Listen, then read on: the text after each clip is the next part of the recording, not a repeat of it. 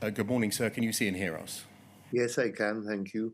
Sir, can I ask that Mr. Dunks isn't sworn for the moment? I know that his legal representative wants to provide me with a piece of paper that sets out a correction that Mr. Dunks wants to make to his witness statement, and he hasn't given me that yet. That's fine.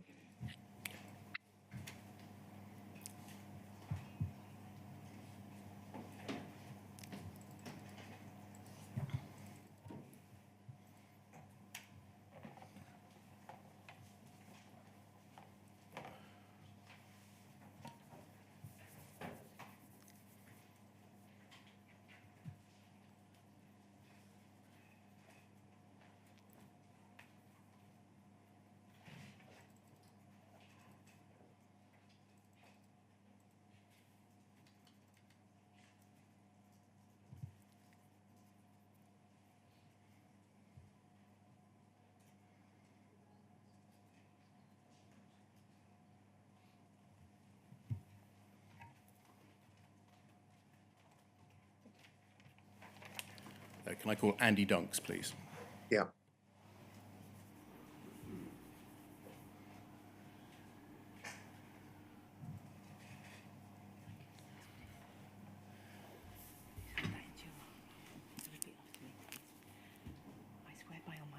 I swear by Almighty God. That the evidence I shall give. That the evidence I shall give. Shall be the truth. Shall be the truth. The whole truth. The whole truth. And nothing but the truth. And nothing but the truth. Thank you. Thank you. Thank you.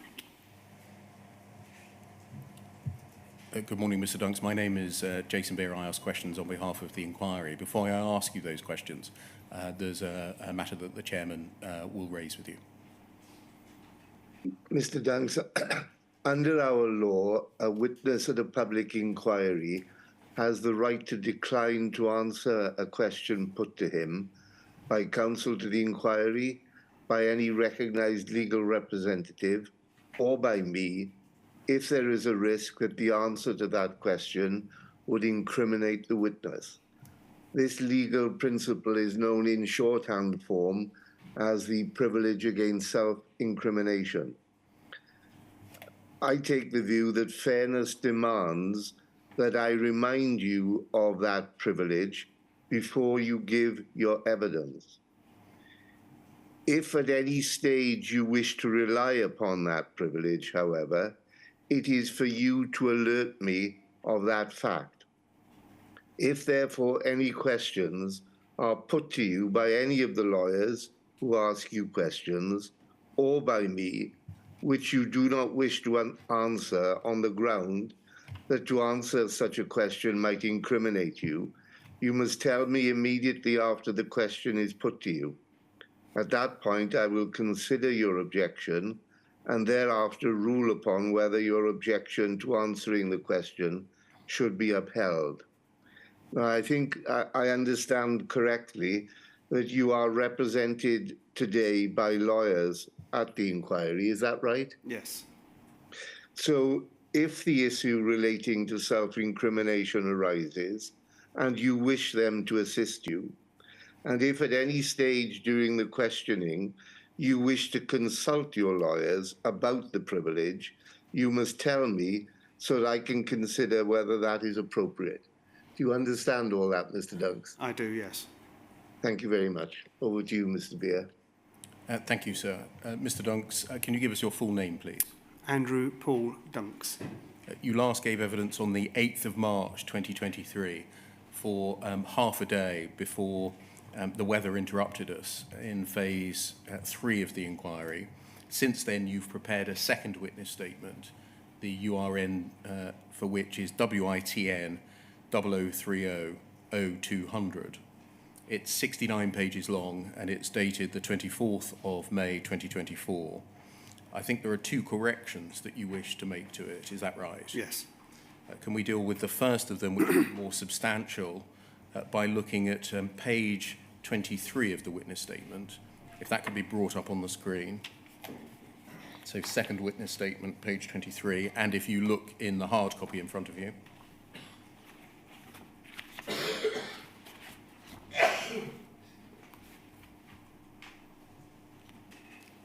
Have you got that?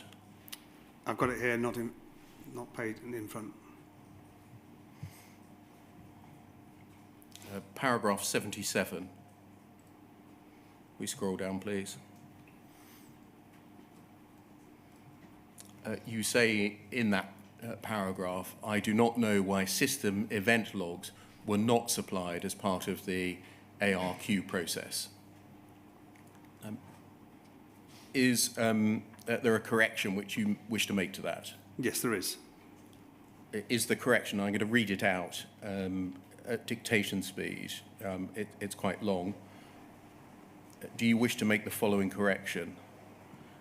I have now been shown records which indicate that as part of the ARQ process, the CSPOA security team, including me, supplied the system events log to the SSC to check them for any financial implications. And then you give a reference, e.g. FUJ 0018 6421. And then you add, though I now have no recollection of this. Correct.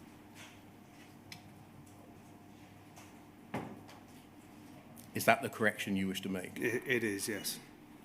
So I have now been shown records which indicate that as part of the ARQ process, the security team, including me, supplied the system events log to the SSC to check them for any financial implications, though I now have no recollection of this. Correct. And then the second correction, please, much simpler, page 52 of the witness statement.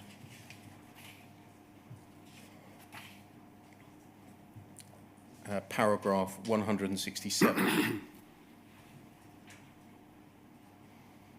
In the first line, you say, it appears that I was asked to provide litigation support in respect of this prosecution in August 2006. Do you wish to amend that to May 2006? I do, yeah. And is that because you have now seen a document which has got your name on it, which is dated from May 2006? Yes. Thank you. Can you go to the last page, please, which is the page 69 of the witness statement?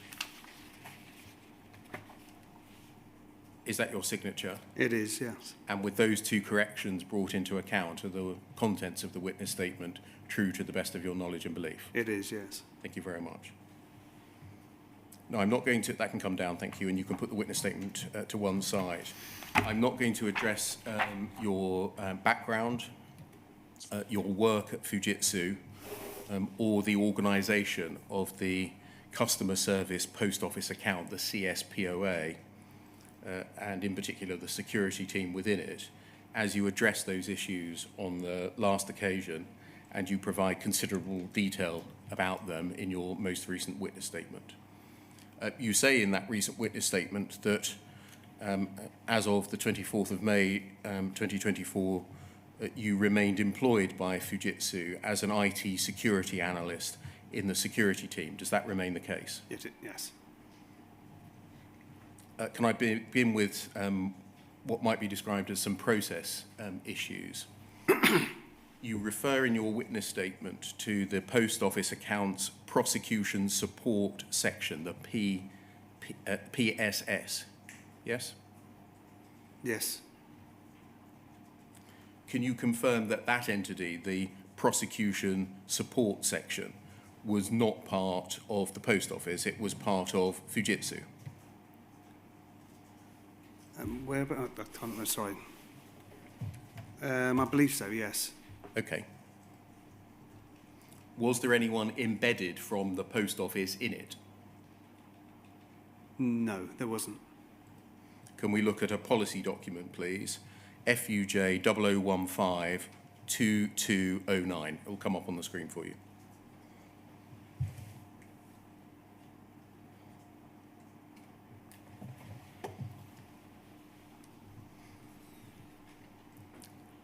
Can you see this is a document, the title of which is Network Banking Management of Prosecution Support.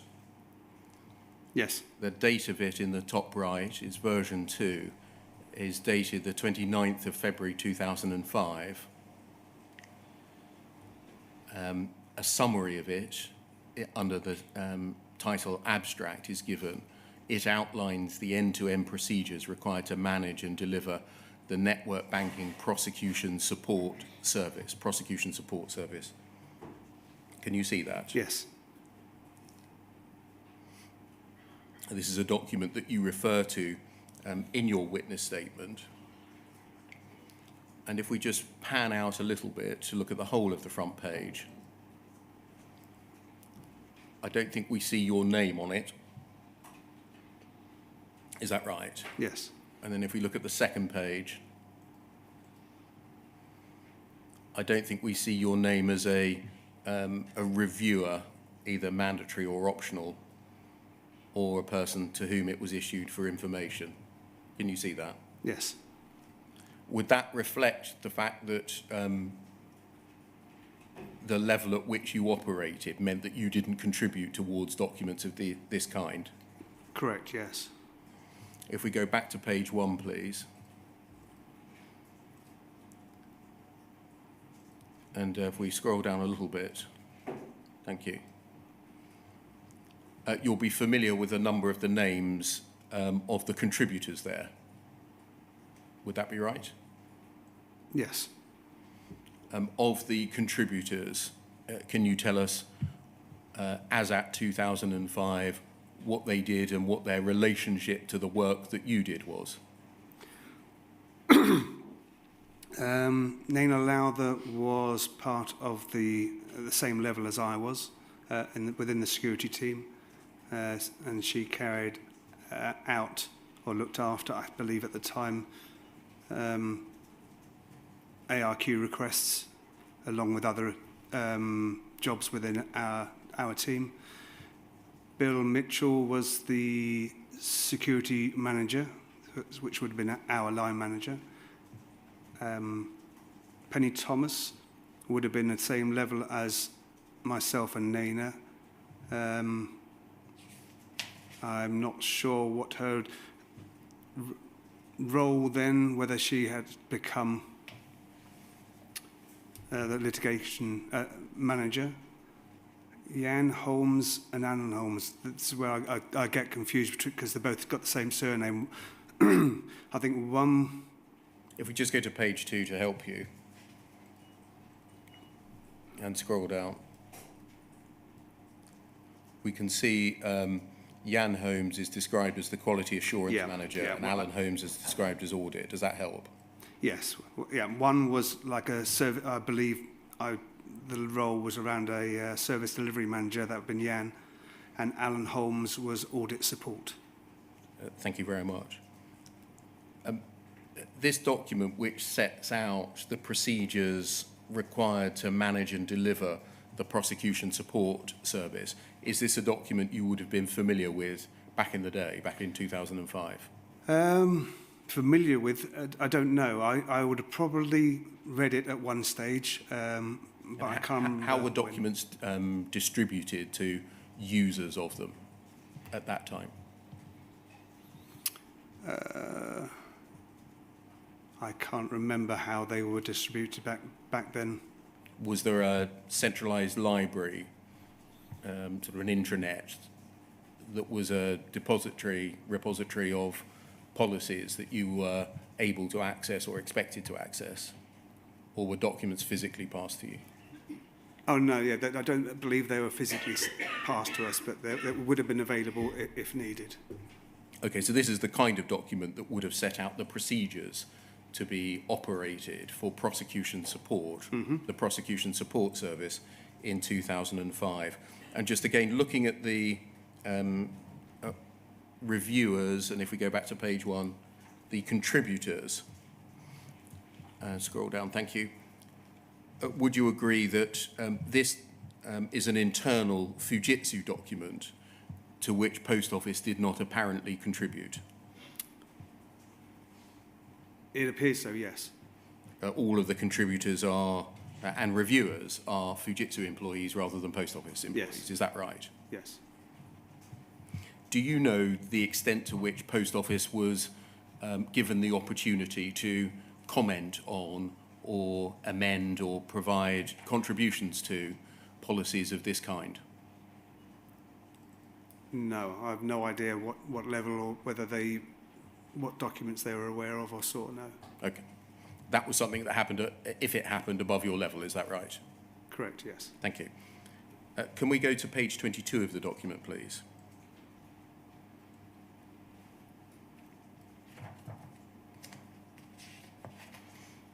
Can you see, if we just scroll down, please, under 7.2.4, it provides complete witness statement of fact. The Prosecution Support Service, PSS, will provide a witness statement of fact in respect of 250 ARQs per annum. This will, as far as possible, be undertaken by the person responsible for the actioning of the work so as to retain continuity of evidence and obviate the need for additional statements. And just on the point, the provision of the witness statement will be undertaken by the person, as far as is possible, who was responsible for undertaking the ARQ work described earlier in 7.1.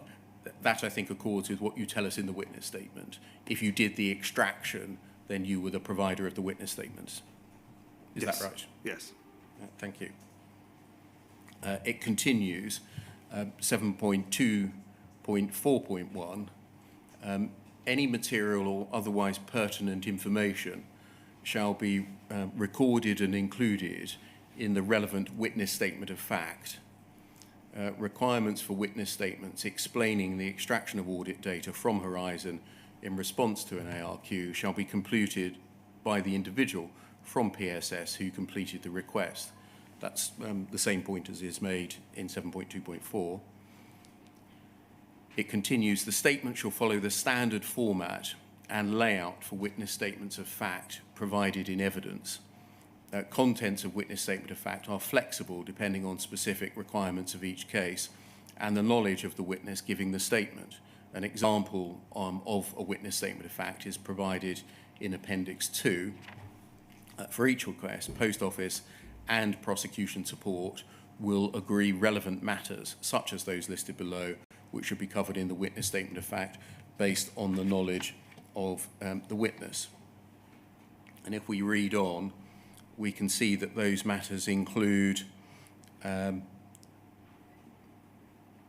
you just read the first 5 there.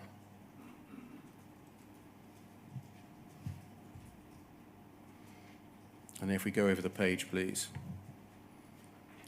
to the 4th bullet point on that page, matters which should be covered in the witness statement of fact include, bullet point 4, the process for extracting information for ARQs and the controls in place to ensure the integrity of that data.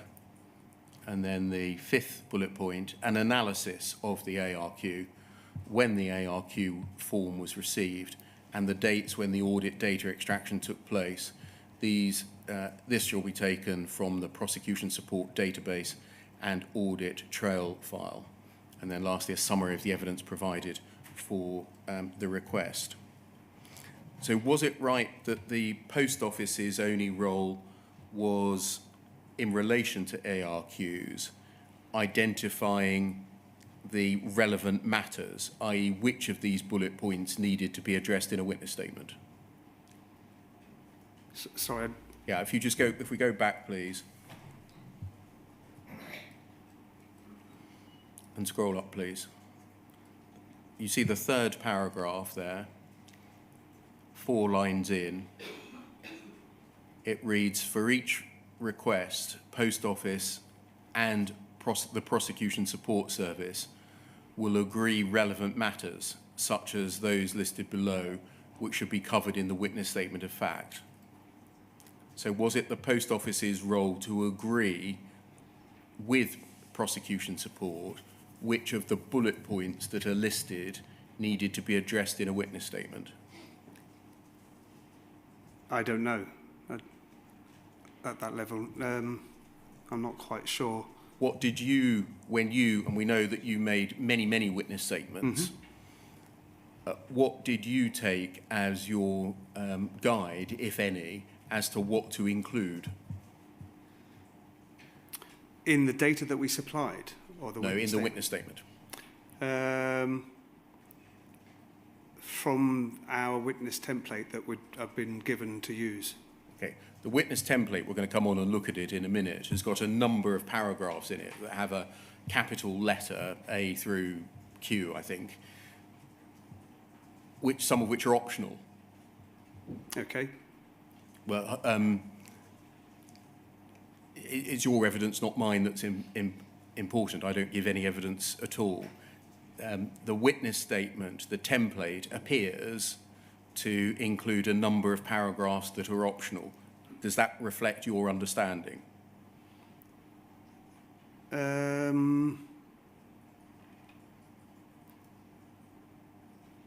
Optional? I don't know. I don't recall that. We in the inquiry have seen a number of emails from either within Fujitsu or from Post Office to Fujitsu, where they say include paragraphs D, Q, and R, D, F, and Q. No need to address K and L.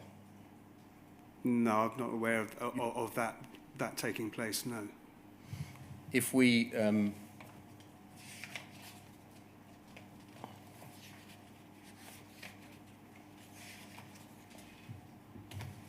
go forwards to page 29 and scroll down. I'm actually going to look at this in an earlier iteration of the policy in a moment, but if we scroll down, please. This is the template. You remember that the body of the policy said there's an example witness statement in Appendix 2, and this is Appendix 2. Can you see that each paragraph is starting above the body of the paragraph with a capital letter? Yes. Can you see that? Yes. And if we go over the page, can we see some more? Yes? Yes.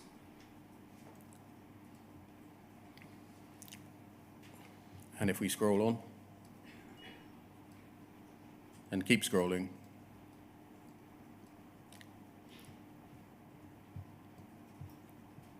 you'll see that there's some more paragraphs, each with a capital letter above them. What did you understand the capital letters were for? It's difficult. I don't remember whether I read this document or if I ever used it to reference. So I wasn't aware how the witness statements were generated, who drafted them and how they were drafted. But you drafted them, didn't you? The witness statements? Not the template, no. Okay, the witness statements that you eventually put your name to and signed. Yes. You decided what went into those, did you? No, we used a template that we were told to use within the team. The litigation report said, this is the template to use, fill in the appropriate information to accompany the ARQ data, and that's what we did. Where was the template kept? I believe in a shared folder. Was that a prosecution service support shared folder within your security team? Yeah, I believe so, yes. And so I don't suppose now you can help us as to whether it looks like this document or not. No, I'm afraid not, so. Okay. If we go back, please, to page 22 and scroll down.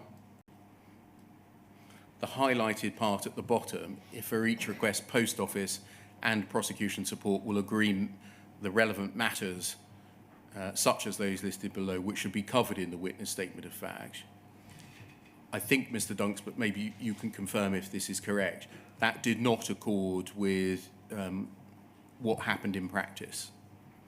You included what was on the template rather than what the post office and Fujitsu would agree should be covered in the witness statement. Yes. Yeah.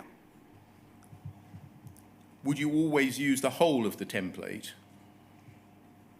Or would you ever say that paragraph isn't relevant to the thing that I'm speaking about on this case?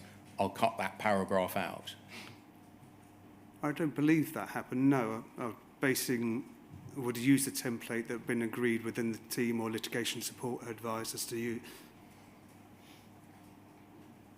So you don't remember a stage of the process where Post Office and Fujitsu came to an agreement on what needed to be covered off in a witness statement. You just pulled the template from the shared drive, populated it with the data that applied to the ARQs that you were talking about, and then signed it. Is that right? And basically, yes. Okay. Can we move forwards, please, to page 25?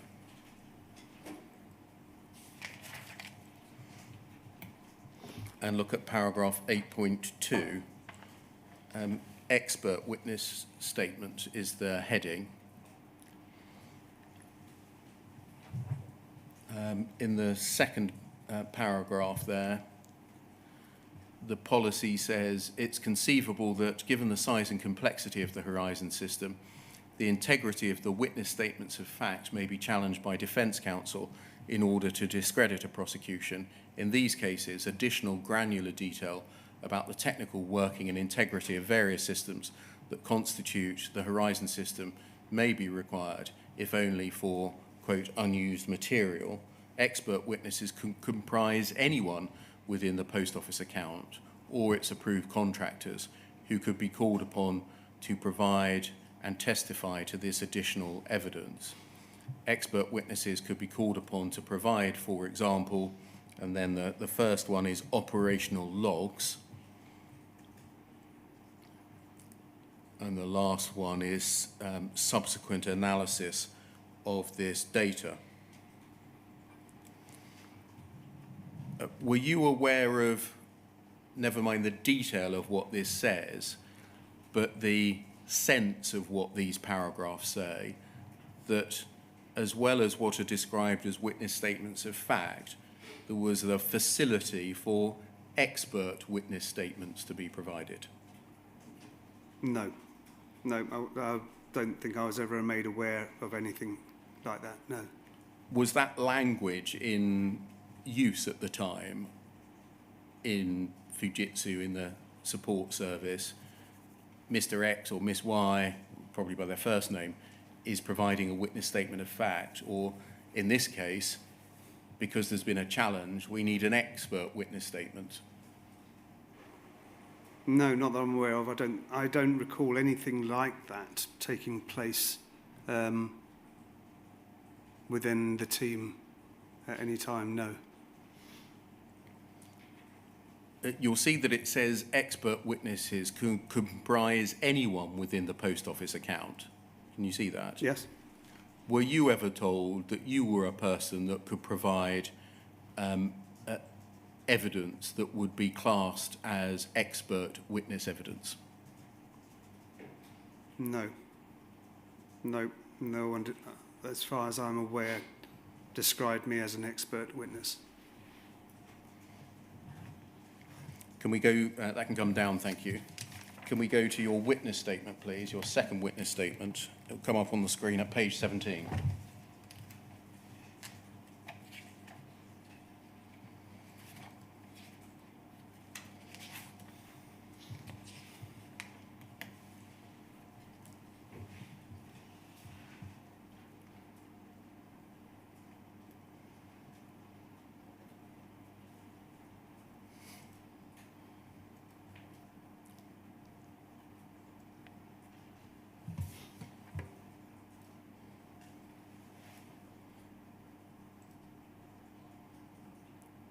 paragraph 53,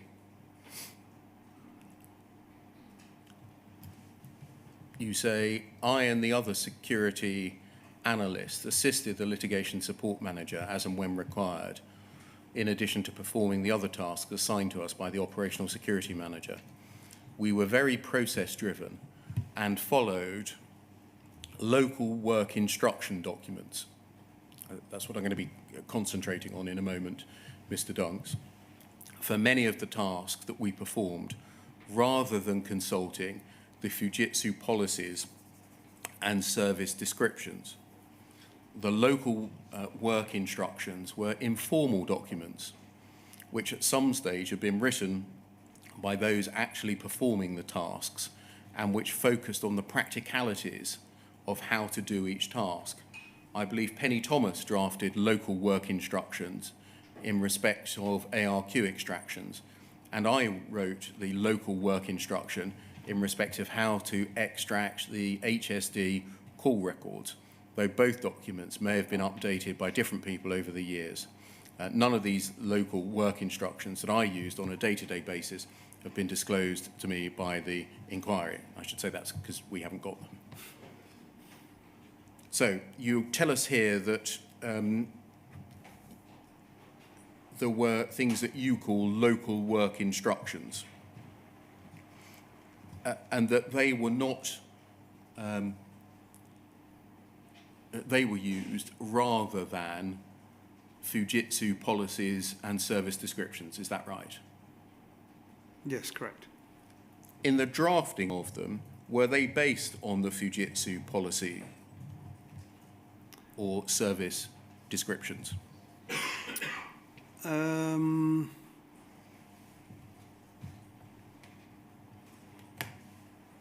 I don't know.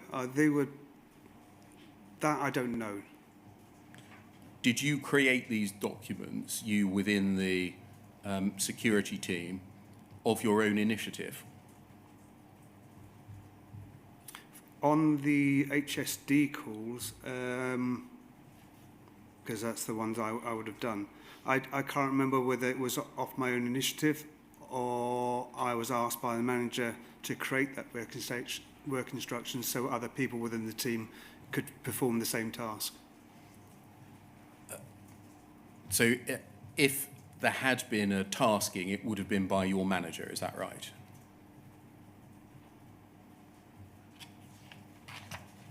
Yes, yes. Did any managers approve the local work instructions?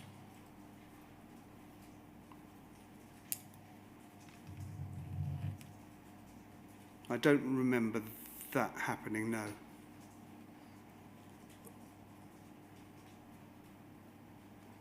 And can you help us as to why a manager may not have approved the local work instructions?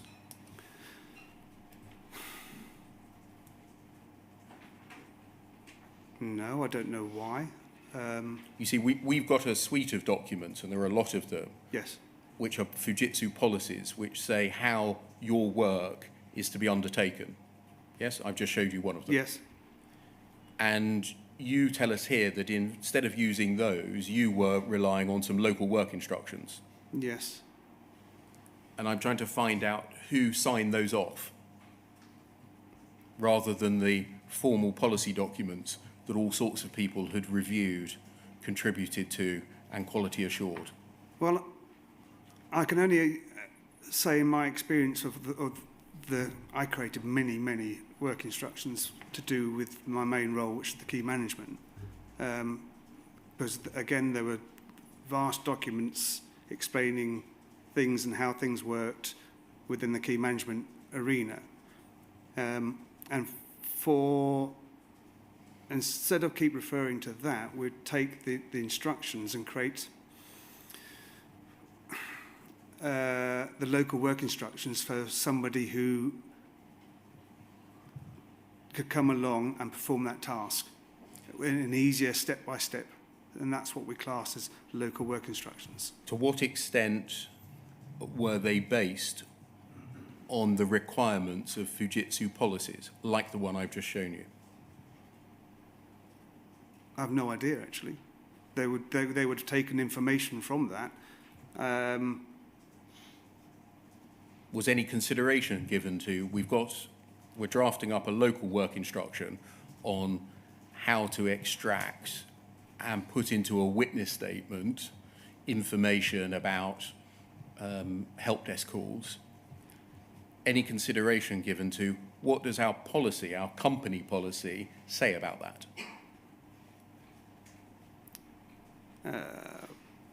I can't say for the ARQ, local work instructions, but no, I don't believe it. From my point of view, from the HSD call extraction, no.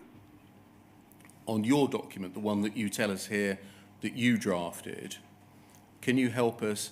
Did it say anything about whether the help desk calls that you were obtaining should be summarised in the witness statement to which the case related? No, it was purely the actions of requesting and downloading the help desk calls. So it was quite practical about how to go about, is this right, the extraction of the help desk calls? Correct. It didn't say what you then did with that data. No. So it didn't say you must exhibit it to a witness statement, the download. Yeah, no, it didn't. It didn't say you must summarise it in your witness statement. No, it didn't. It didn't say you should or you should not seek to analyse what the data means. No, it didn't.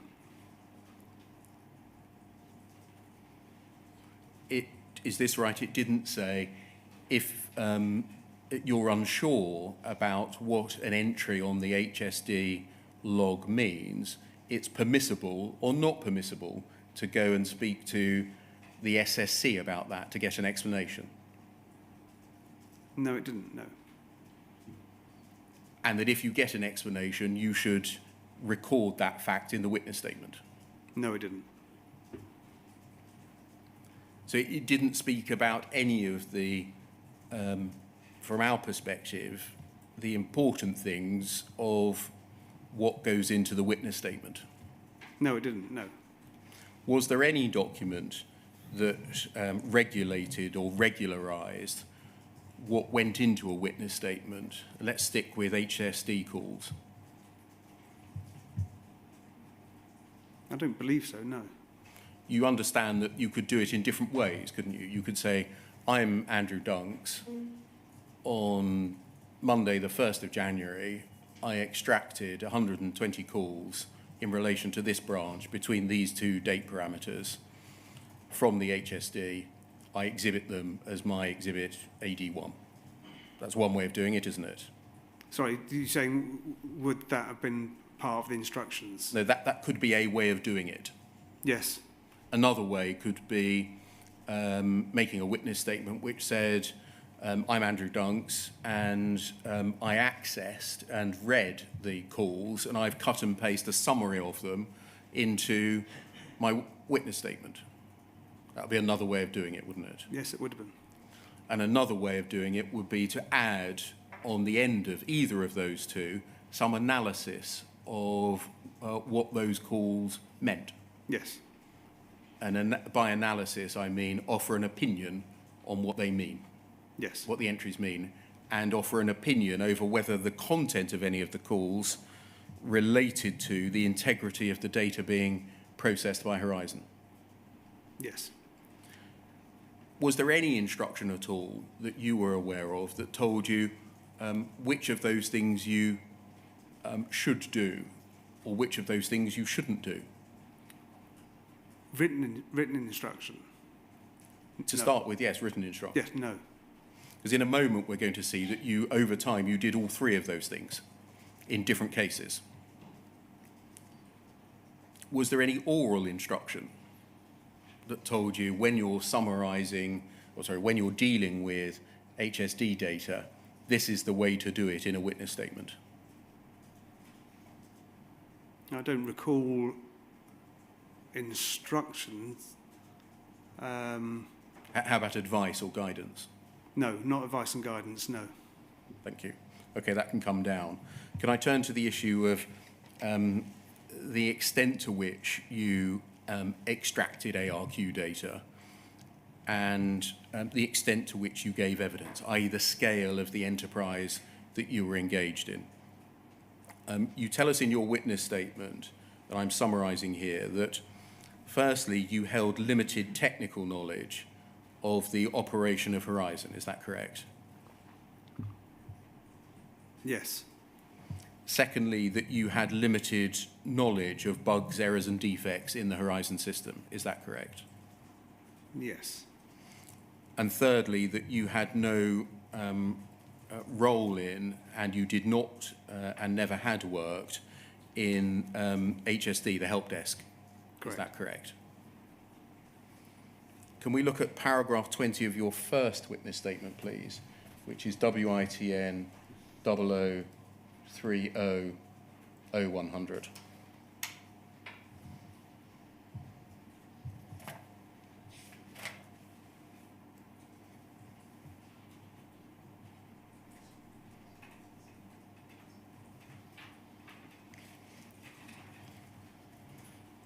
And can we look, please, on page 6 at paragraph 20? Can you see that on the screen? I can. You say, on occasion, and it's going to be those words that I'm going to be focusing on in a moment, Mr. Dung. On occasion, I was requested to provide the post office with records of calls made to the HSD by a particular post office branch, and, if requested, to summarise these in witness statements. While I therefore did have access to the historic HSD call records, I'd only be looking at them when requested to do so as part of this task. I wasn't a party to the calls themselves and had no role in investigating any errors or communicating with the system users about them.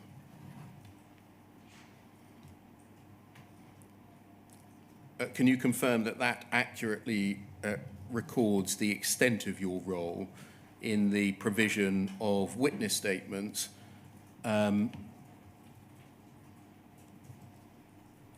concerning calls to the help desk? Yes. Would you agree that what you're describing there is a purely procedural, administrative or mechanical one, i.e. Extracting the data, but also then summarising them in the witness statements? Yes. Would you describe the function that you were performing as a limited function? Limited. Yeah. Yes. Would it be right that you didn't have the technical expertise to interrogate whether the Horizon system was operating as it should at the relevant time?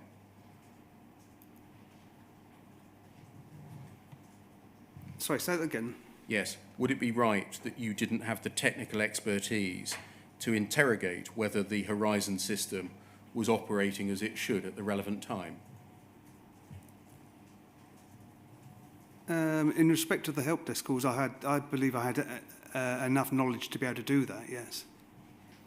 Enough knowledge to what? Say whether what was recorded on the calls meant that either the Horizon system was or was not operating as it should? I had enough knowledge to understand, during my looking at the calls, investigating the calls, I believe I gained enough knowledge to satisfy myself to make that sort of statement, yes. When you made that kind of statement, whether the Horizon system was operating as it should or not, by reference to the help desk calls, you were offering an opinion, weren't you?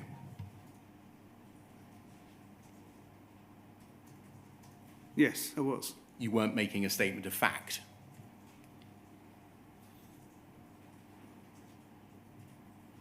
Yes. Can we go, please, to poll 403219?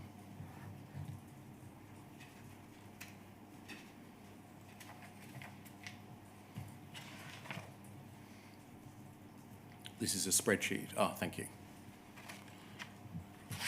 This is a spreadsheet disclosed to the inquiry by the Post Office.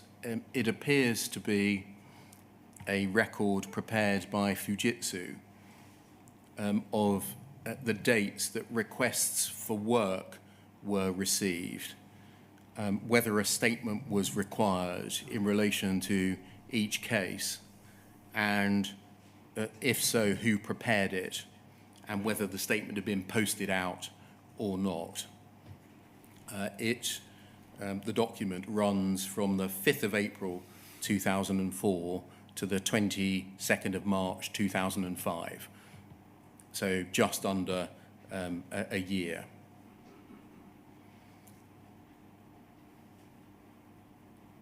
If we look at the column F, can you see that? Yes. And if we just go to the drop down, thank you. Thank you. You'll see that in a number of rows, for example, 10 and 11 and 24 onwards, something has been redacted. Can you see that? Yes. I think before we got the document, we understand that to indicate whether or not a witness statement was required. But, and therefore I can't say one way or the other what was populated in column F. But if we go further to the right to column N,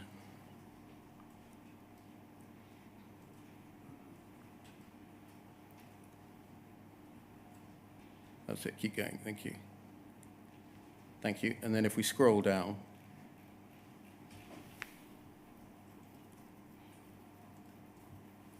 you see, for example, there Penny Thomas's name under a checked by box appears, and if we just look at the drop down, just look at the drop down once more. Thank you. You'll see that you're one of the people who can be ticked. Can you see that? Yes. Was that essentially the team there? Yes, it was. Okay. Your name, we counted them up, appears in 98 different lines in this column between the 17th of August 2004 and the 9th of March 2005. So a 6 or 7 month period, you have had input on 98 requests from the Post Office. Yes. The checked by, was there a process of checking something? These checks were, if I remember correctly, for the ARQ data. And once someone had extracted the data, they performed their checks. The dates and the data looked okay, and before it was sent to Post Office, a member of the team, whoever was available, so there's no formal, would get asked to run their eyes over it to double check before it was sent to the Post Office. And that's who would have been put in there. And so would the checked by be the same person that had done the extraction? No. It would be a different person? Yes. Okay. So over this 6 or 7 month period, you have checked some 89 requests from Post Office. Would that sound about right to you?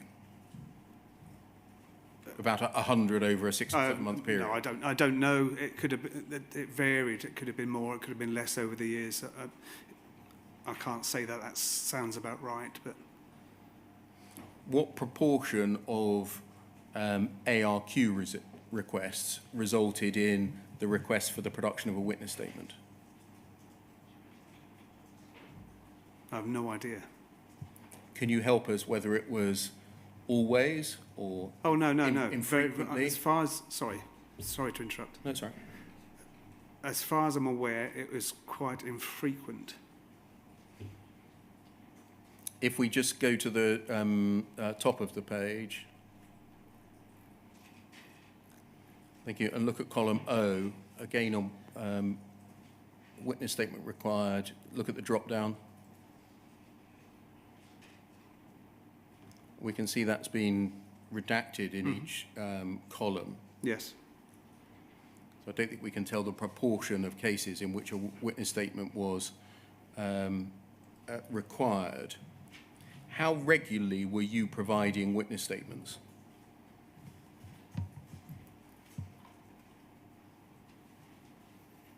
Again, quite, I don't know, quite this is to do with ARQs, quite infrequently. So over a year, how many would you provide? From memory, I have no idea.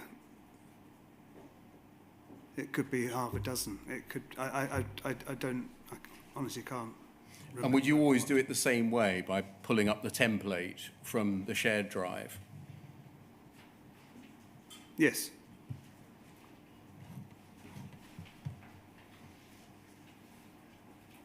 You remember in your witness statement, you said, on occasion I was requested to provide the post office with records of calls made to HSD. Is that right? It was only on occasion that you were asked to provide call records? Yes, it wasn't, yeah. Again, how many times a year? Well, again, I don't know. It would have varied from year to year, but it wasn't large. Though I remember, it wasn't that many. So once a month? I can't say. I don't know. No. It could have been one a month. It could have been none for a period of a couple of months. It could have been a couple. I don't know. I'd be guessing. Okay. Okay, we can take that down then. Can we go to your second witness statement and turn to the issue of the approach that you took to the provision of witness statements provided by Fujitsu to support post office prosecutions? And I want to start with the question of whether you were happy to provide such witness statements, whether you were content to do so. Can we look at your second witness statement, please, at page 16?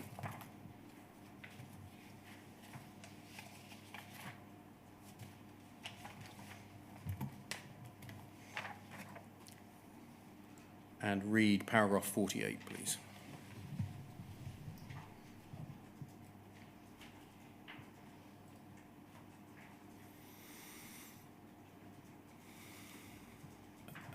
You say, I recall that Miss Baines was the main person responsible for performing ARQ data extractions for a time. Can you help us with who Miss Baines was? That was Raj Baines. So that's Rajbinder Baines, is Yes. that right? Yeah. To give her full name. And you tell us that she was the main person responsible for performing the ARQ extractions for a time. Yes. But then did that change?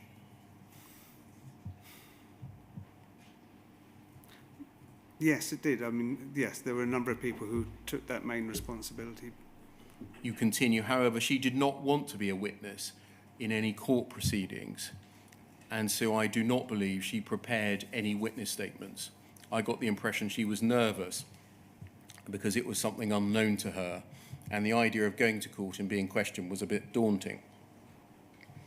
Just stopping there. Were they the only reasons that Miss Baines did not wish to provide witness statements?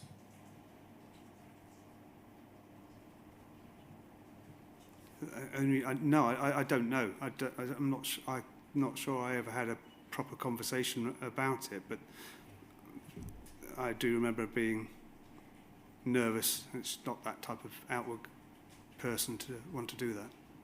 You continue, where Post Office requested a witness statement at the time of the ARQ request, I or someone else would therefore perform the data extraction and supply the statement.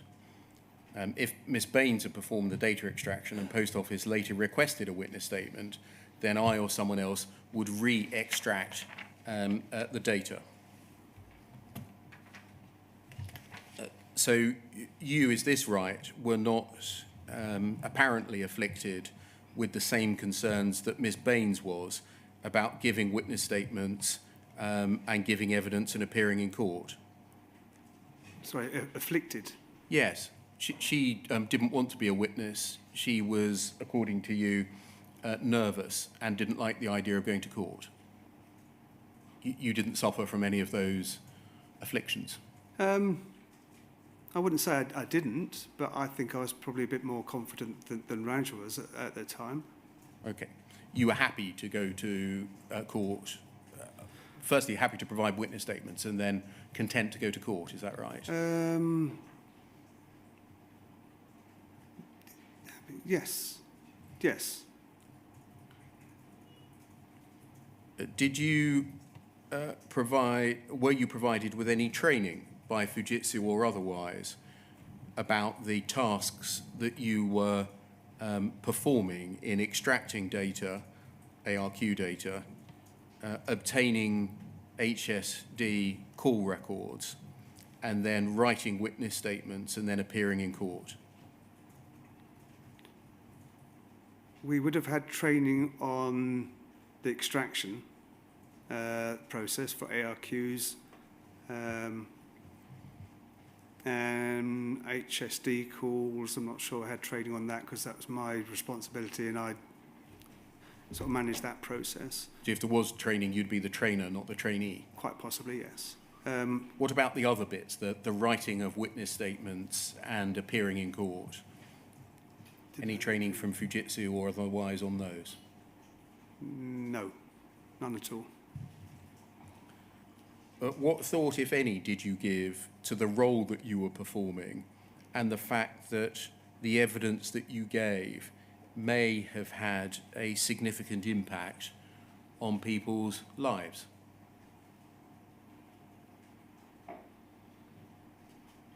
I don't recall my thought process at the time of generating those.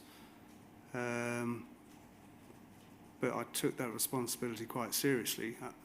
I mean, I was supplying data and I had to be happy with that witness statement. You said that you took the role quite seriously. Mm-hmm. What did you do in carrying into effect that state of mind? If you take something seriously, you sometimes do things accordingly. What did you do accordingly? I would have done that task to the best of my ability and as thoroughly as I could. What about the provision of evidence part of it, rather than being professional over the extraction of the ARQ data or the HSD call records? Was there anything in particular that you did when you were providing the evidence part of the function? What do you mean by providing the evidence part? I'm sorry. Well, you were writing witness statements. Yes. And then you were going to court to give evidence. Yes. You said that you took your role seriously. Was there anything that you did because you took your role seriously in the provision of the witness statements or the going to court to give evidence bits? I can't think that I did anything differently, no. I just performed the task that I did to the best of my ability, yeah. Okay. Can we look at some documents, please, and start by looking at FUJ 0022 5644.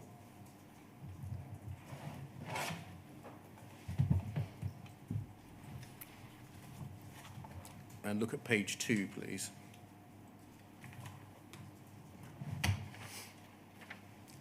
And if we scroll down, we've got the bottom part of the email.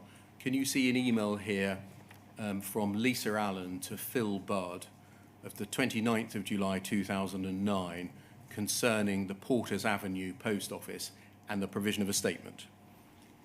Yes? Yes. Now, Porters Avenue, the Porters Avenue Post Office, I think you know that that was run by the sub-postmaster, Mr. Jerry Hosy, H-O-S-I. Yes? Yes. Before we get into the detail, because it's not a case that we've looked at in any substance before, I think it would be helpful to remind ourselves as to what happened in Mr. Hosy's case. So can we temporarily go away from this witness statement, this email, and look at RLIT 40130?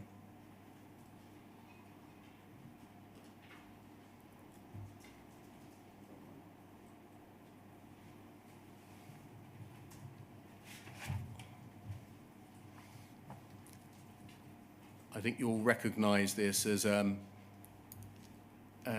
judgment from the Court of Appeal. And if we just scroll down, it's dated the 7th of October 2021, and it's in the case of Ambrose and others, and one of the others was Mr. Hosy.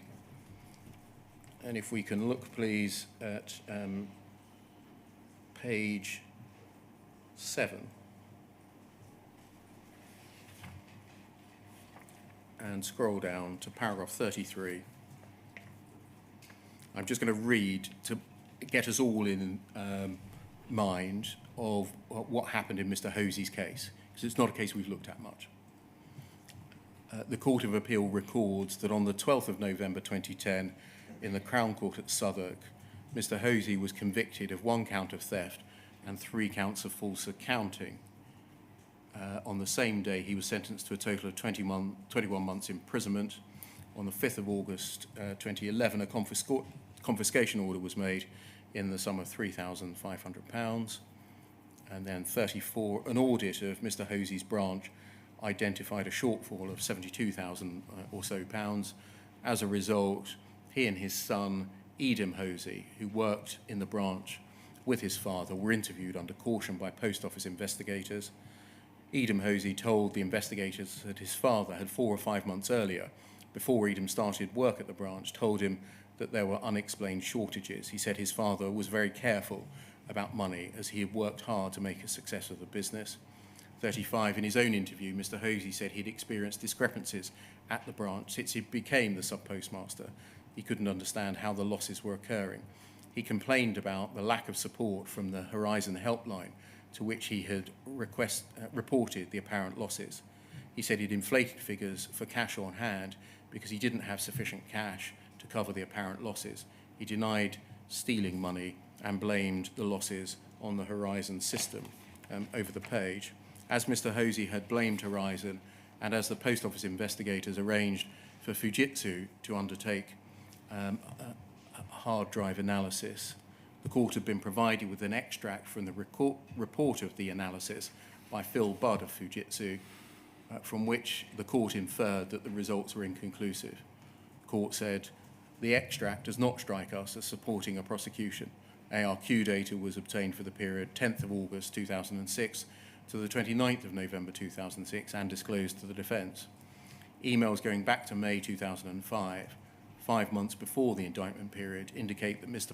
Hosy had told Post Office about, quote, major problems balancing, such that he needed, quote, urgent face-to-face help.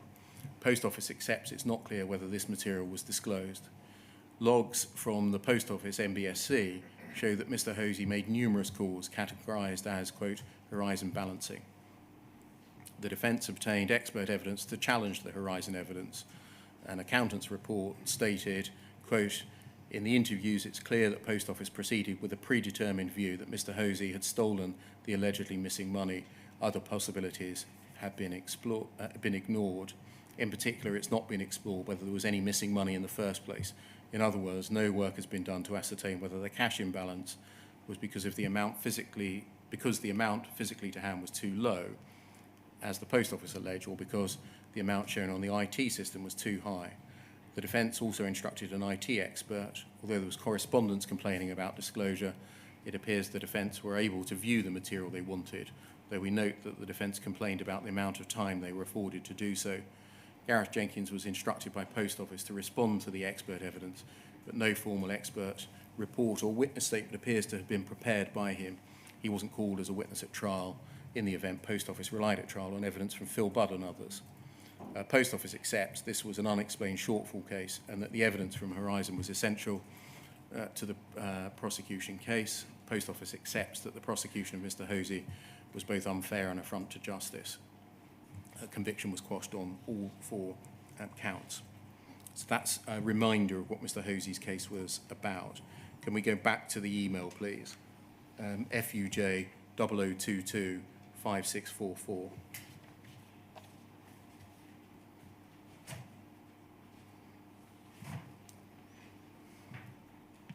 Page 2. Bottom email. Lisa Allen to Phil Budd. Lisa Allen, is this right? She was an investigation manager in the post office. I don't know what her role was, no.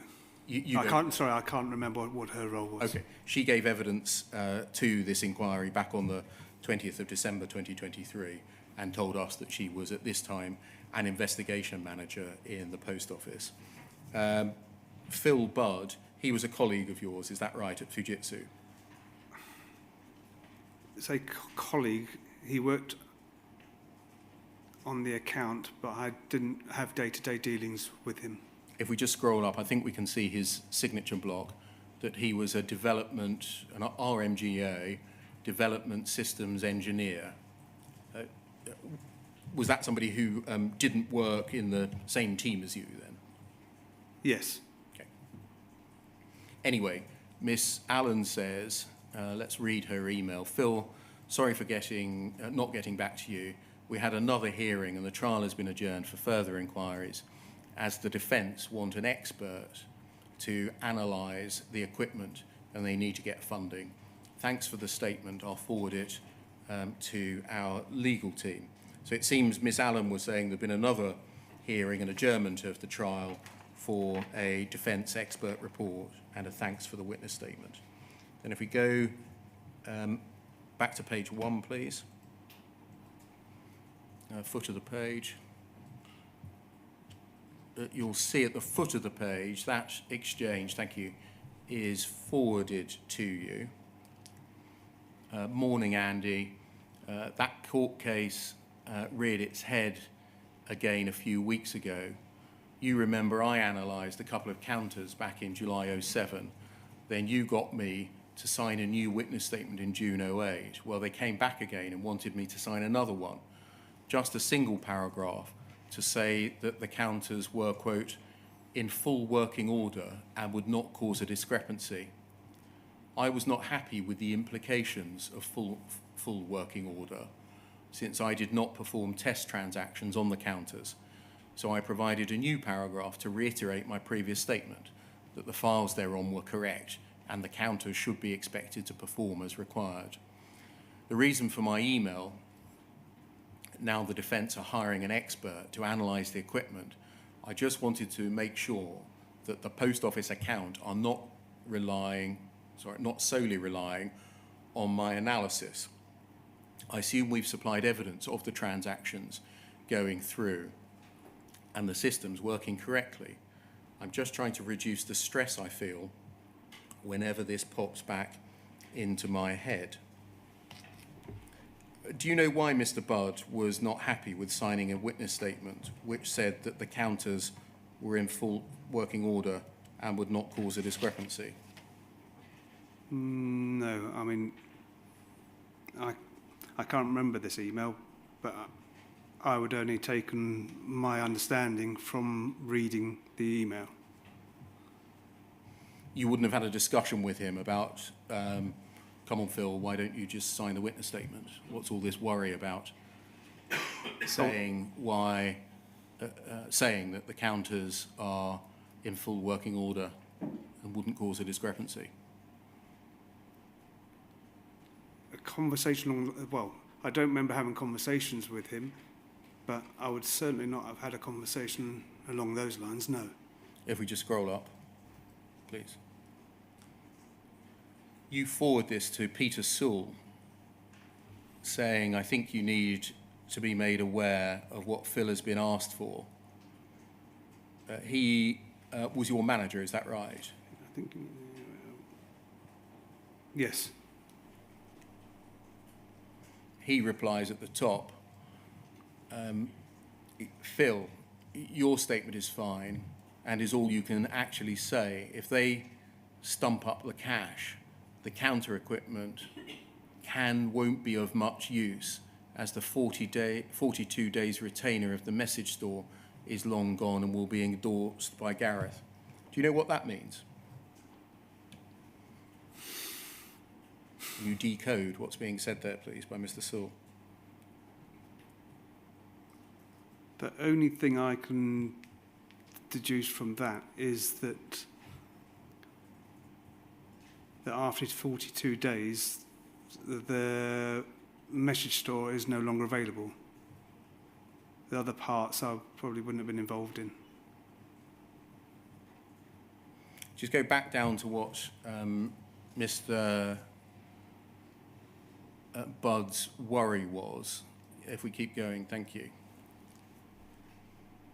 He says he was not happy with the implications of saying in a witness statement that the counters were in full working order.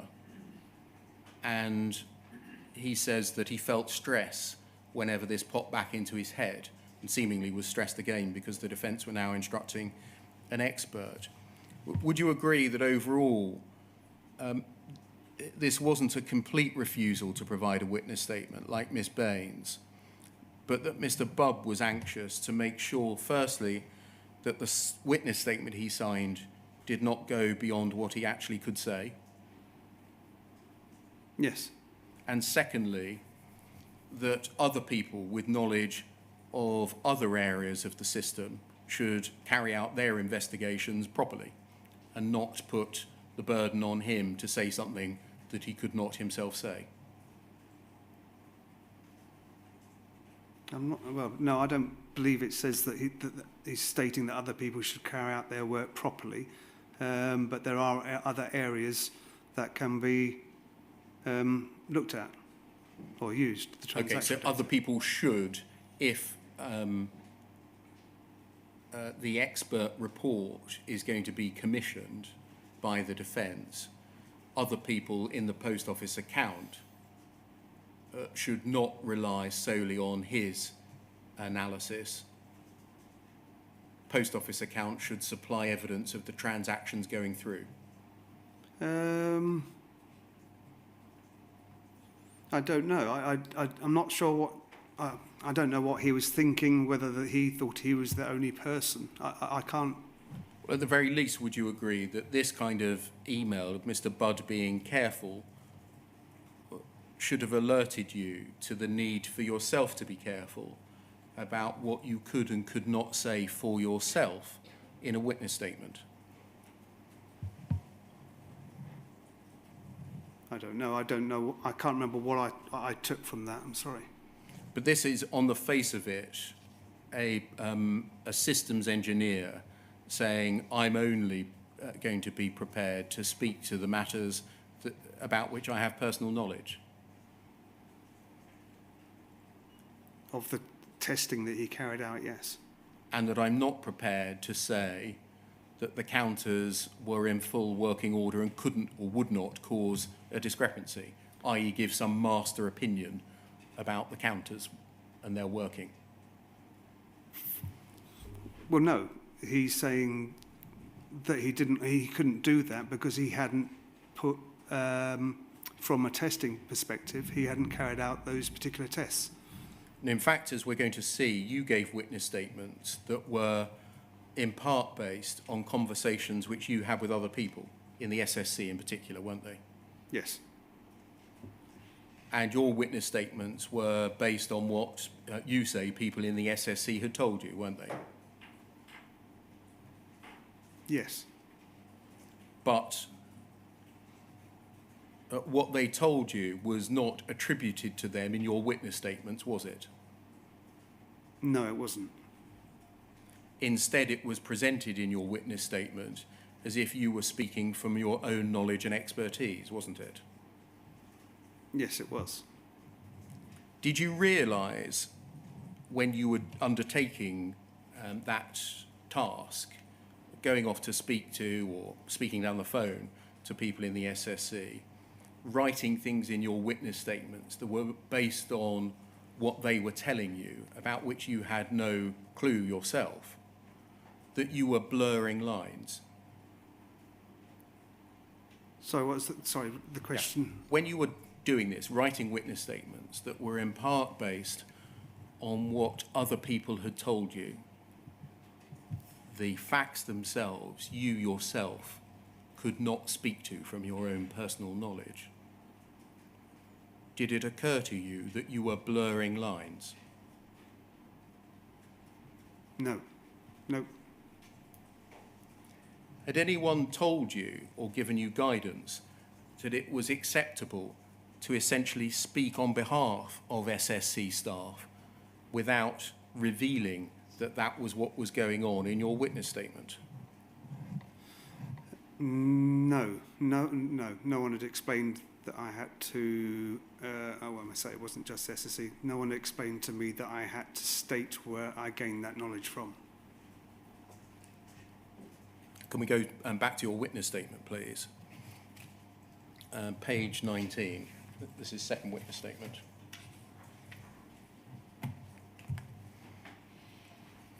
Page 19, paragraph 60.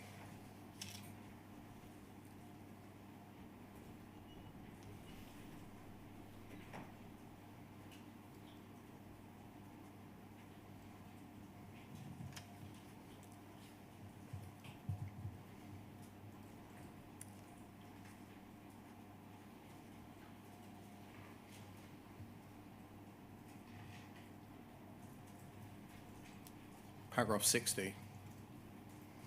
You tell us that one person from the SSE who I do recall interacting with concerning litigation support was Anne Chambers. I recall sitting in a witness waiting room with Anne Chambers for a couple of days prior to us both giving evidence, which I thought was the Old Bailey, but now understand would more likely have been the Lee Castleton proceedings at the High Court. My recollection is that after that case, Miss Chambers did not give evidence in court again, and that Mick Peach did not want any of his team to go to court. The inquiry has provided me with a copy of an email from Mick Peach dated the 7th of August 2007 with the subject request for data and calls, in which he describes an incident the previous year in which an SSC staff member ended up in court and says that, quote, the SSC is not in a position to undertake this role. In fact, the whole email, I'm just going to quote it without reading it, went on to say, it may be that the underlying issue is a lack of resource of a particular kind in the security team, someone who has both the technical knowledge to retrieve and understand the data and who is capable of supplying the analysis in the correct legal terminology to the post office. Was Mr. Peach right in that respect, that within the security team there was a lack of resource of a person who, or people, who had the technical knowledge to extract the data on the one hand, but were also capable of supplying analysis of the data in court proceedings?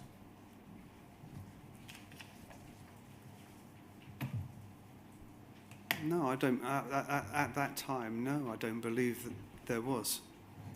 In my role within supplying those witness statements and the call log data, no, I don't believe I did. In that email, the one that's cited on that page there, Mr. Peach suggested that Gareth Jenkins could fill the gap. Do you remember, however, that when it came to the Seema Misra trial, Mr. Jenkins deferred to you over the reading of the help desk logs? What, during the Misra trial? Yes. No, I don't remember that. No. You don't remember that? Okay. In any event, you've told us in your witness statement that you passed on what people told you in the SSC in terms of analysis of HSD calls. Is that right? Sorry, I was trying to listen to the question. Yes. Again. In your witness statement generally, you Yeah. tell us that you went to the SSC and spoke to them or called them, Yeah, to ask them for assistance at times, yes. on what entries in HSD logs meant and whether or not what was recorded there would have had an effect on the operation of the Horizon system. Yes.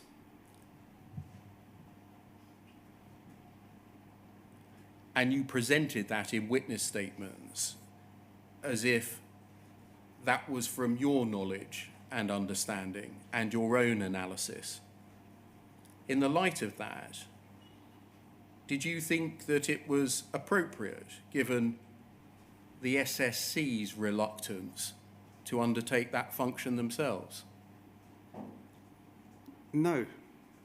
They don't want to go to court either and explain their own entries on records.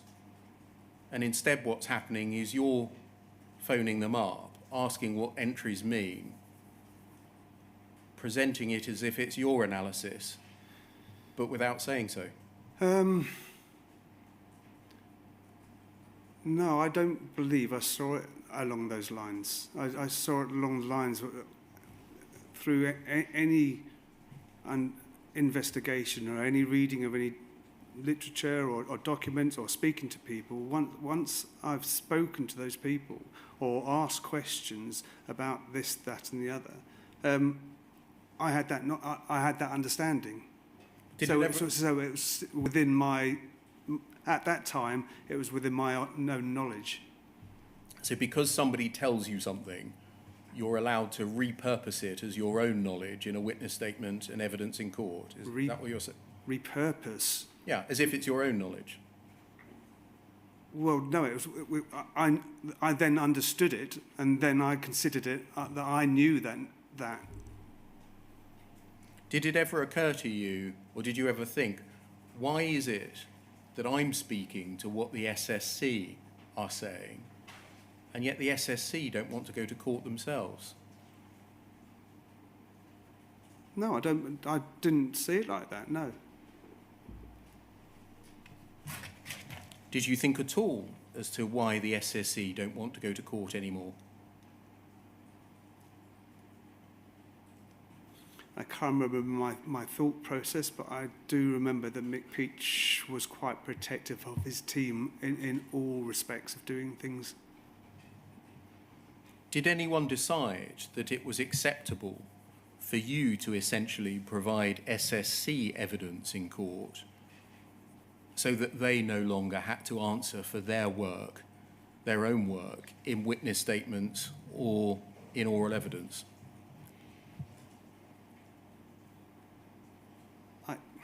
Did a manager sign this off and say, look, Mick Peach is being protective over his team, he's not letting them go to court, I'm being put up instead, I chat to the SSC and I say what they would have said if they had gone to court? Well, Did anyone sign that off? Sign it off? But If you're saying sign off as they were aware that that's what I was doing, and so they accepted that I was able to do that, well, yes, because I mean, I would have had discussions with that, and I think some of the documentation that they were aware that that's what I would be doing.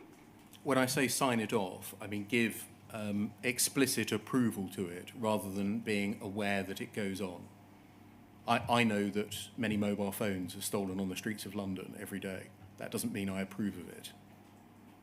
I would have taken approval or signing off that they are aware that I was doing that. So, I mean, if they didn't think I should be doing it, they would have said I shouldn't be doing it.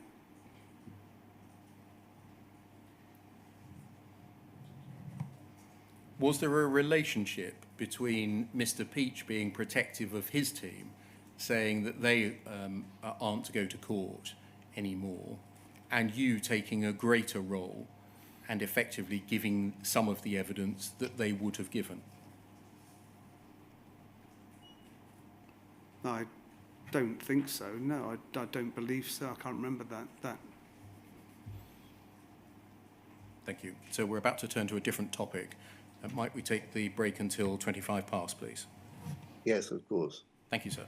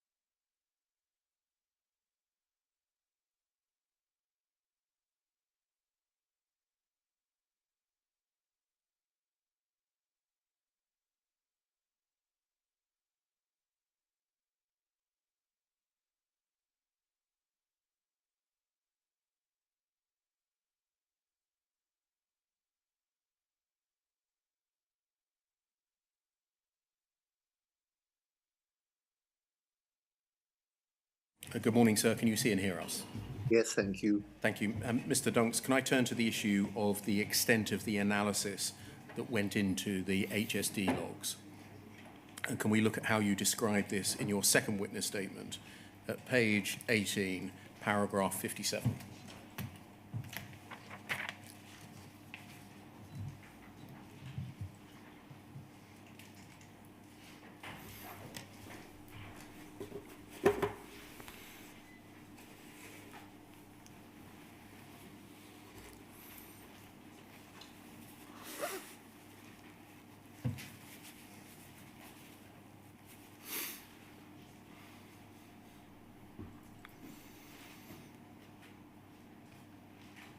Page 18, paragraph 57. Thank you. You say, in respect of the HSD calls, as part of my due diligence, when analysing whether there could have been an impact on the integrity of the data, I would consult with colleagues who had come across the issues before or who had a greater technical knowledge than me, such as the Software Support Centre, the SSC, to better understand the nature of the issues being raised and how they were resolved. Can you please explain your approach to what you describe as due diligence in providing evidence about whether phone calls to the HSD might demonstrate an issue that went to system integrity? So what was the last bit of that? Yes. Can you explain the approach that you took, i.e., on what prompted you to make a call to the SSC? What level of concern in what you read on a call log would cause you to go to the SSC? You call it due diligence here. Yeah, due diligence. I would have carried out investigation and looked through each of the calls. So stop there. You say that you would have carried out an investigation. What did your investigation consist of? Right, I'd have printed out all the calls in detail, or printed them out. I'd have read through the calls. So printing and reading them. Yep, step by step and looking at the calls. If there was an area in then there that I didn't quite understand what was going on or what was how it's being resolved, I would consult whoever I believed at the time would have been able to help me understand what was going on. How did you identify that person?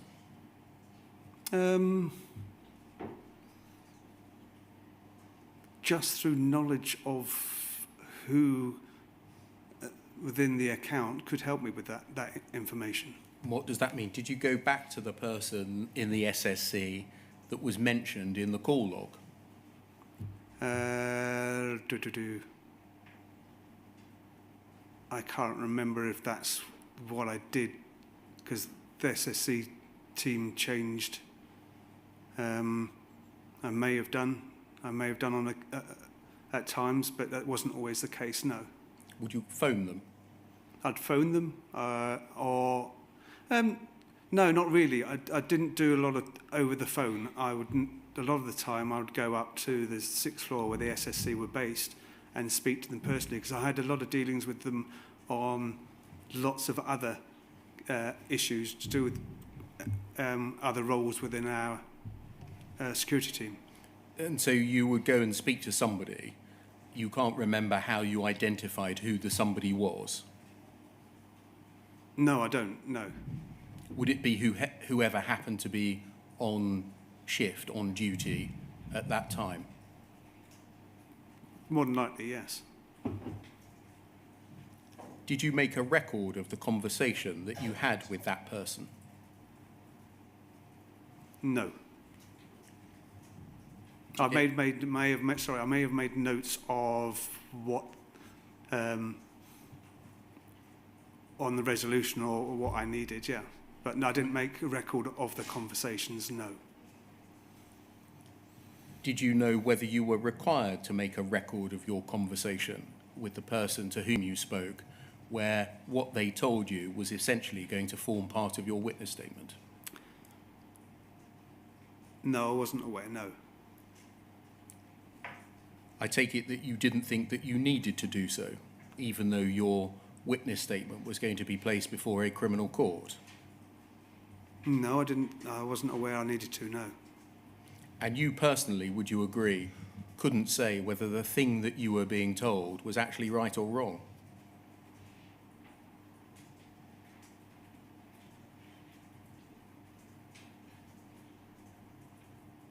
I don't know. I had to... Would you agree, Mr. Dunks, that you, from your own perspective, could not say that what you were being told was right or wrong?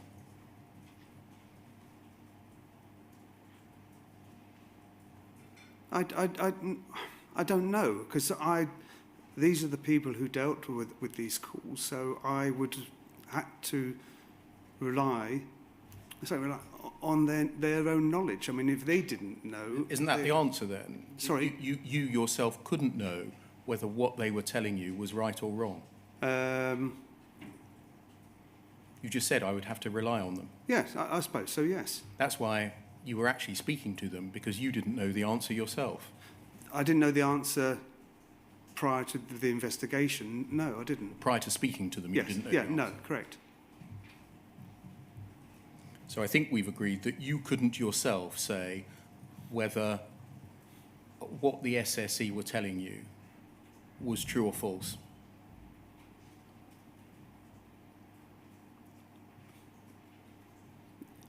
I suppose so, yes. Why did you want to speak to colleagues about whether a record of a call might suggest a system issue with Horizon? Because I would have to defer to someone who's got a far greater technical knowledge than I did.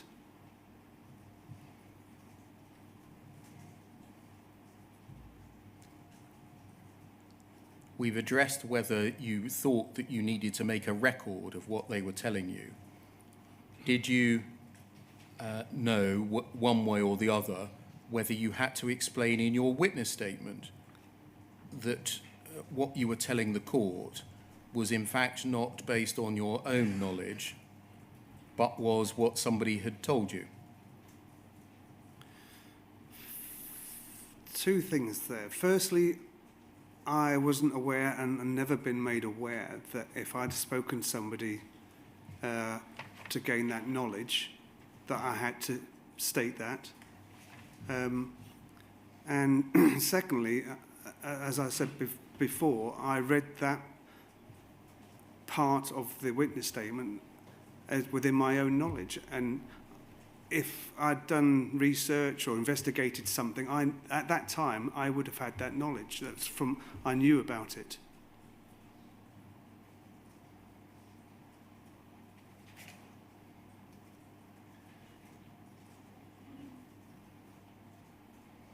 Who did you depend upon, if anyone, to give you advice on those sorts of issues? I.e., whether it was permissible to speak to somebody in the SSC, if you did speak to somebody in the SSC, whether you had to make a record of the conversation, and that if you did speak to somebody in the SSC, you should disclose that transparently on your witness statement. I don't know. I would have relied on management, my line management. They are aware of what I was doing.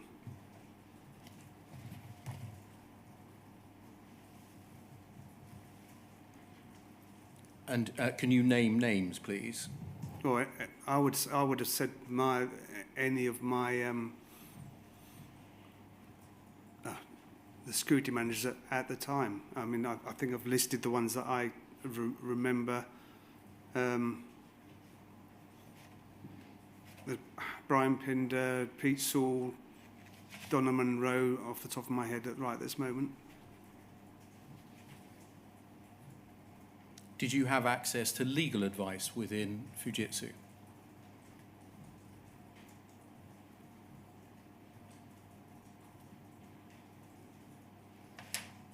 I'm not sure. I wasn't made aware that I did, so but if I did, I'm sure. No, I wasn't aware. Were you aware that there were lawyers within Fujitsu? I think so. I can't say when or I was aware or did know. No, I don't. Did you ever seek advice from lawyers within Fujitsu over any of the matters that I've asked you about? No, I didn't. Did, to your knowledge, any of your managers ever seek such advice over people in your security team providing evidence that was based in part on what other people had said who themselves were refusing to go to court? No, I'm not aware anybody did. Can we look at something else you did in order to, as part of the process in satisfying yourself that calls either did or did not have an impact on the integrity of data, and look at page 38, please.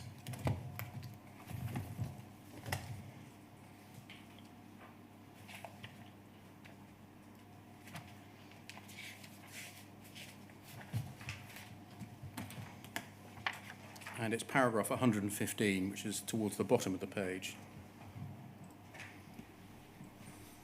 You say, where there was a possibility that the issue being raised could have affected the data, I examined the records of the investigations carried out by the engineers assigned to deal with the call to confirm that they had either determined there was no impact or that a fix had been deployed to remedy any fault.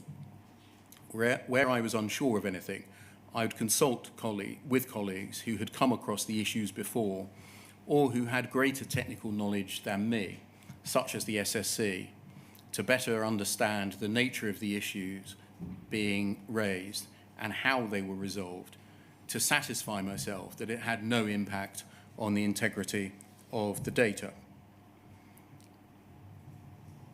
You describe here the way that you went about satisfying yourself that what was recorded in call data did not have an impact on the integrity of Horizon data, yes? Yes. Who told you that you were supposed to satisfy yourself that call data did not have an impact on the integrity of Horizon data, i.e. what was recorded in the help desk records? I don't think anybody said that I had to satisfy myself. I don't think anybody's used those words to me, no. Did you see it as your role in the security department to give such an assurance, no impact on integrity of Horizon data? In supplying the witness statements, I would have had to satisfy myself because of the wording within the witness statement. I'd have had to satisfy myself that there wasn't any impact. I'm asking, did you therefore see it as your role in the security department to give assurances that what you'd read in the call logs could have had no impact on the integrity of Horizon data? I didn't see it as... Well, yes, I saw it as my role because I was supplying the witness statement, so yes.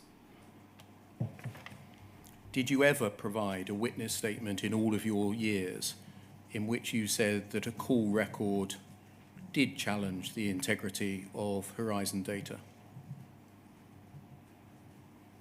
I don't believe I did, no. Did you ever provide a witness statement in all of your years in which you said that what was recorded in an HSD call record even possibly challenged the integrity of Horizon data? No, I didn't, no. So it was all one way. Nothing you ever read over decades ever even possibly called into question the integrity of Horizon data? No, I didn't. Through my investigation, no, I didn't. I satisfied myself that it didn't, no. Can I look at a third aspect of your approach, please? Page 59 of your witness statement.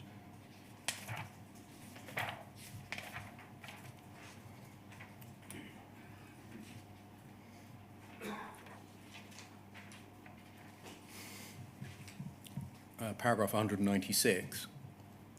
You say, when I stated that, quote, all the calls of a routine nature, just stopping there, that's a phrase that you use in, I think, all of the witness statements that you produced, i.e. every call that you ever read about was of a routine nature. Yes? Yes.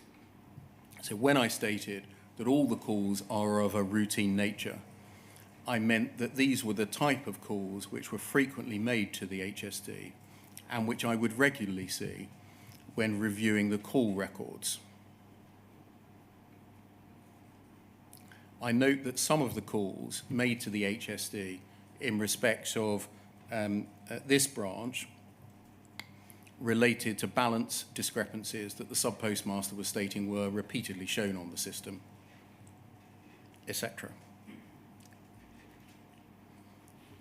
You say, I note that the calls were repeatedly referred by the HSD to the NBSC. I would therefore likely have understood this to be a commercial or user issue rather than a technical error. I'd often see commercial issues such as this being raised by the sub-postmasters and then referred to the NBSC, and therefore would have considered these calls to be of a routine nature. So can I summarise it that whenever you saw in an HSD record that the call had been referred to the NBSC, you believed that that was A, a call of a routine nature, and B, did not raise a technical error, a system error? Correct, yes. So that involved, would you agree, an assumption that the HSD were always right to refer the call to the NBSC?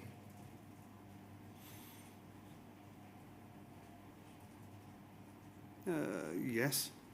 And it involved an assumption that if the sub-postmaster thought that the discrepancy about which they were complaining was a result of a technical error, a system error, then they were wrong. If the call had been referred to the NBSC, yes, I would have seen that as a business, commercial, or a user error. Yeah. And what I'm asking, Mr. Dunks, is that you're assuming that the person in the HSD has got it right and that the sub-postmaster has got it wrong. No, I would assume that they've been referred to there because they're assuming that at first glance or whatever, that it could have been a business issue. If it turned out that further investigation would have been needed, that call, and I think I've seen it before, a call would have been passed back for further investigation to see if it was a technical issue. You were working on the basis that Fujitsu, in its HSD, was correct in its categorization of issues as being commercial or business on the one hand, and therefore referred to NBSC, weren't you? Yes, in a way, yes. Did you have access to, and therefore the facility to examine, when a call was referred to the NBSC? Sorry, say that again. What did I? Did you have access to, and the facility therefore to examine, what happened when a call was referred to the NBSC? No, we didn't. We didn't have access to the NBSC. So you don't know what happened after it had left the HSD? What they did and what they carried out, no, I don't. So if they, for example, just kept telling the person, turn your machine on and off again, you wouldn't know if that was the advice? that was No, I given? wouldn't, no. No. If they said to the person, under the contract, you've got to pay up this discrepancy, irrespective of you claiming that it's a system fault, you wouldn't know if that happened when it got into the MBSC. No. You wouldn't know that if they were told in the MBSC, clause 12 of the contract says that you must pay irrespective of fault for all losses, No. and many sub-postmasters did, and that the technical issue that they were complaining of therefore never reached the surface. You wouldn't know if that happened.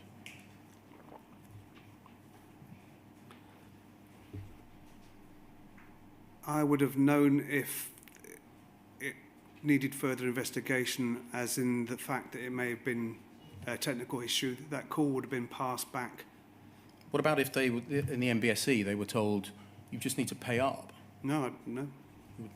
Oh, And no. you would write all of these up as being calls of a routine nature, which didn't involve the integrity of the Horizon data, wouldn't you, in your witness statements? It was a routine nature that those calls were passed to the MBSC, and we've seen them call those calls routinely.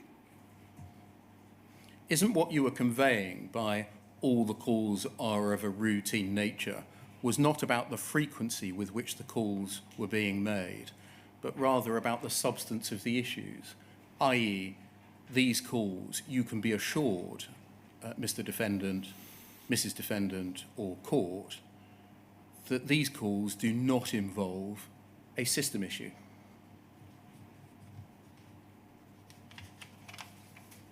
Repeat the question, Yeah. sorry? You weren't talking about the frequency with which the calls were being made by saying all of these calls are of a routine nature. You were implying that these calls did not involve any system issue with Horizon, weren't you? No, not one saying when they're routine nature. No, they would, as I said, as stated in there, that the contents or the type of calls were seen frequently. Might that not mean that there's a big system issue if you are frequently seeing calls of the same nature? No, I don't believe so, no. Why? Because the types of the calls that I'd looked at and seen. Sorry, the types of calls... The types of the contents of the calls. I mean, that's what I would have based that on. Can I turn that and come down, thank you, to your approach to HSD call logs, and in particular whether you summarised them or exhibited them.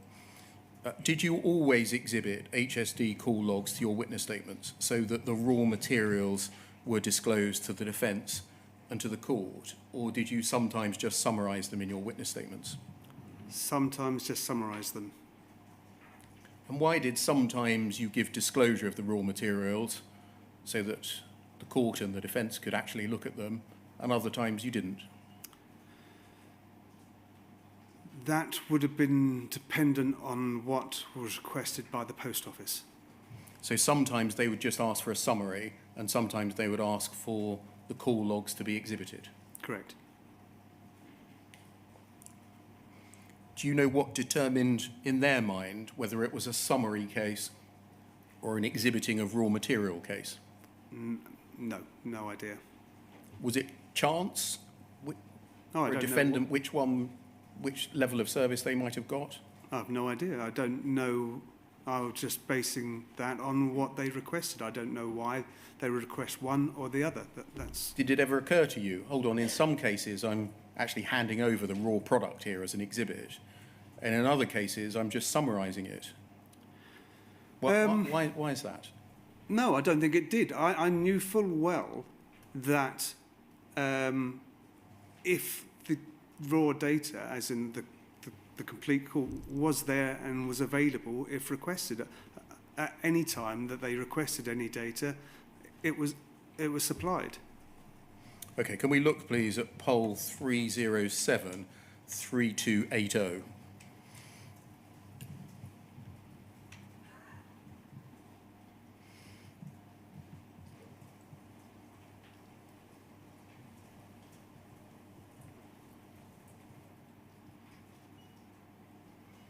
This is an exhibit sheet to your witness statement dated the 27th of September 2006 in Post Office's claim against Lee Castleton. Can you see that? Yes.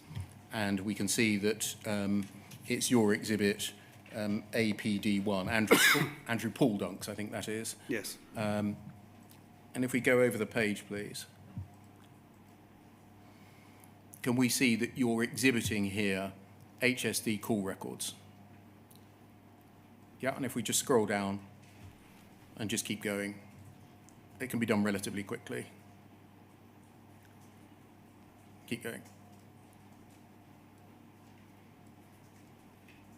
A series of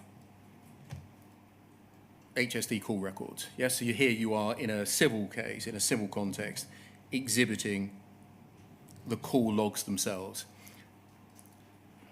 Yes? Yes. And do you agree that gives the reader the facility to record everything that is recorded on the call log itself? Absolutely, yes. Were there any hidden screens or hidden drop-downs, or were they all available if you did a print to see? No, that is the full contents of a call at the time. Thank you. Can we look, please, at FUJ 308 3702?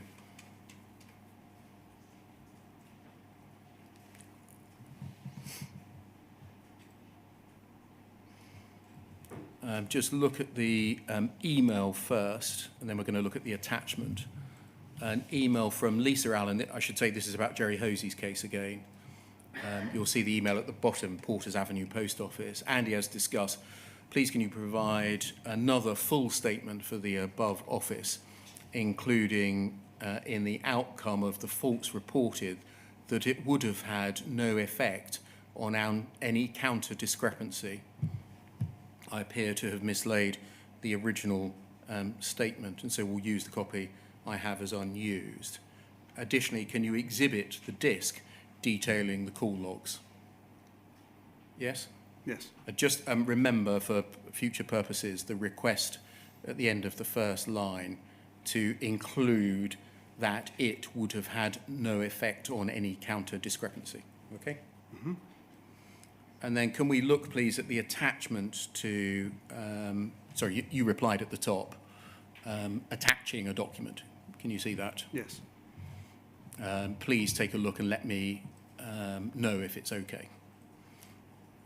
Can we look at that attachment, FUJ 308 3703?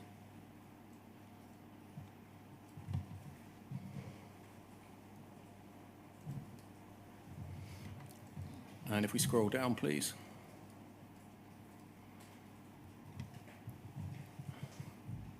And if we go to page 2, you say in the 5th line, I've been asked to provide details and information on the calls for advice and guidance logged by HSH. That's the same as HSD, essentially. It's Yes. recorded during the period 1st of September 2005 to the 29th of November 2006 for Porters Avenue.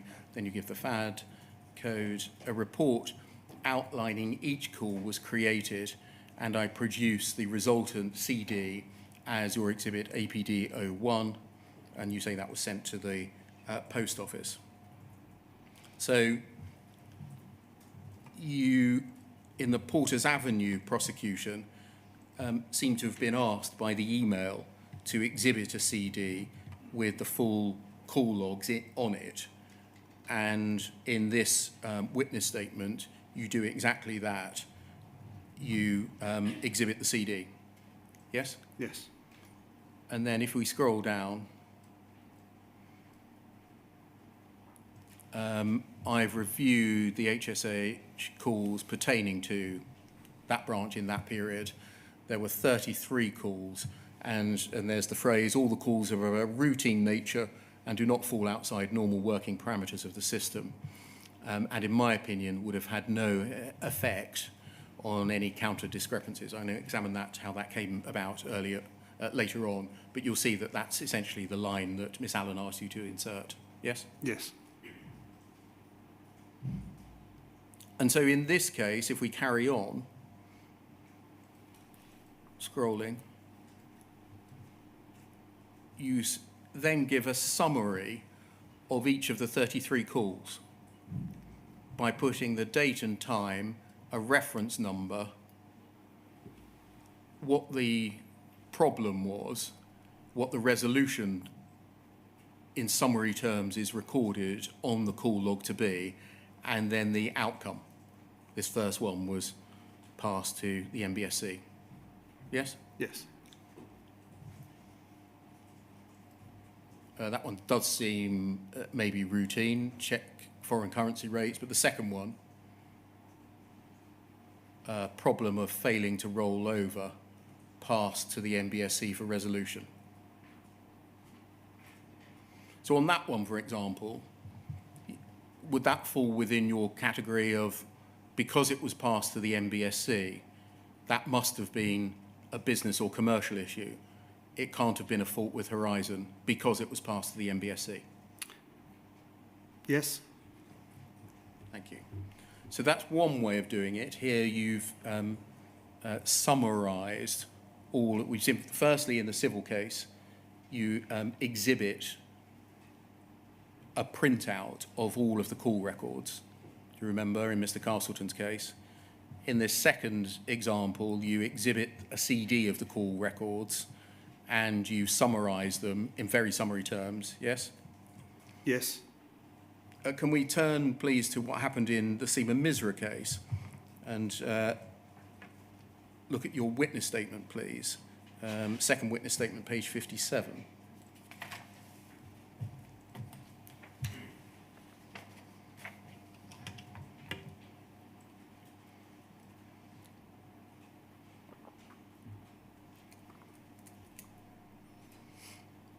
Page 57, please.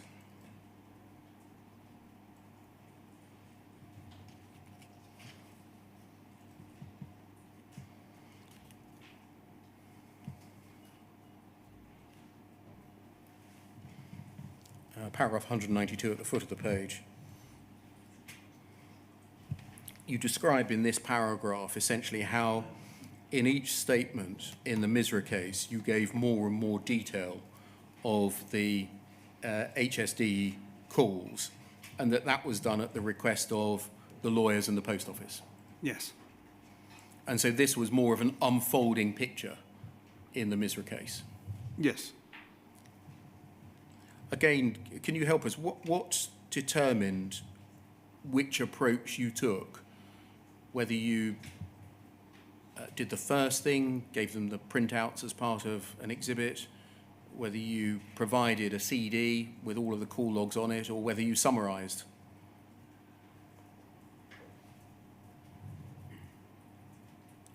It all would have depended on conversations and discussions with post office, either investigator or lawyer. There would have always probably been the starting point as in a high-level overview of the calls. And then it would have progressed from there.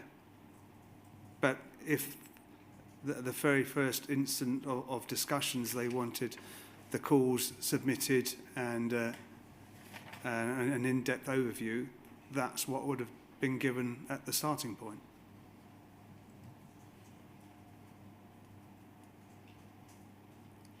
Do you know how the person that you were speaking to or engaging with on email from the post office knew what to request? Would they explain what prompted them to request more information from you?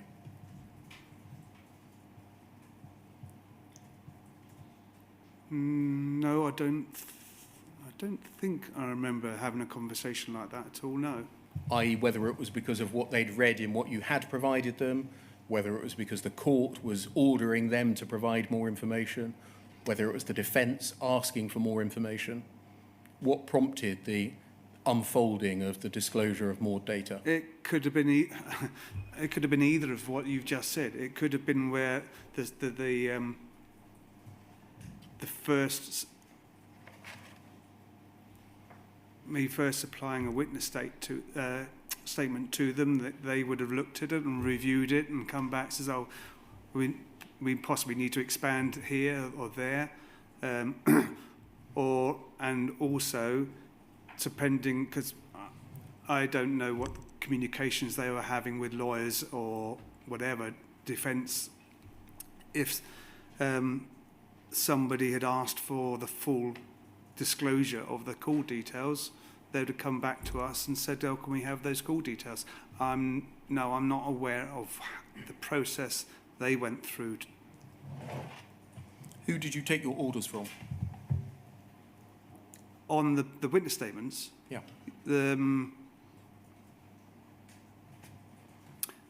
Well, orders, first it would have been the request of the post office of what they wanted, any changes. Can we go back to Mr. Hosy's witness statement, please? FUJ 308 3703.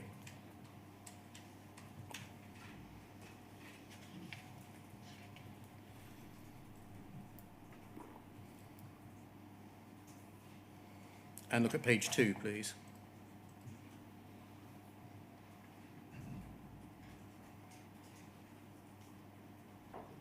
And look at the second paragraph down that we'd looked at. Thank you. I've reviewed the calls pertaining to Porters Avenue between those dates. There were 33, and all calls of a routine nature do not fall outside the normal parameters of the system, and in my opinion, would have had no effect on any counter discrepancies. In order to provide that opinion, had you spoken to anyone in the SSC in relation to any particular call or calls?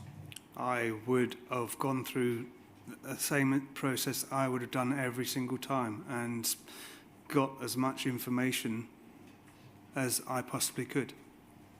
Had you in fact spoken on this occasion in relation to any of these 33 calls to anyone in the SSC? No, I can't remember. I can't remember if I did. I honestly can't remember. But and you can't remember in part because it's not recorded on the face of the witness statement whether you did or didn't? Correct. And there's no other record of whether you did or you didn't? Correct. And so you can't tell us the extent to which the opinion that you formed there was or was not affected or was influenced by the views of others? No, no. Can we go to page 13, please, of the witness statement?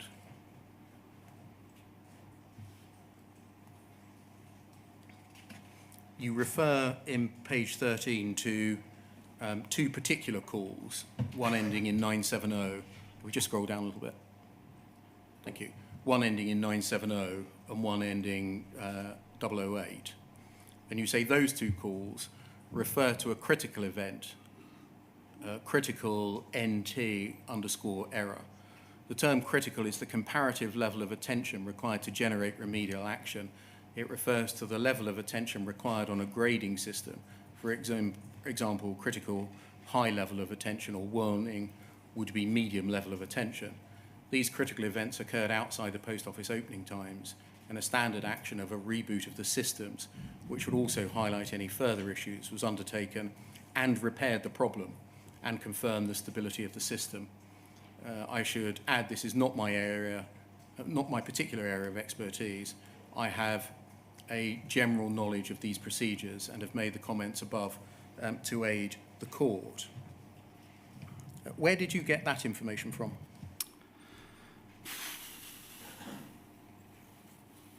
I can't remember specifically where I got that information from.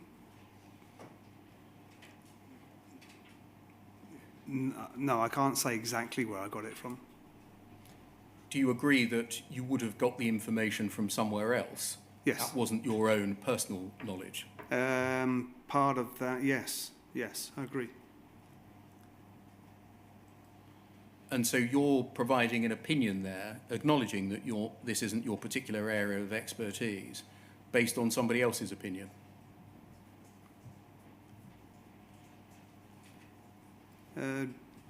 No,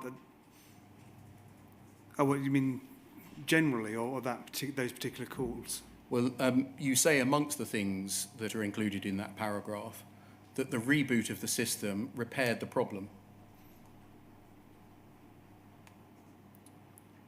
Yes, yeah. I mean, that's, yeah.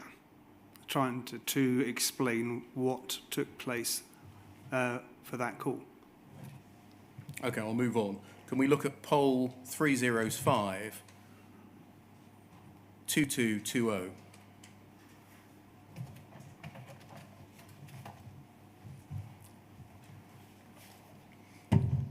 This is an email chain in mid-2009 concerning your first witness statement in the Misra case. Can we start with page 4, please?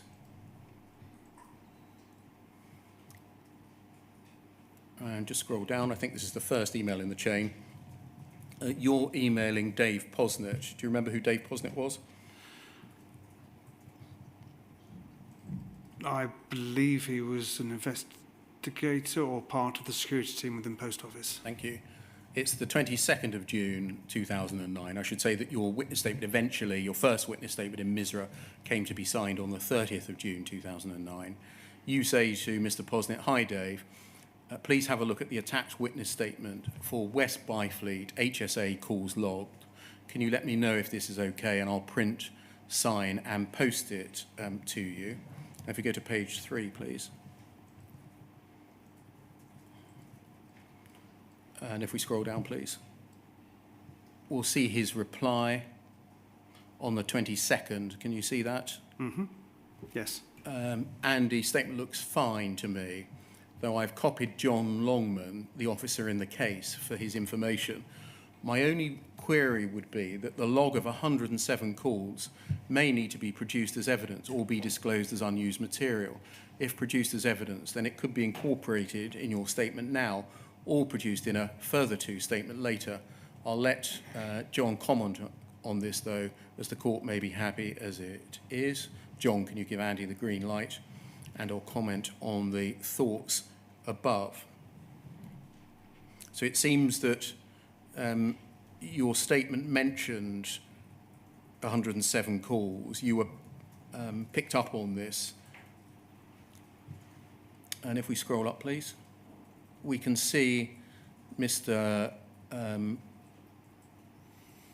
Longman's reply. The statement is fine, but the mention of 107 calls will no doubt interest the defence barrister. If possible, could you include in the statement a breakdown of the calls to cover time, date, nature of call?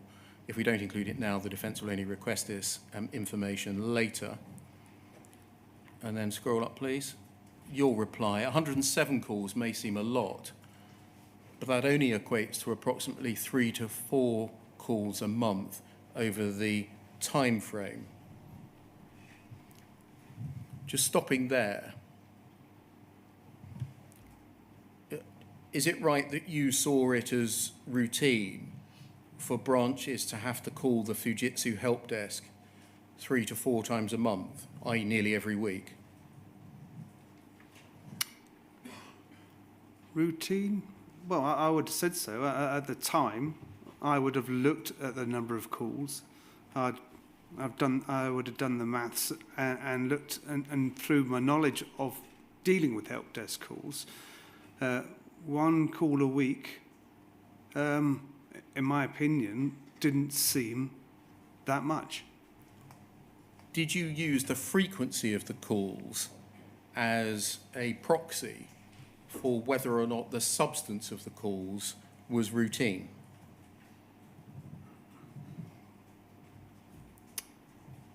The frequency at that time, I was just trying to explain. Overall, did you use the frequency of calls as a proxy for whether the substance of the calls was routine? No, I don't believe I did. So the frequency to you wasn't a relevant issue? I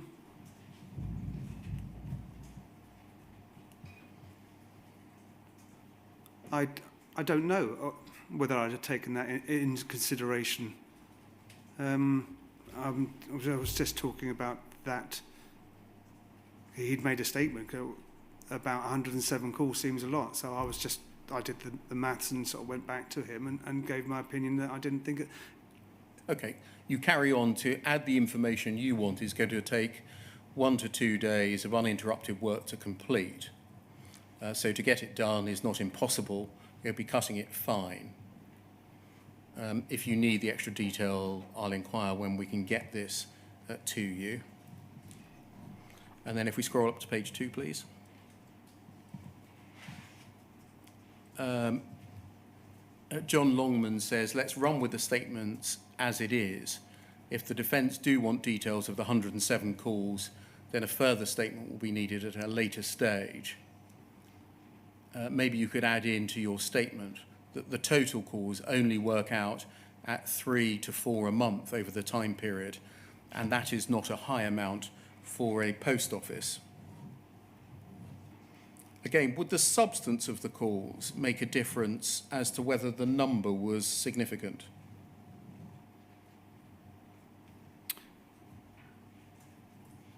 At that time, I believe I was just giving an opinion that I didn't think that the frequency or the number, I don't believe at the time that was to do with the substance. It was the frequency, because he'd asked that there seems a lot of calls there, but it didn't, in my opinion, I didn't think that there was.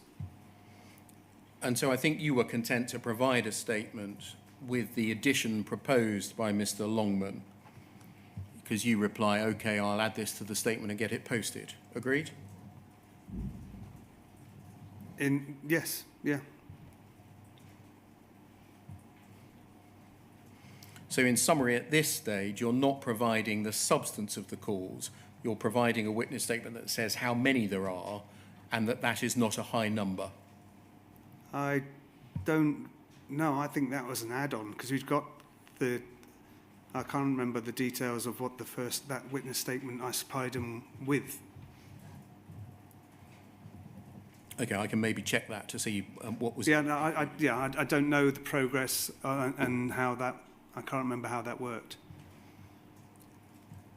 I don't believe it was just a statement saying, oh, there was 107 calls. Can we look at what happened after you signed the witness statement off on the 30th of June? Yeah, scroll up, please. Keep going. To page 1, please. We see a chain that I don't think includes you between Penny Thomas, Dave Posnett and John Longman. So Fujitsu to 2 post office men.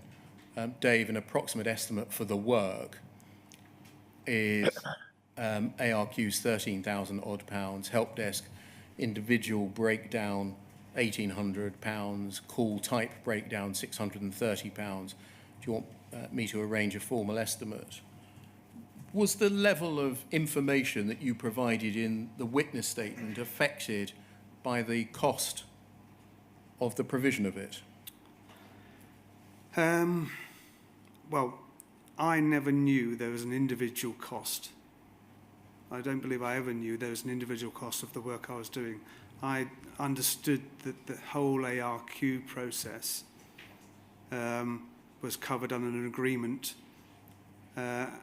based on payment on the number of ARQs we supplied. I mean,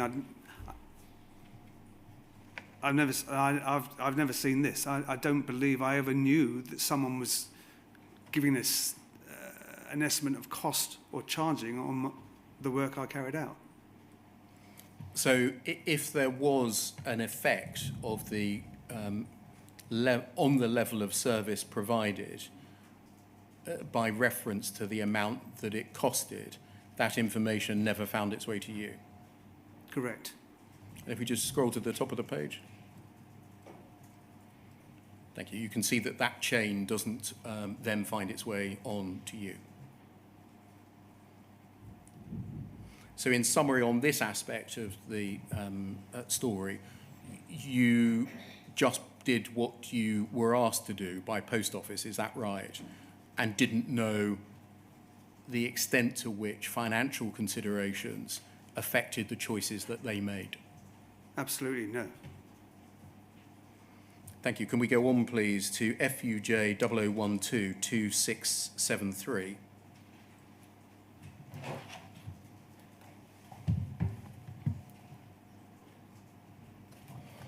This is still in the context of the Misra case. And can we look, please, at the bottom of page 1 and the top of page 2? Just to scroll up a little bit more, please. Thank you. We can see we're December 2009 from you to John Longman. And can you say, hi, you say, hi, John, please find below answers to the questions you asked.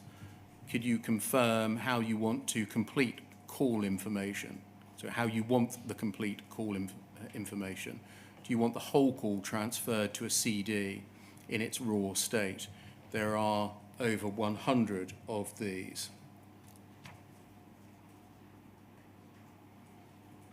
And then if we scroll up, please.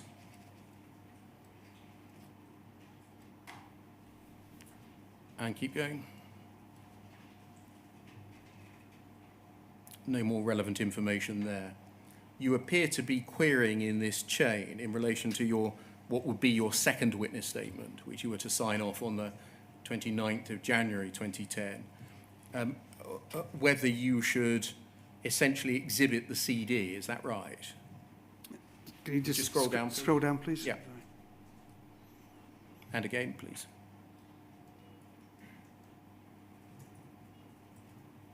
Maybe we should see the below questions. If we scroll a bit further. Oh. The answers haven't come out in red.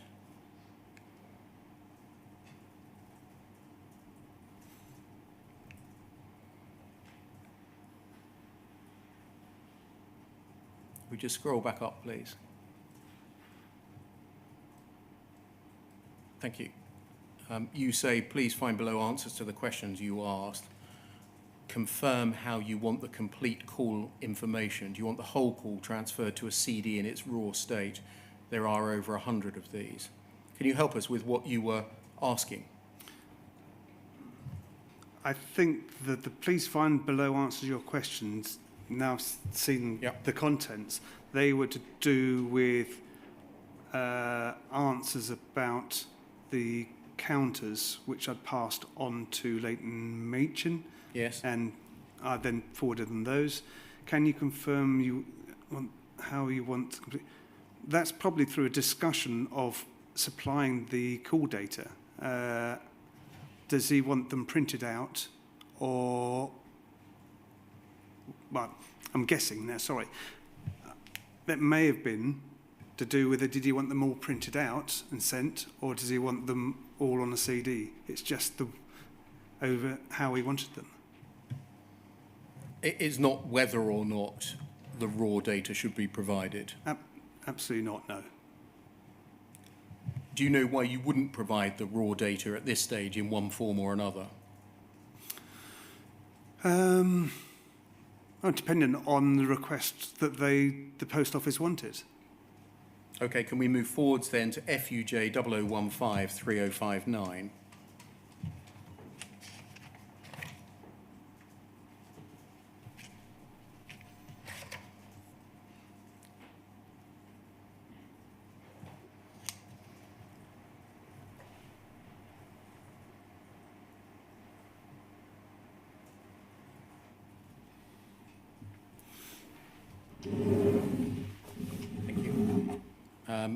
If we look,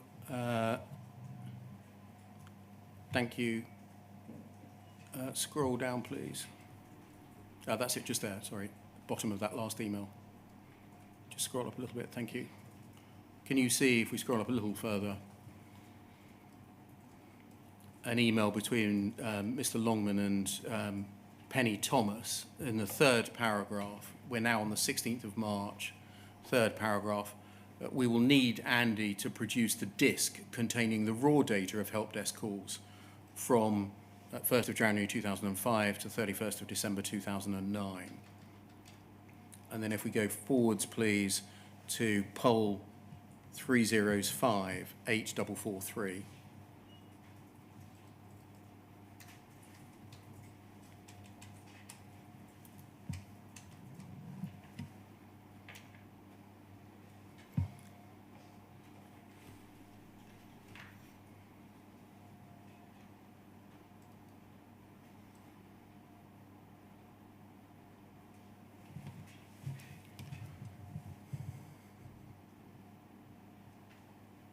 And page 7, please.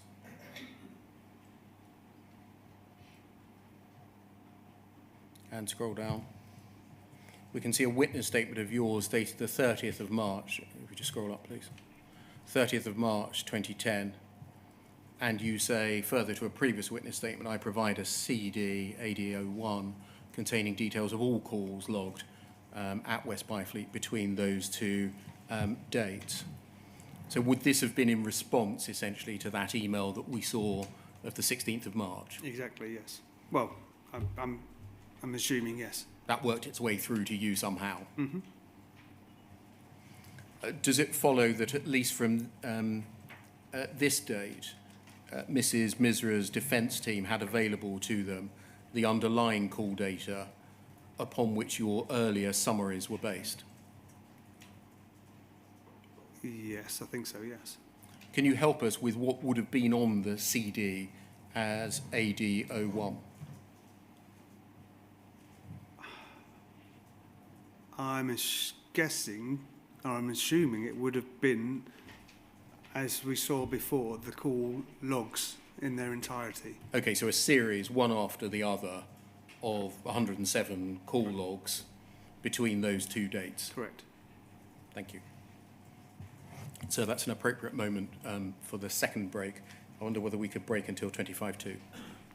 Yeah, before we do, in case I've missed it and it's in my head, Mr. Dunks, did you give oral evidence in Mr. Hosy's case? In which case, sorry, Mr. Hosy, Mr. Jerry Hosy. that's Porters Avenue, is it? Yeah. I don't believe I did, no. All right, thank you. Yeah, fine. Yes, 25 past. Sorry, what time did you say? 25:02, please. 25 to, yeah. Thank you very much, sir.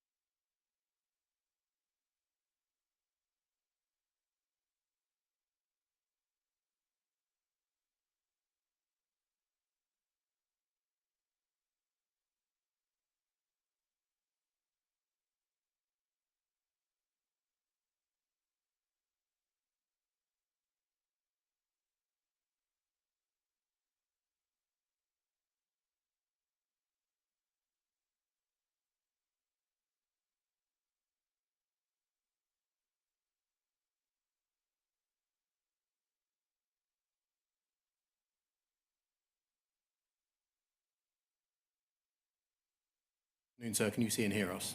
Yes, thank you. Thank you. Mr.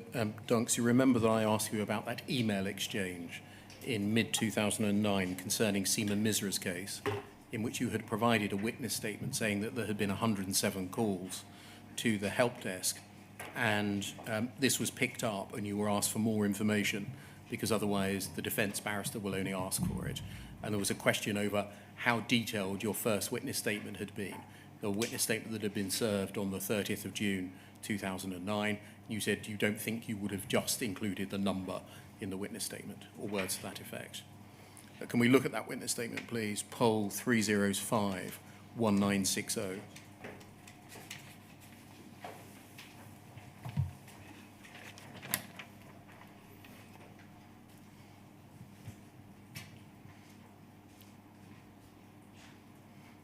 This is your witness statement.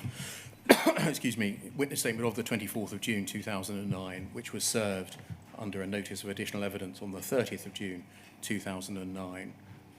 If we just scroll down, we can see some standard paragraphs. No need to read all of those. We're going to come back to the detail of these boilerplate paragraphs later. And then at the bottom of the page, you say an important element of the support provided to sub-postmasters and counterclerks is the Horizon Help Desk. It is the Horizon user's first port of call, etc. And then 5 or 6 lines in, you say, I've been asked to provide information pertaining the working condition of the Horizon system.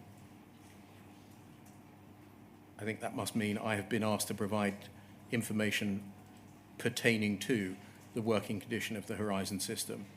The following information constitutes the calls logged by HSH for West Byfleet between June 30th of June 05 to the 14th of January 08.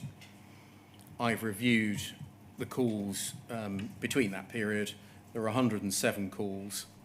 This equates to between 3 to 4 calls a month, which is average for this size of post office. All the calls are of a routine nature and do not fall outside the normal working parameters of the system or would affect the working order of the counters. I think that must mean nor would they affect the working order of the counters. So I think, in fact, you did provide a very short witness statement that just gave the number and the opinion rather than any more information. Is that right? It appears so, yes. Yeah. Thank you. Was that a standard approach to provide a summary of the number and an explanation of what HSH was, and then put the opinion at the bottom, and then wait to see what happened? There was no standard approach. I mean, once we had received a request from the post office for help desk calls, excuse me, help desk calls, there would have been a discussion or request of what they wanted at the time. So it would have been on their request of what was supplied. So we saw earlier in Mr. Hosy's case, you provided a summary. Yep. It ended up being a 13-page witness statement, and you cut into the witness statement bits of the call logs. And again, just one last time, what determined what the entry-level point was, i.e. the first statement you provided? On the request of the post office, what they wanted. And did you have any clue as to what was motivating them, what was influencing them as to what to ask for? None whatsoever, no. Okay. Can we turn to a separate issue then, namely what the standard paragraphs in the witness statement, what I've described as boilerplate paragraphs, meant or were intended by you to mean? Can we look, please, to start with at FUJ 0015 5555.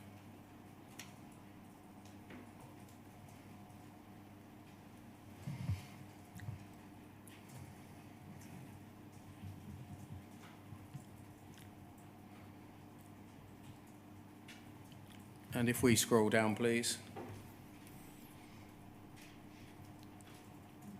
And again. That's it, that's the bottom of the chain. Just scroll up. Thank you. Thank you. An email at this point not copied to you. It's about a witness statement. It's between Mr. Posnet, Mr. Hooper and Mr. Ward. Do you remember who Graham Hooper was? Graham Hooper was the security manager, I believe, at the time. And we see him described as CS security manager. Would that be customer support security manager? Yes, security came under customer support. Okay. And so would he have been a manager of you at the time? Yes. Thank you. And we know who Graham Ward is in the post office. Graham, I think that's the Graham Hooper. Just a quick note to thank you for the above in relation to the Horizon system.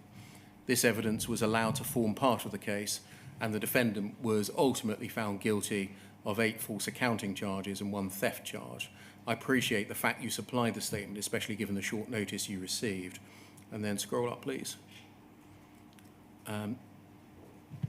Mr. Hooper forwards that on to Martin Riddell. Who was he? Not sure. I think Was he in Fujitsu? Yes, I believe so, yes. And are all the other people on the copy list there in Fujitsu? Yes. Graham Hooper says, another good result supported by Horizon evidence, and you're included. Mm-hmm. And then if we scroll up, Martin Riddell replies to everyone, saying, well done to everyone involved. If I was a caring, sharing manager, I'd buy a drink for everyone involved, but I'm not, so I won't. Were you involved at this early stage, 2002, September 2002, in the provision of witness statements for the purposes of Horizon-based prosecutions? I don't know. I know I started on the post office account in 2002. I don't know when or how long I'd been working on the account at that time. And at this, no, I can't I'm so sorry. Sorry, no, I can't recall if I was involved in that. At this stage, September 2002, was there a standard form witness statement in use within the security team?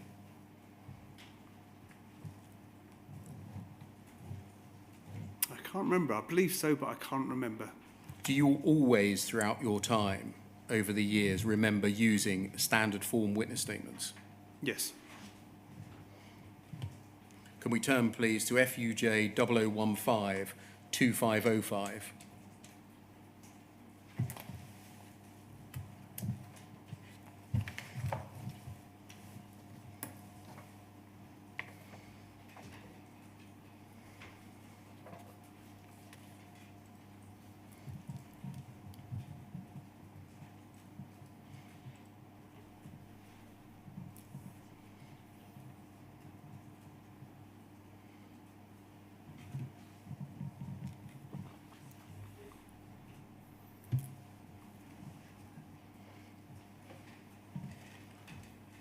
FUJ 0015 2505.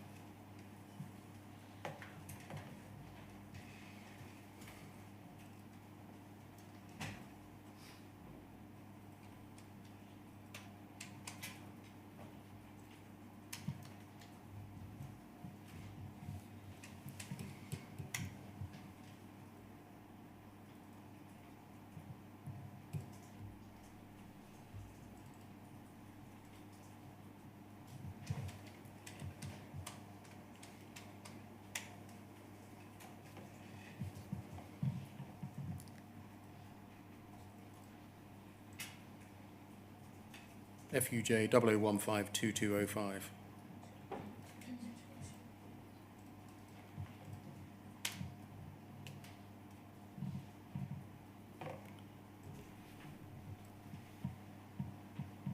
Thank you. We can see on the top right, this is an earlier copy of the policy concerning, Fujitsu policy concerning prosecution support for network banking. Can you see that? It's Yes. dated the 26th of November 2002. Remember, the other one we looked at was dated the 29th of February 2005, earlier on. Incidentally, on that, there's no need for people to write into the inquiry to say that the 29th of February 2005 didn't exist because it wasn't a leap year. We've had lots of emails over the course of inquiry pointing that out. Thank you to everyone.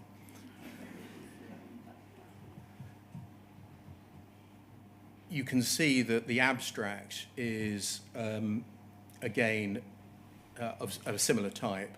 The document outlines the end-to-end procedures required to manage and deliver network banking prosecution support. You can see who the contributors were at this time. Your manager, Mr. Hooper, Jan Holmes, and Richard Laking. Can you help? No, I don't recall. And if we look, please, at the approval authorities on page 2,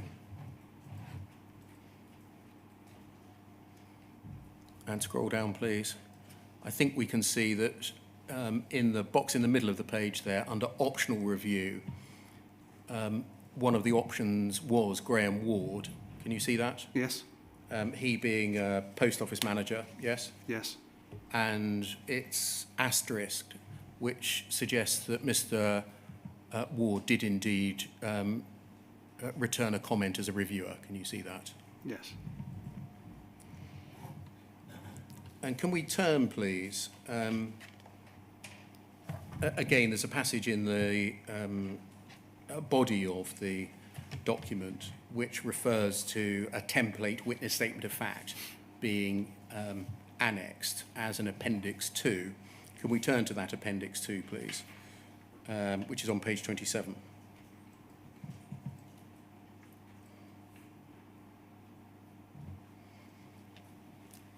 Can we see that over that page, Appendix 2, Witness Statement of Fact, and if we just scroll on quite quickly if we can. Thank you. And just on that page and then the next page.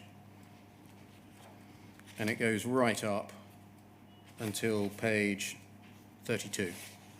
And can you see again, each paragraph is headed by a capital letter? Yes.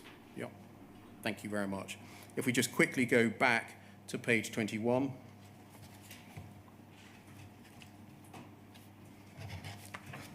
And if we look, please, at paragraph 7.2.4.1. Thank you. Third paragraph, the statement shall follow the standard format and layout for witness statements of fact provided in evidence. Contents of witness statements of fact are flexible depending on the specific requirement of each case and the knowledge of the witness giving it, the statement. An example of a witness statement of fact is provided in Appendix 2. Did you know about this policy, that the company had produced a policy saying an example of a witness statement of fact is provided in Appendix 2 and a template witness statement was provided in Appendix 2? This was on the year that I joined. I don't know whether I actually was given this document to read. I don't remember seeing this, no. Can we go back, please, to page 31 within the template witness statement?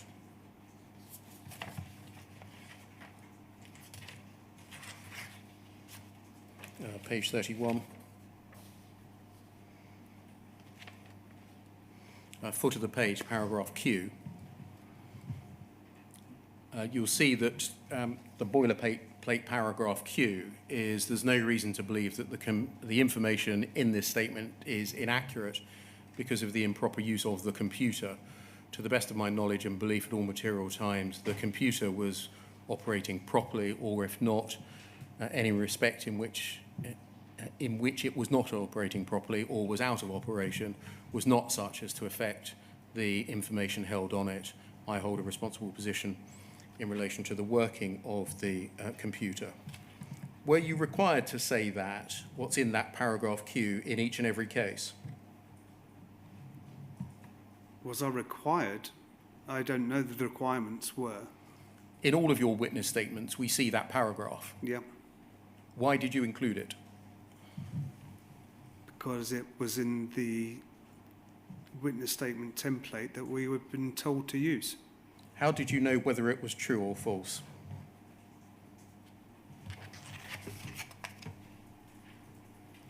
These, oh, actually, I don't. Are these? Are you talking about ARQ witness statements? This appears in both species of witness statement, ARQ and HSH. Yeah, I mean, the overall of that is the best of my knowledge at the time. So I believe that everything was working as it should. How did you know it was?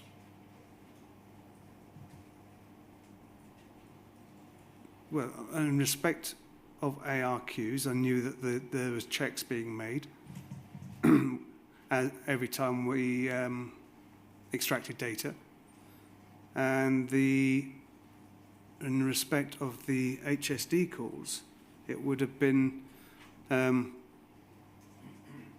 looking in the calls and believe it is operating as it should and as it's expected.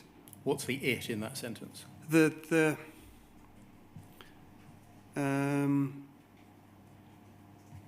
counters and So stop there.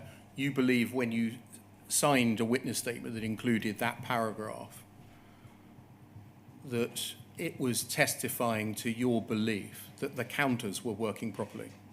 were working as expected, yes. And so I interrupted you. You said the counters and...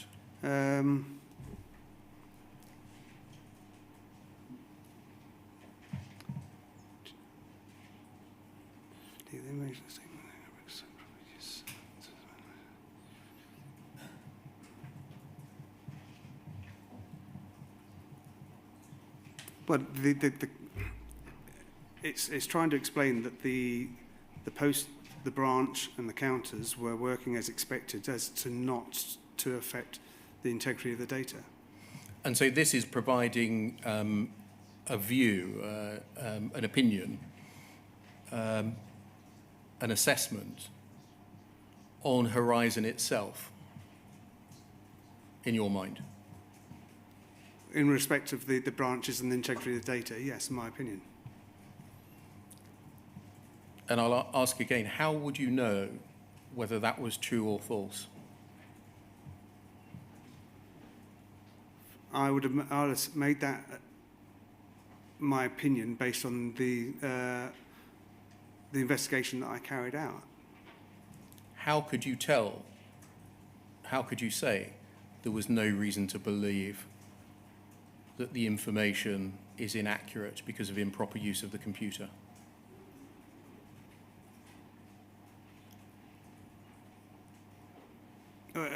Again, I mean, I made that assumption, my opinion, on an individual basis of every call that I looked at, and I was being asked for an opinion, and that was my opinion.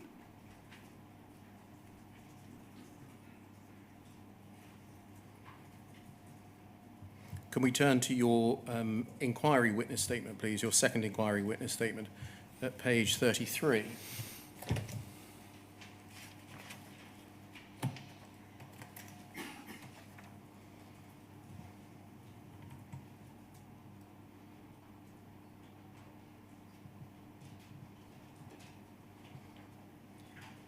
Paragraph 96, page 33, paragraph 96.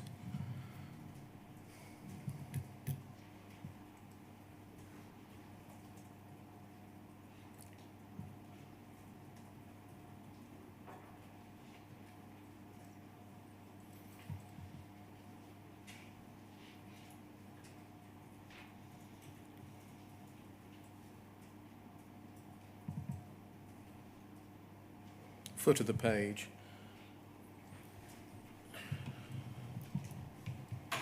You say the witness statements I supplied in respect of the production of ARQ records contain the following or very similar wording. And then you set it out, yeah? I'm not going to reread it. Over the page, please.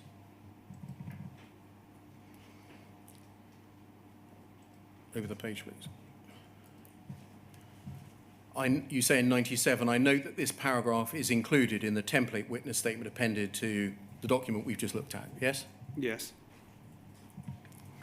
What was the purpose of noting that there in paragraph 97? Can you help us? I think that's just an example of when it was used. You weren't saying by that paragraph that you drew the that part of the witness statement from that policy? No, I didn't. No, that I didn't. You just took it off the template that was on the system? It was, yes, it was included in the template, yes. Thank you. 98, you say, my understanding at the time was that I was confirming that I had not improperly used the audit extraction software to manipulate the data I was exhibiting, and that as far as I was aware, the software had run properly when extracting the data. You see here in this witness statement, you're saying that you believed that the boilerplate paragraph was referring to the audit extraction software. Yes.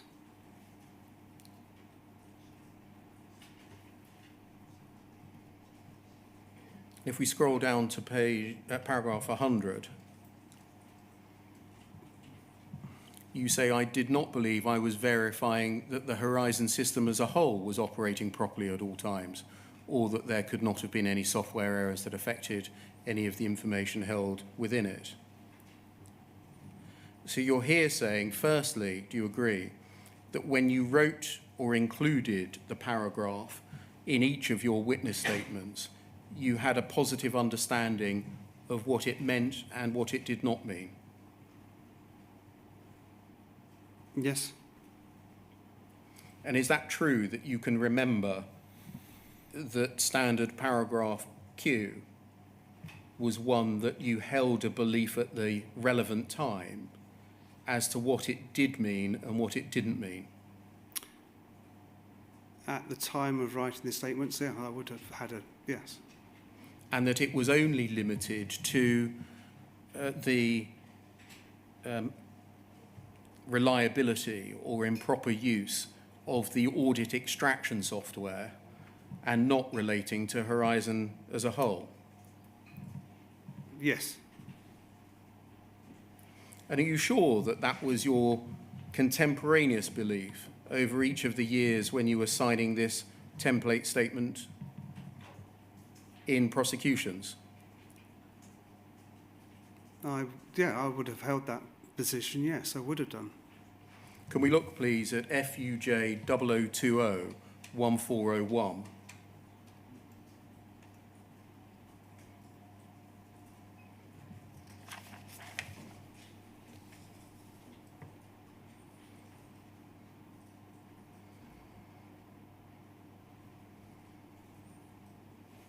FUJ 0020 1401.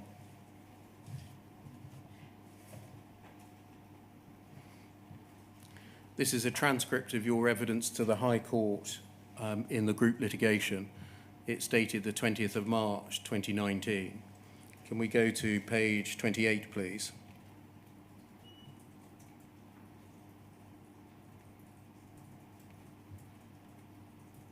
Oh, I see, we're on 28, at the foot of the page. 28 at the foot of the page.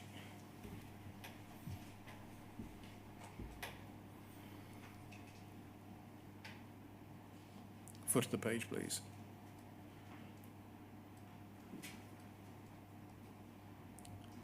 We can see where the transcript of your evidence begins. You're sworn. Yes. Can we go forward to page 41, please?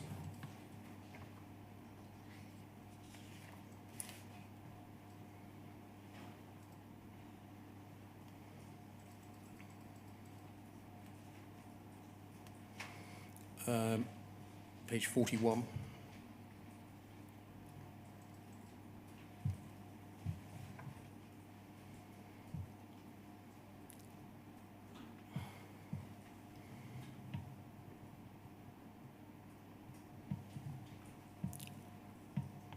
You're being cross-examined here by Mr. Militic, and can you see in the second question, third line, he says, and then paragraph 8 again, I just want to be very precise. I want to make sure I understand exactly what's being said in this statement. Paragraph 8 begins, there's no reason to believe that the information in this statement is inaccurate. Pausing there, what is this statement? Carry on, thank you. Do you mean your witness statement? Yes. And then okay. And then there's no reason to believe that the information in this witness statement is inaccurate because of the improper use of the system. And the question is, what is the system there? Is that the system of the process of extracting audit data, or is it something else? So just stopping there, you can see that you're being asked very similar questions to the ones that I've asked already, albeit this is a different witness statement that contains the same boilerplate paragraph. So you're asked, what's the system there? Is that the system of the process of extracting audit data, or is it something else? And you say, good question. I'm not sure what I was meaning by that. There is no reason to believe, over the page.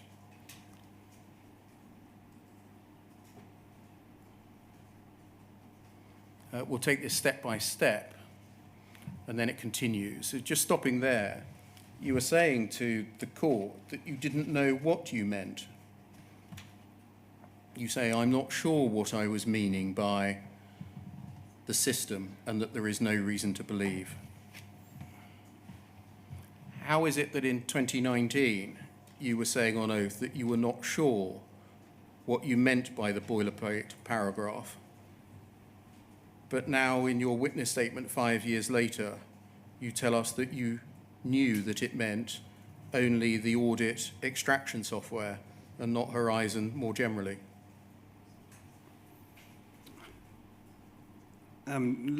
Looking at this now and going over it, I'm not sure what I was thinking at the time or what I was trying to remember. The questioning does continue. I think I was meaning about the improper use of the audit data extraction system. Question, so when you say system, you mean the process of extracting audit data? Yes, I do. And then it continues, I see. So then there's the quote. And then it goes on to deal with a separate issue, namely what at all material times meant. So when you told the court that you weren't sure what you were meaning by the paragraph, the boilerplate paragraph, how is it that your memory seems to have improved 5 years later, that you were definitely meaning throughout time only the system used to extract audit data? I don't know. I mean, being put on the spot at the time, I'm not sure I fully understood the question or whatever, but I'm not sure, and I can't remember what my thought process was at the time. Thank you. Can we turn to a separate topic, please? South Warnborough and Mrs. Josephine Hamilton's case. This is dealt with in your second witness statement in paragraphs 183 to 189 on pages 56 onwards. I'm not going to read what you say there. They're there for the record. But instead, can I take you to some email exchanges, please? Starting, please, with FUJ 0022 5544.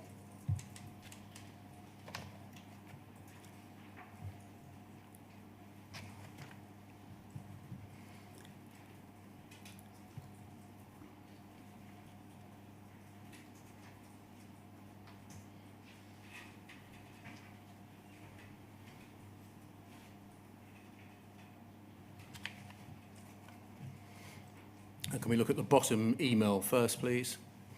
We're on the 13th of January 2007. If we just scroll up. Thank you. From Mr. Ward to you about a witness statement that you had made in Josephine Hamilton's case.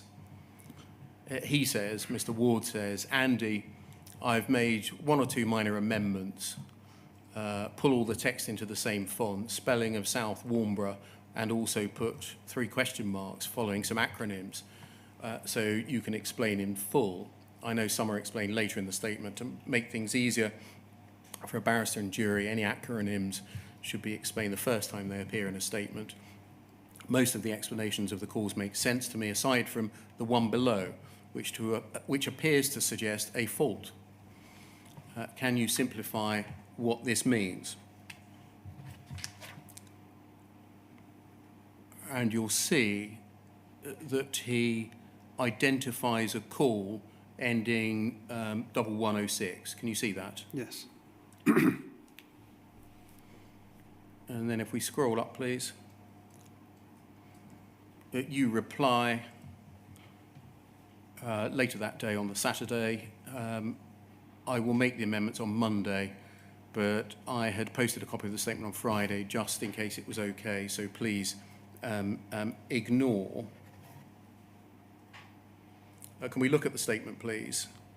The one that you signed off on the 14th of January 2007, poll 304 4482.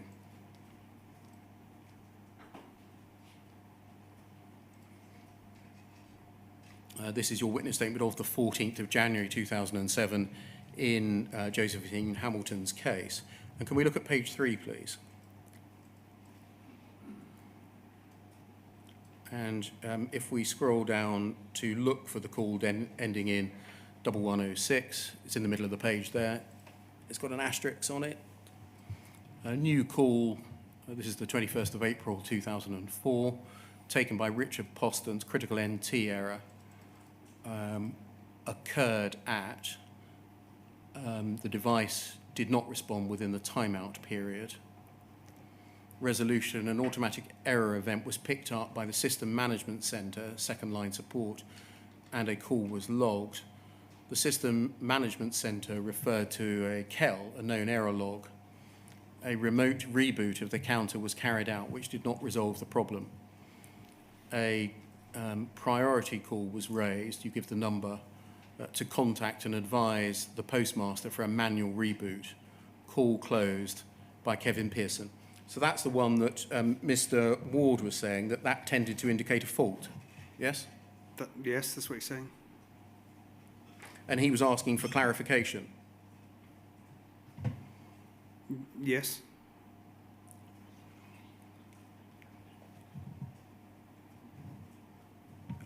You don't, I think, provide clarification here, do you? I don't, well, I haven't got an email with it on. I don't know whether I spoke to him regarding that. Well, in the witness statement, you don't, do you? If we just carry on scrolling through to the end, because sometimes you, at the end of the witness statement, have a mop-up paragraph dealing with any possible faults.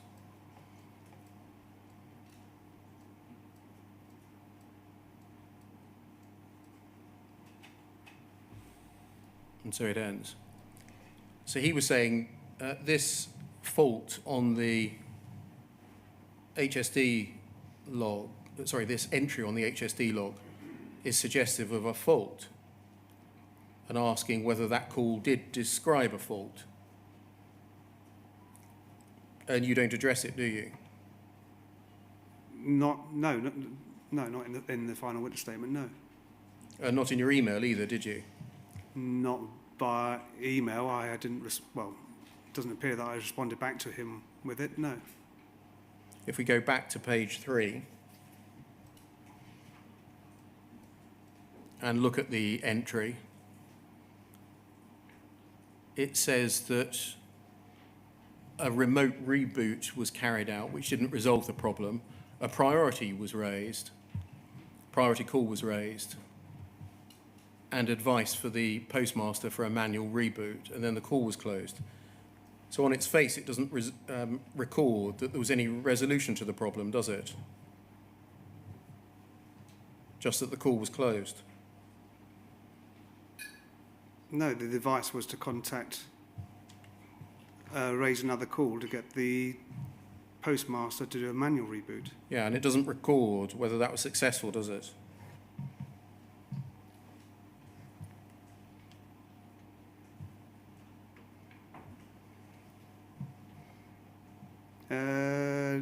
Not on that particular call, no. On any other call? Well, the following call was raised, an A priority, which was the next call in line, and it appears that the reboot didn't solve the issue, so an engineer was sent to swap over the base unit. Mm-hmm. So you're looking at the call ending in 0123? Yes.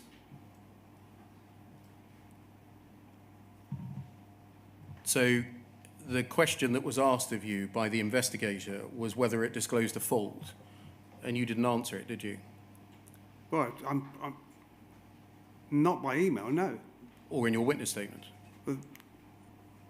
No, because at the time I would have, an investigation, the work I'd done on that, looking into the Sorry, you said causes, you would have done an investigation. What investigation would you have done? I would have carried out the same investigation that I would have done for any witness statement at any cause. I would have spoken to people, I would have looked at things to clarify that I was happy to make that statement. What would you have looked at?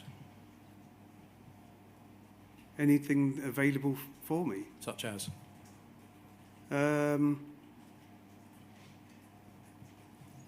mean, that's got Kells You would have looked reference in at there. Kells, would you? I would have done, yes. There are two Kells mentioned there, aren't there? Yeah. One R. Coleman ending in 3J and one P. Carroll ending in 9Z. Aren't there? Yes.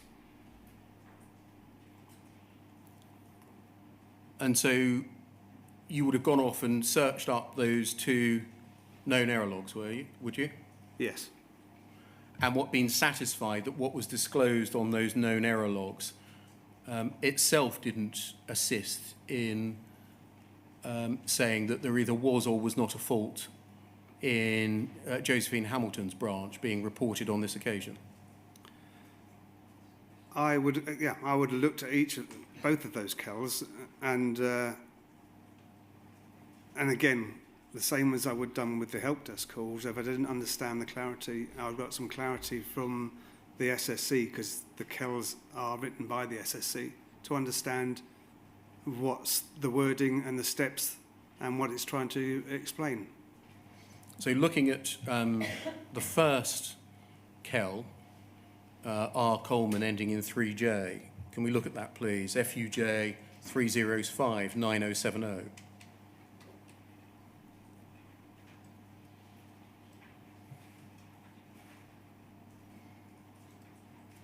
Can we see that's the Kell, R. Coleman ending 3J? Yes. And can you see, if we scroll down the problem, NT has detected a fault on disk drive or ID controller, and then there's some code. Can you tell us what all that code means, please? Now, no. I can't recall what everything there says or means, no. Would you have been able to understand all of that code at the time? Well, yes, I would have done. Say understand, I'd have got a knowledge of what that all meant, yes. How would you have got a knowledge of it? By, as I said, speaking to someone within the SSC. These are their words, and they're their known error logs, so they would have written them. They're the experts, not you. Yes. And they were the experts that didn't want to give evidence. Yes. Solution, help desk. First check for other events which may have led to this error, such as a bad block or corrupt storage unit events. If such events exist, follow the appropriate Kells for those. To test if the error is simply as a result of processor delay due to intensive processing by the counter at the time of the event, reboot the counter. If the error recurs, this is indication of a more serious fault, either with the computer's motherboard or the affected drive. Therefore, if the message reappears, then send an engineer to replace the part at fault. And so you can see it continues. And then if we look at the second KEL that's referred to, FUJ 0005 9107.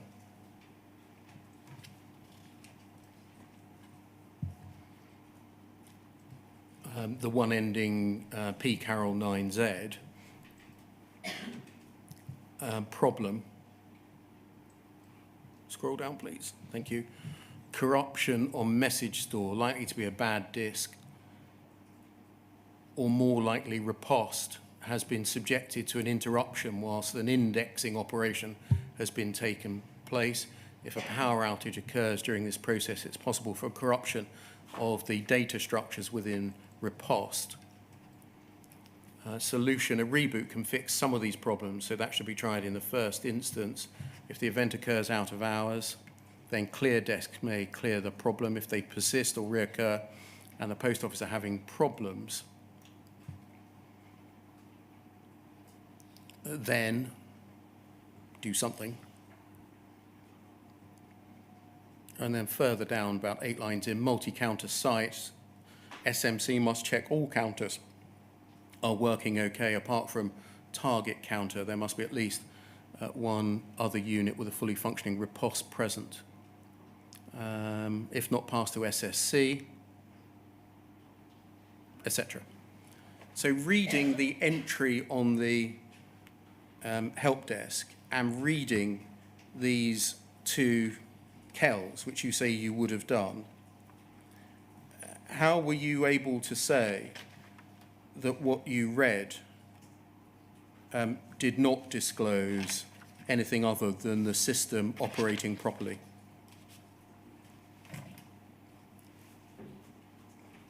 Again, from my understanding of discussing, I mean, I would have asked, I'd had discussions with someone within the SSC to explain what was going on. We'd looked at the call to see what the steps were. I mean, this is a known error log, so these errors have been seen before. Is that a good thing? Well, there's always going to be certain errors, and how they're dealt with. It's how they're dealt with is the process. And how were you able to say that this had no effect on the operation of Horizon? Well, no, proper effect on the counters. I mean, it was still working as expected. There may have been a fault at the counter, but again, that's within the boundaries and integrity of the Horizon system. I believe, in my opinion, that at the time, it was working as it should do, and there wouldn't have been any integrity issues with the data between the branch and the Horizon. Did you look at the data to see whether there were any integrity issues? At the data? Yeah. No. Thank you. So that would be an appropriate moment for lunch if it is acceptable to you. I wonder whether we could break until 2:10. Yes, certainly. Thank you very much.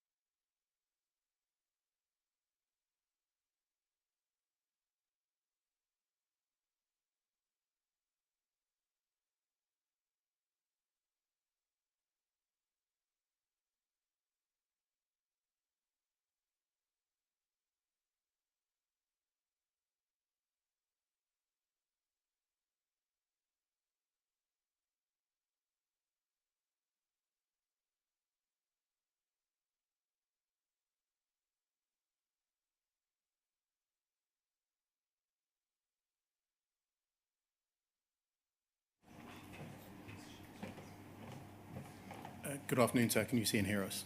Yes, thank you. Good afternoon, Mr. Dunks. Can we move on from looking at the themes that we looked at this morning to looking at a couple of particular prosecution cases that we've already dipped into this morning, that of Jerry Hosy and Misra, in slightly more detail? Can we look, please, to begin with at FUJ 308 3703?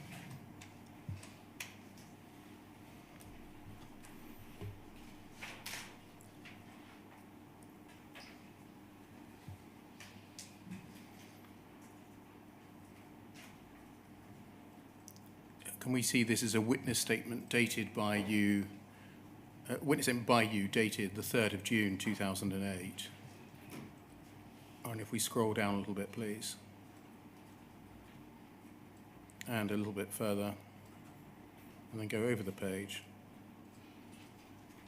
And we can see about 5 or 6 lines in, you say, I've been asked to provide details on the calls for advice and guidance at Porters Avenue, i.e. Mr. Hosy's branch.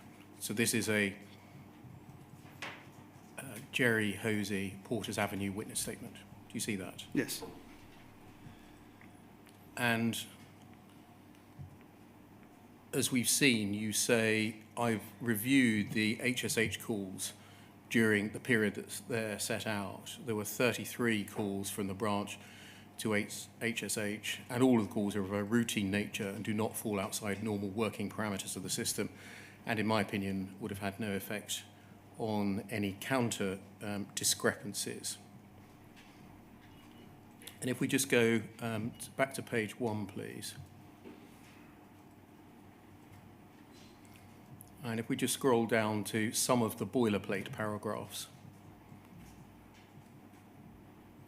Can you see the second one? You say, I make this witness statement from facts within my own knowledge unless otherwise stated. There's then something about records. You say 4 lines from the bottom, you have access to the records, you weren't involved in any of the technical aspects, and you say this area is not my particular area of expertise. And you make the witness statement simply to clarify the call logs for the benefit of the court. Do you see there that the boilerplate paragraph Q in the policy documents we looked at this morning, the one that says there's no reason to believe that the information contained in this statement is inaccurate because of improper use of the computer, etc., isn't present in this witness statement? Correct. And it's not present if we look elsewhere in the witness statement either. I think I put this morning that we see that boilerplate paragraph in all of your witness statements. And I think you agreed with me, and I was asking you where you got it from and why you included it in all witness statements.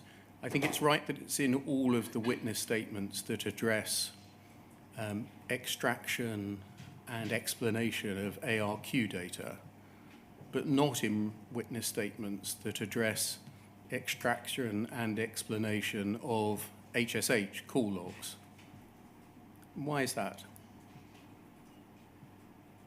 I don't know why that form of the witness statement didn't include that.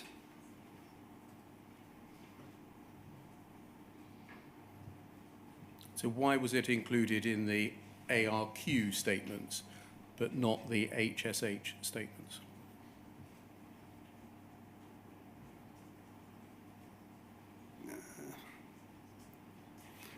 I don't know why the two were different.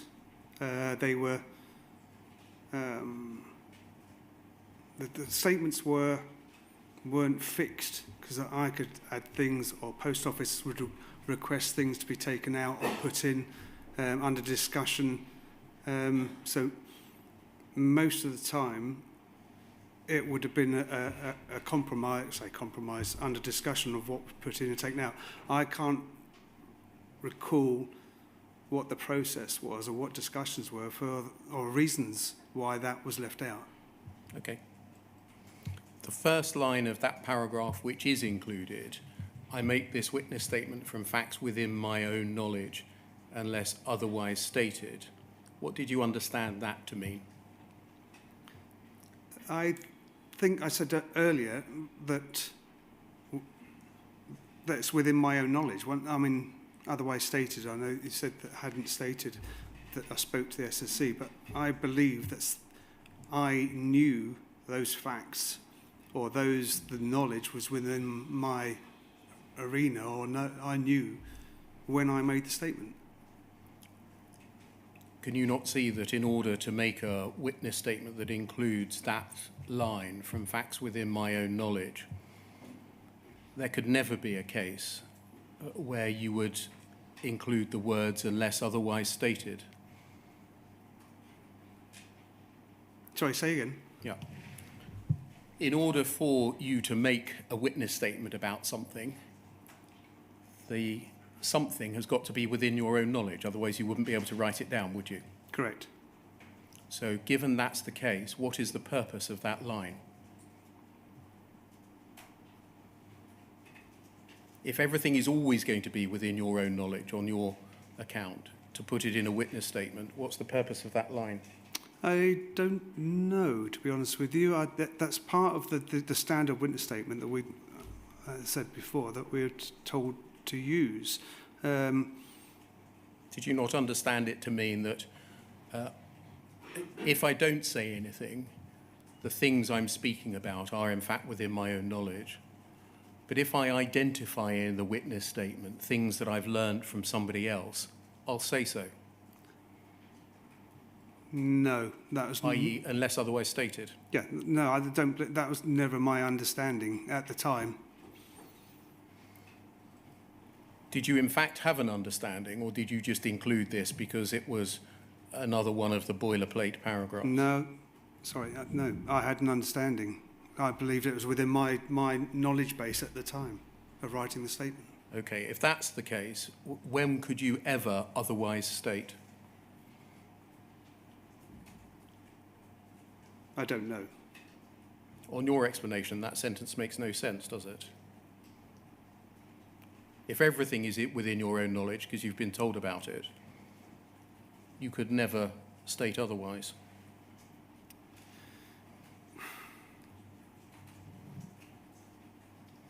Yeah, if you read it that way, yes, but these are statements which were written and agreed to be used. Can we go back to page 2, please?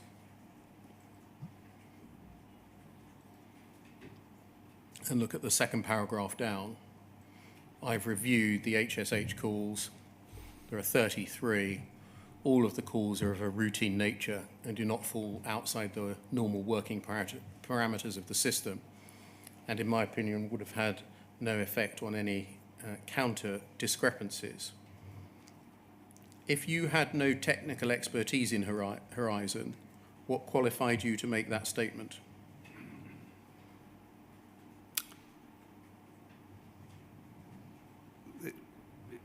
I'm being asked my opinion, and based on the knowledge that I had at the time,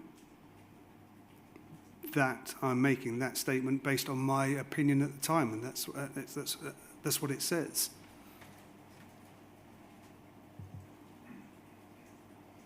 Can we move on, please, to FUJ 308 3704?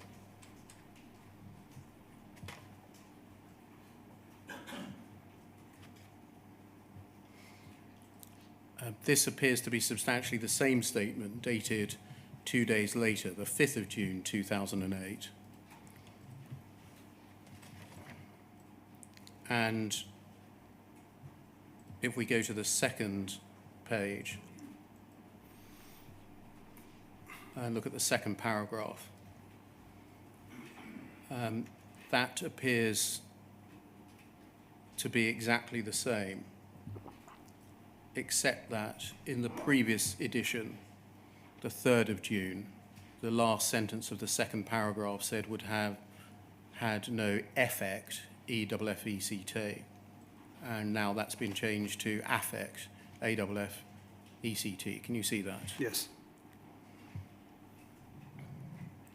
And so the overall opinion is still included in this version, correct? Correct. Can we look at the substantive comments that you make about the calls and look at page 3, please? And look at call number 3. Thursday, the 10th of November 2005, a call ending in 152.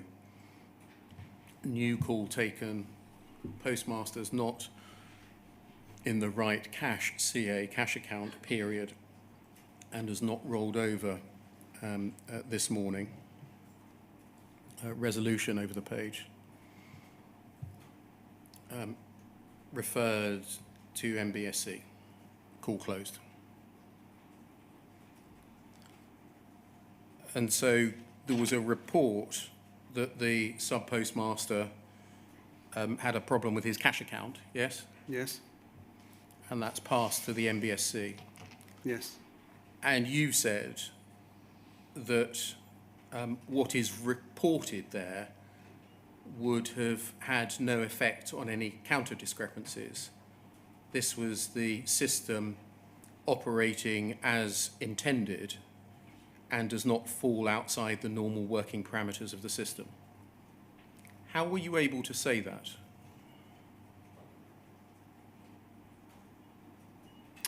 Because, I mean, I'm aware, I was under the opinion that if a call was passed to the MBSC for a business issue or a user guide or a user error, that it was resolved to a satisfactory resolution and Satisfactory to who?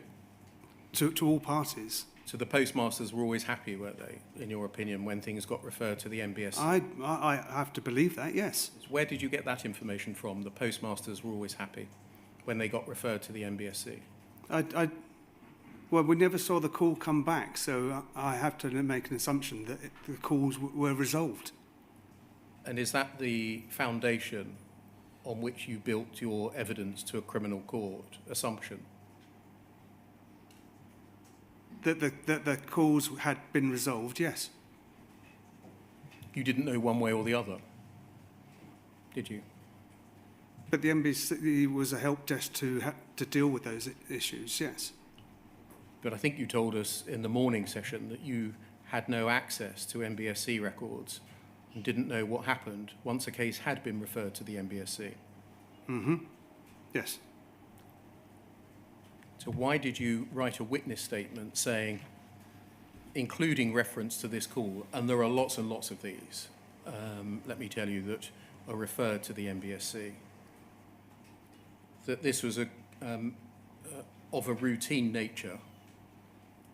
It doesn't fall outside the normal parameters of the system and wouldn't have had an effect on any counter discrepancies.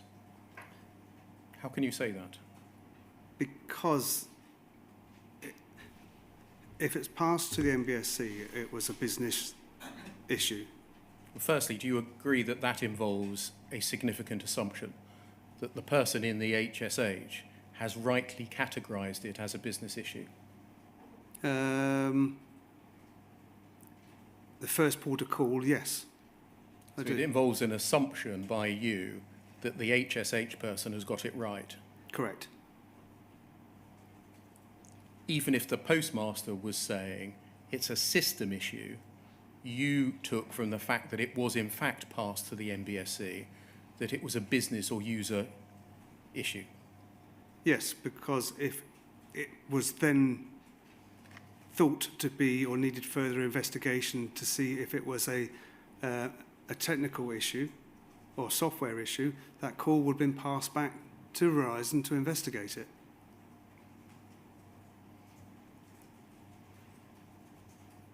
Are you therefore making the second assumption that because the call was not passed back to HSH by MBSC, that it must have been a business or user issue? Yes. Can we look, please, at call number 8 on page 5? I think if we scroll down, 5th of January, ending in 008. New call, critical event, an unexpected error occurred whilst attempting to insert a message. Timeout occurred waiting for lock. Outcome, an automatic error was picked up by the SMC, a call was logged. The SMC referred to known error log, and it's the J. Simpkins 38Q1. The KEL recommends a remote counter reboot, which fixed the problem, and no further events were seen. And if we carry on and look at 9, and then over the page to 10, please. And then down to number 10. And then quickly read 11, screen freeze. Postmaster contacted the help desk, the screen had frozen, advised to reboot, and then continue to operate as normal. 12. Over the page, please. 13, barcode reader not working. 14, barcode reader not working. 15, keyboard not accepting swipe cards. 16, pin pad not working over the page. 17,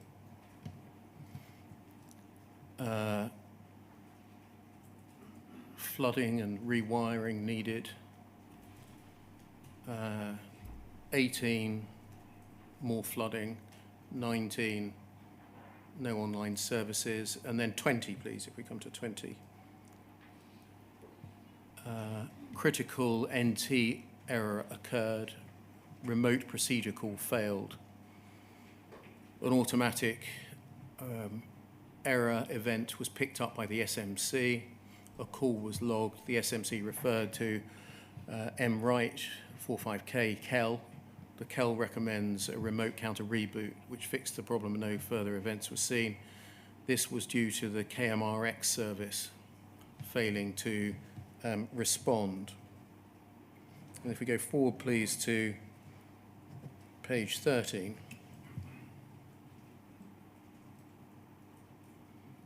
And scroll down. You say in relation to those two that I've highlighted, the calls ending in 970 and 008, the term critical is the comparative level of attention required, etc. Reading on, these critical events occurred outside post office opening times, and a standard action of a reboot was undertaken and repaired the problem and confirmed the stability of the system. This isn't my particular area of expertise. I have a general knowledge of the procedures and have made comments to aid the court. How would a reboot confirm the stability of the system?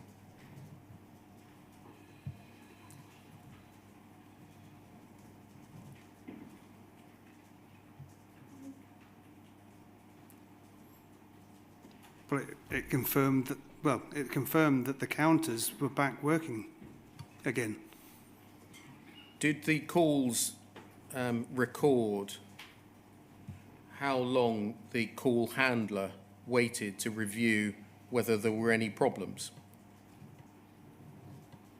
i.e. whether further issues were seen? I'm not sure. I don't know.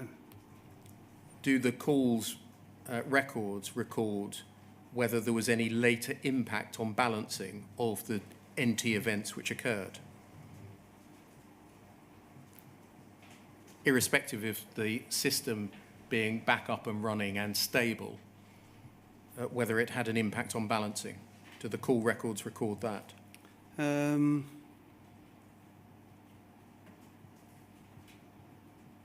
it doesn't. No, it doesn't state that. No. And so you wouldn't know one way or the other? Well, if there were no calls or raised about that issue, I don't know how long they looked at the events. So you're saying that because the sub-postmaster didn't call back in and say, I've got a an existing or continuing balancing problem, you assumed that there had been a solution that had been effective? Well, yes. I mean, the fault had been fixed, and at that time, and so yes, I do. Did you know what the MBSC habitually advised sub-postmasters as to their responsibility for settling discrepancies, irrespective of the cause of them? I had no knowledge of that, no. When you compiled summaries like this, would you habitually interrogate the KELs? Yes, I would have looked at KELs. I would have looked at anything available. And why would you look for the KELs? Because it's mentioned in the call logs, within the details of the call. Do you ever set out what the KEL says in your witness statements concerning HSH? No. I don't believe I did, no. Did you ever find anything relevant in the KELs then? I can't remember what...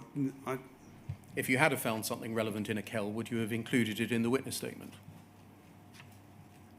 I don't know. I was trying to give an overview, as my statement says, an overview of the call, of what it was opened, what was happened, and what the outcome was. Did you have first-hand technical knowledge that would enable you to dissect or to understand the impact of any particular critical error or the implications of a reboot? As I said, no, but at the time, by the time I'd done my work and written the witness statement, I believe I understood, had a better picture and understood that. Did you ask anyone else within Fujitsu about the KELs referred to in these call logs? If I didn't understand them, yes, I would have done. I've spoken to whoever, the SSC, someone within the SC, someone who had better technical knowledge than I did at the time. And the inquiry's heard evidence, for example, about the riposte lock problem and the calendar square problem, and has heard evidence about problems arising because counters were told to reboot the system or were rebooting the system in the face of errors that were in fact unresolved. Did you know about any of that? No, I wasn't aware of, you mentioned the calendar squared. No, I wasn't aware of that particular problem. So you weren't told by anyone in the SSC that the act of being told to reboot a system in the face of a critical NT error might itself be the cause of yet further problems? I don't believe that was ever mentioned. Otherwise, I would have known about a bug or an issue that may have caused some of these problems. No, I don't believe I did. So we've seen that the call log mentioned the J. Simpkins 338Q KEL, yes? We saw that earlier. Yes. And you said that you would have gone off and looked at that. I believe I would have done, yes. Can we look, please, at the J. Simpkins KEL, FUJ 308 3720?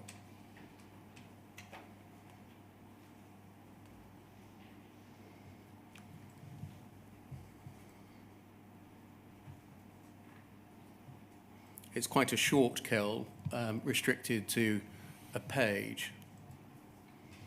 The problem, events started on the 1st of May after the counter was rebooted.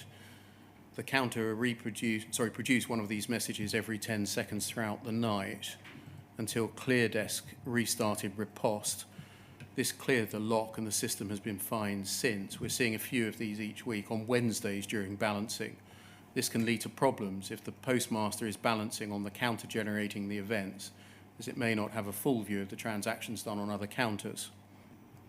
This event can also give rise to transfer problems, where the eventing node was not replicated and so allowed Clark to transfer of a transaction which had already been TI'd on another node for the second time. The problem is still occurring every week, in one case on the same site on 2 consecutive weeks, sent to development, and then solution.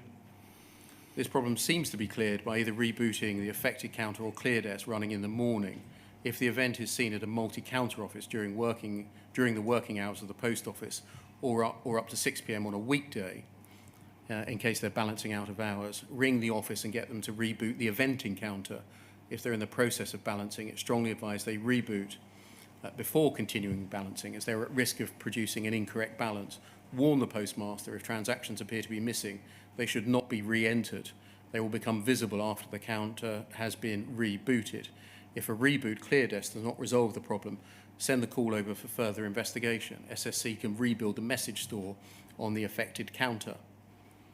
If the message was seen on a correspondence server and the source of the message is riposte, then raise a peak call and route it to SSC to stop and restart the riposte under operational change procedure. If the errors are seen on more than one correspondence server at the same time, then further investigations should be carried out. There's nothing in your witness statement, in particular your summary of the call logs, that acknowledges that an imbalance could result from this event, is there? No, there isn't, no. Or that this is something that had been happening for years, since at least May 2002, is there? But it's seen as I see that as part of the routine handling of calls, and it's a known error that's being and has got a resolution to it, and how to deal with that type of call. How could you tell which of the multiple different resolutions in the solution applied in this case?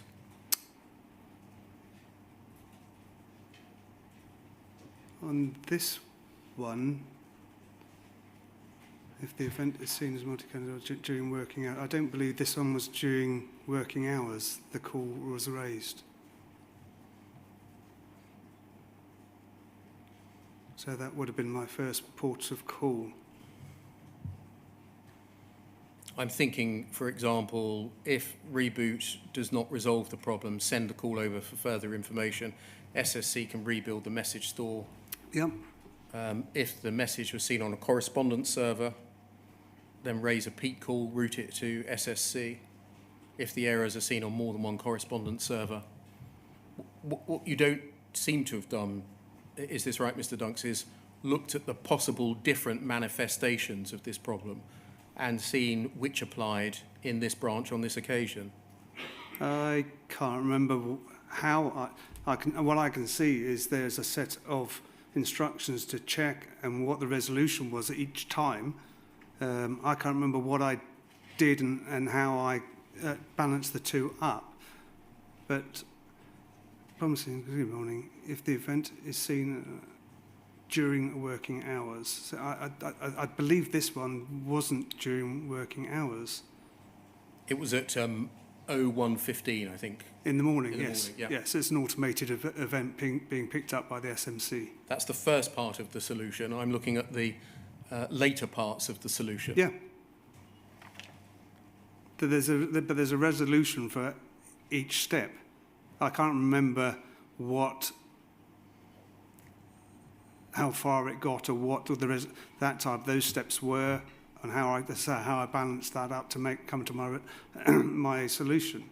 But putting it frankly, Mr. Dunks, did you carry out an investigation, come to a resolution, balance things up, or did you cut and paste extracts from call logs and add a generalised opinion in each and every one of these Horizon Help Desk witness statements? No, not at all. That wasn't my way of working. You carried out proper investigations in every case to see whether there was any possibility of an effect on balancing for all of the multiple calls in question, did you?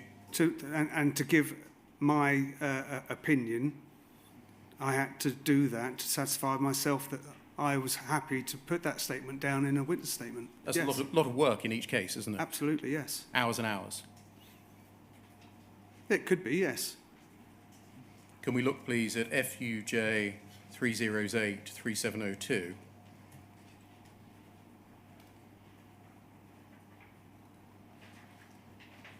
You remember this email, 3rd of June 2008. Can you see that? Yes. The bottom email, in fact, 9:29, in which Lisa Allen asks you to provide another statement, including the outcome of faults reported, and that it would have had no effect on counter discrepancy. Can you see that? Yes. So she's asking you to provide a new statement with a phrase, "This had no effect on counter discrepancy" added. Yes? Yes. And can you see that you appear to have replied, the date's been Americanized, on the 3rd of June at 10:23? Yes. Can you see that? Yes. Can we look at an early draft of your witness statement, please? FUJ 308-3683.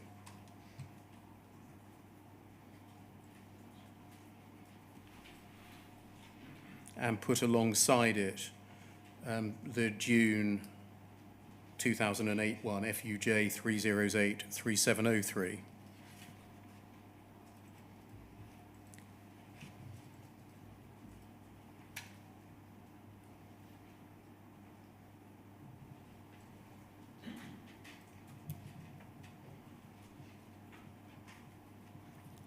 Thank you. So witness statement on the right in Mr. Hosy's case, 24th of July 2007, which I believe is the witness statement that Lisa Allen was referring to, and then the revised witness statement of the 3rd of June, the date of the email on the left-hand side. And can we go to page 2 on each statement, please? And look at the second paragraph on each statement. Thank you. You see on the right-hand side, the July 07 witness statement is 3 lines long. I've reviewed the calls. They are all of a routine nature and do not fall outside the normal working parameters of the system. And then the 3rd of June witness statement on the left-hand side adds, and in my opinion, would have had no effect on any counter discrepancies. Can you see that's been added? Yes. So in short, Miss Allen has asked you to provide a new witness statement that adds in a line that, in your opinion, it would have had no effect on any counter discrepancy, and within an hour you do so. Correct? On that email, yes, but I think the email states as discussed. So you're trying to say that there wasn't a lot of time in between the two. I think a lot of the time, any changes that needed or were requested would have been via an email, or had to have an email as a form of audit trail. So we'd have discussed this already, so I'd probably done that work previously on that. You replied within an hour with a revised statement, adding the words, in my opinion, the calls would have had no effect on any counter discrepancies, or the matters mentioned in the calls would have had no effect on any counter discrepancies. Was that an opinion you formed quickly and with ease? It wouldn't have been quickly, no. That's something that would have been discussed previously, and it says discussed in the email. It's something we would have spoken about. I don't know when that discussion took place. So I'd already done the work, and she was just confirming what she'd requested. You remember that, do you? No, I don't remember the jumping around or how the sequences worked, but any changes would have been discussed and agreed before they were put in. What additional work would you have had to carry out in relation to the 33 calls logged from Porters Avenue to form the opinion that none of them would have had any effect on counter discrepancies? I can't remember the work I put in. I mean, looking at that, I see that as a further to describe that the system was, well, the counters and everything that I was working as expected, and it's a further explanation to that. Well, it's an additional point, isn't it? It's rather more than saying that the calls themselves are of a routine nature. I mean, something can be very serious. Sorry? Something can be very serious but be of a routine nature because it happens frequently, can't it? Sorry, say it again. Something can be very serious but can be of a routine nature because it happens very frequently. Yeah, I think so, yes. And you say that they do not fall outside the normal working parameters of the system. That itself doesn't say, does it, that whether the subject matter of the calls caused counter discrepancies, does it?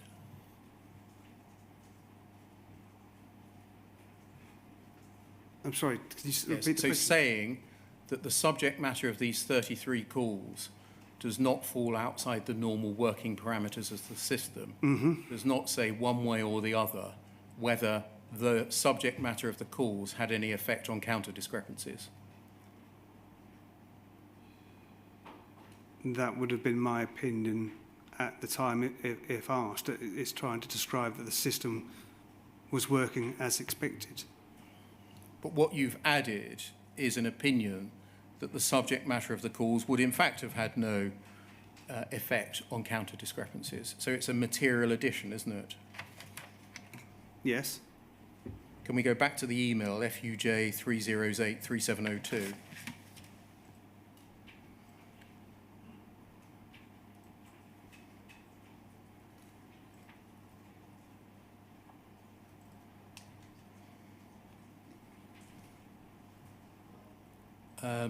You're referring in the bottom message to the as discussed. Yes. So are you telling us that the subject matter of the entirety of that bottom email had been discussed? You have carried out the work before the email of the 3rd of June had been received, and that's why you were able to turn it round so quickly on that Tuesday morning? I would like to think so, yes. Can we move forwards, please, to FUJ 3729?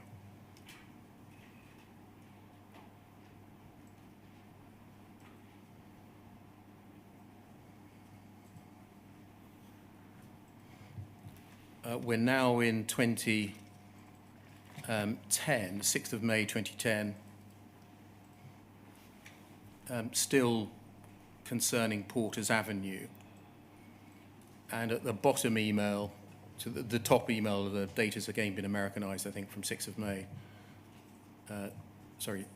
From the printed as the 5th of June, in fact, the 6th of May. If we look at the bottom email first, 6th of May, please provide me with a further statement exhibiting the 33 calls log. Can you send a copy of the exhibit with a label? Apologies for the short notice. There's a mention at court tomorrow. Can you see that? Yes. And then at the top of the page, again, you reply quite quickly, 11:07 through to 12:41. Let me know if this is okay. Can you see that? Yeah.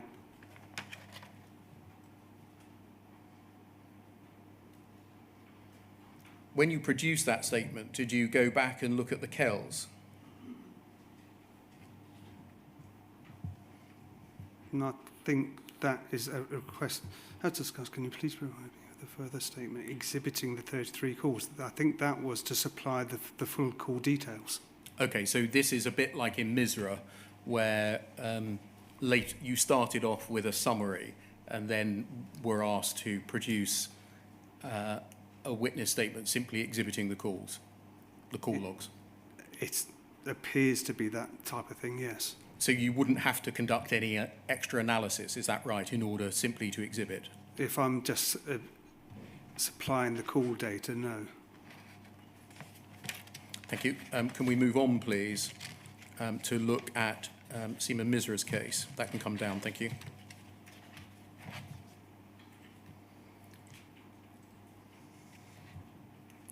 You made, I think, 3 witness statements in the case of Seaman Misra. Can we look at one of them, please? The one dated the 29th of January 2010, poll 30584448.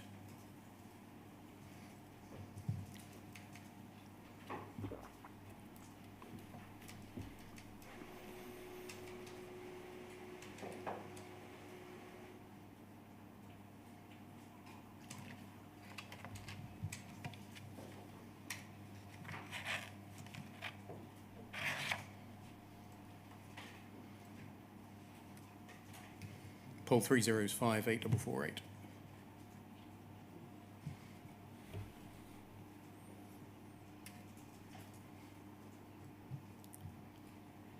It's obviously a rogue reference. It's attaching a witness statement dated by email, dated the 29th of January 2010, from Mr. Longman to Phil Taylor in the post office and 2 lawyers, 1 solicitor, 1 counsel, attaching your witness statement, which deals with all of the helpline calls regarding the Horizon system, and asking for it to be served on the defence.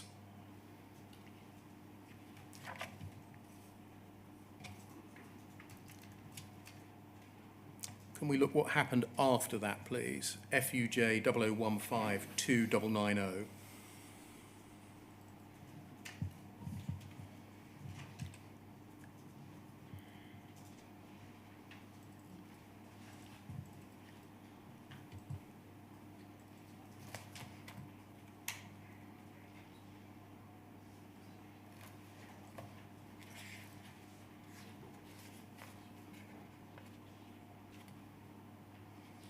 This is an email exchange between Anne Chambers and Gareth Jenkins. And just staying on the top part of it first, we can see that this email exchange is sent to you by Penny Thomas, okay? Yes. If we scroll down, please, to page 2.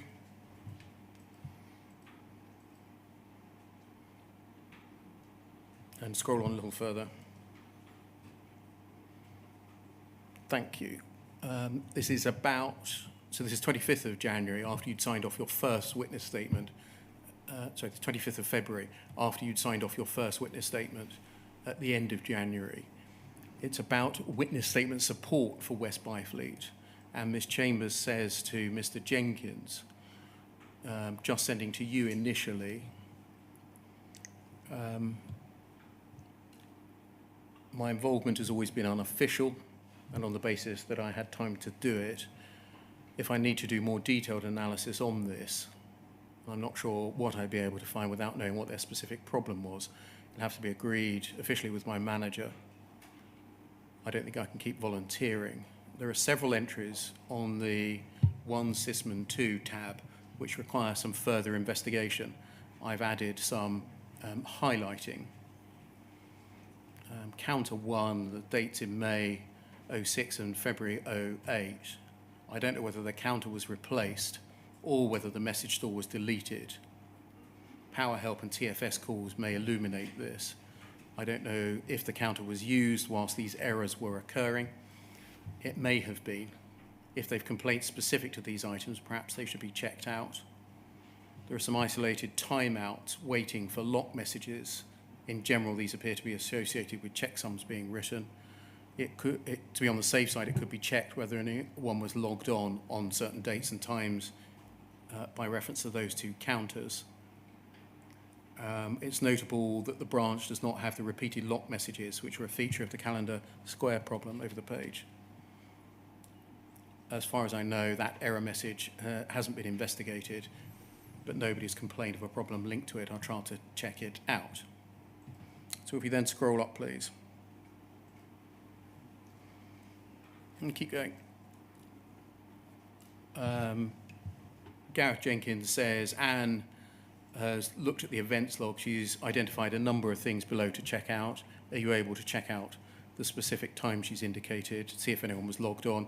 And secondly, against Andy Dunk's call logs, then up the page. Penny says to you, I requested the events to be checked to support your witness statement. I've had a chat with Gareth this morning. No transaction data has been requested. It's pointless going further. However, you might like to check Anne's comments against the calls in your witness statement. Did you do so? I'd like to think I did. I wouldn't have just ignored that email. You tell us in your witness statement, I'm not going to turn it up, paragraph 204 on page 61, I've no recollection of this email or what precisely I did in relation to it.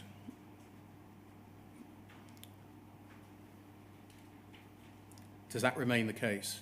You don't know whether you did anything as a result of... No, I can't remember what I did. Can you remember whether you did anything?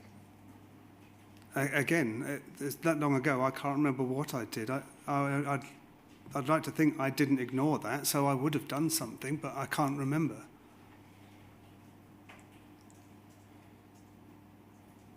You say in your witness statement, I would have satisfied myself at the time that the system events did not affect the integrity of data. What did you do to satisfy yourself that the system events did not affect the integrity of data?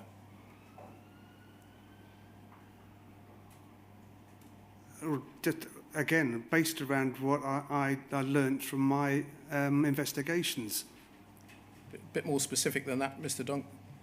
I don't know. I can't remember what I did. What could you have done in the light of the 3 suggestions that Anne Chambers was making to satisfy yourself that the system events did not affect the integrity of the data? Well, the system events are the ones that are picked up by the SMC.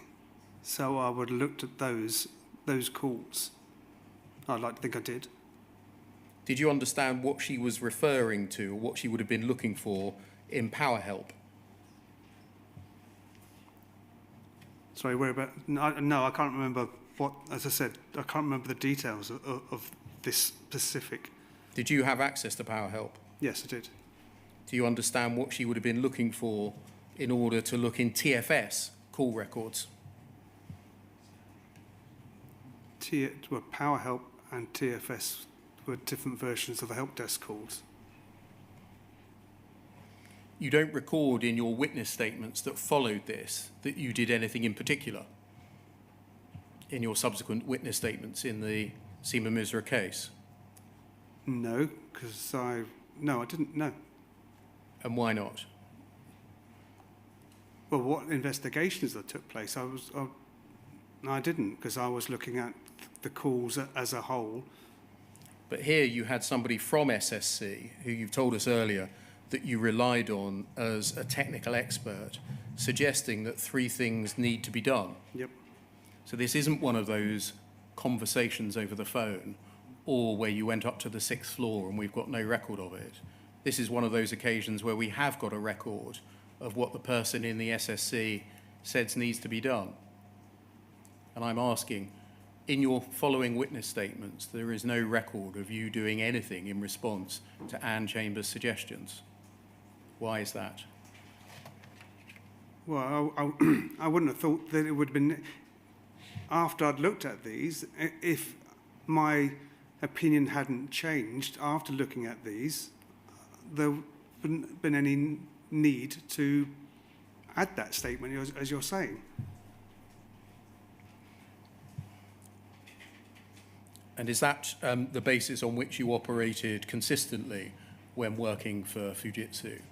That if you investigate something, but in your own mind it doesn't alter your opinion, there's no need to record that you had conducted that investigation whether in a witness statement or otherwise? I don't think at any stage I was required or asked to put down what investigative work that I carried out.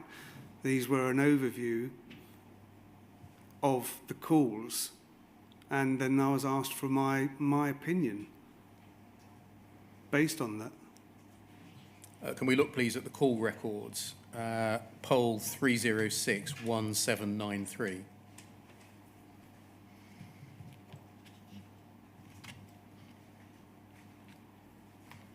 These are the call records that you exhibited. Can we look at page 22, please?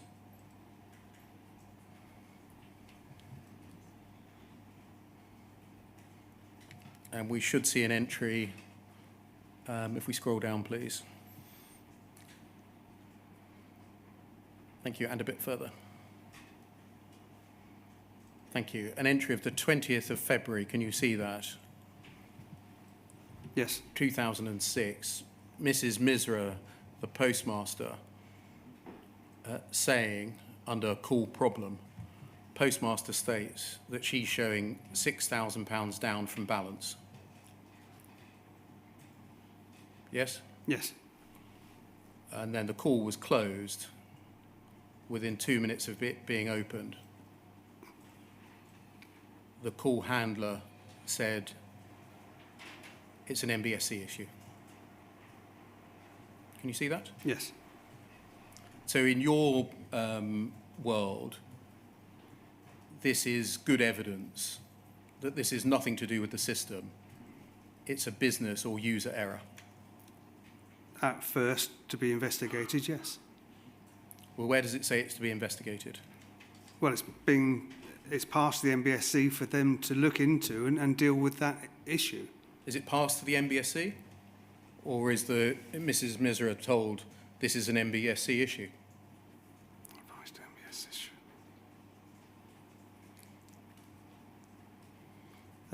Looking at that now, I don't know. I would assume it's been passed the MBSC. I advised it's an MBSC issue. It's either passed to the MBSC or advised that for the user to speak to the MBSC.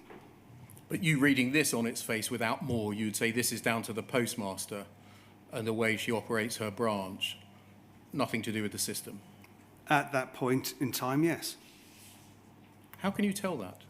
But it has to That be... record? Sorry? How can you tell that from that record? This is down to the postmaster, postmistress, and the way she operates her branch. Well, This doesn't indicate that there's anything wrong with the system. It was operating as intended. it's a business or a user issue. That has to be investigated first by the MBSC, because it's it looks like it's a balancing issues for advice for them to sort out, look into, or offer advice and guidance. Okay, over the page, please.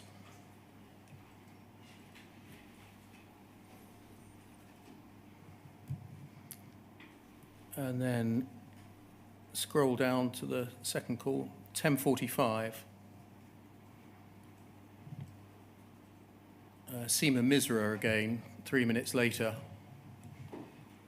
Postmaster states that showing £6,000 down from balance. Advised N because issue. Postmaster stated she was talking to the MBSC and got cut off. And then under call closure, I advised Postmaster, I would put her through. Postmaster was happy with this. And then scroll down. And over the page. 3:40 the same day, Seema Misra calling. Postmaster is stating that her system is showing different values for certain products. And then this one says Postmaster transferred. Scroll down a little bit. Again within 2 minutes. And then next call, please. Next day, Postmaster states the last couple of weeks they've had problems with the Horizon kit. It's always showing they're down in money. Over the page. Call closed. Advised, she's been advised by the MBSC, advised postmaster to follow this reference, offered, and scroll down. 23rd of February.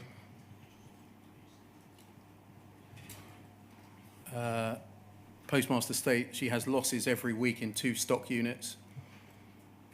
Call closed. Advised that the MBSE take a second look as the stock units appear to be in a mess. Over the page.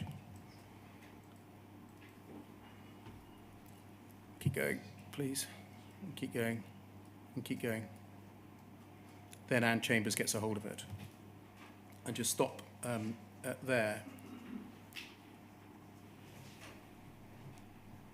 So a postmistress repeatedly calling in to the help desk, being directed to the MBSC. And on the basis of those call records, you say this is the system operating as intended. This is all routine. And this is down to the sub-postmistress, not the system. Correct? If it's passed to the MBSC to be investigated, yes. Can we look at page 26, please?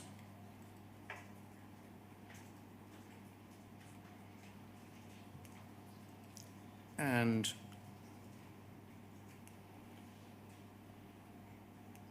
MBSC, this is the third entry, MBSC states that on the CC stock unit, postmaster has rolled over with a £1,500 loss. JSA stock unit, postmaster has rolled over with a £200 loss. MBSC states that on the 18th of February, postmaster declared her cash and she has a £900 loss up until Saturday. And then when the postmaster declared her overnight cash on Saturday at 1 p.m, went back to £200 loss. MBSC also states that her AA stock unit has a £6,000 loss. Postmaster has rolled this over as well. And then if we scroll down, please. And then scroll over that and keep going. Anne Chambers says she's checked very carefully and can see no indication that the continuing discrepancies are due to a system problem. And then over the page. And just stop there. The last 5 lines, she says this may be due this may be to do with how the discrepancies have been accounted for. I do not really understand this. I recommend that this call is passed back to MBSE Tier 2 for further investigation, since there's no evidence that the discrepancies are being caused by a system problem. If you want the above information in an email, let me know. So when you were providing a witness statement saying that all of the calls are of a routine nature and do not fall outside the normal working parameters of the system, but were you relying on the accuracy and truth of what's written, for example, here?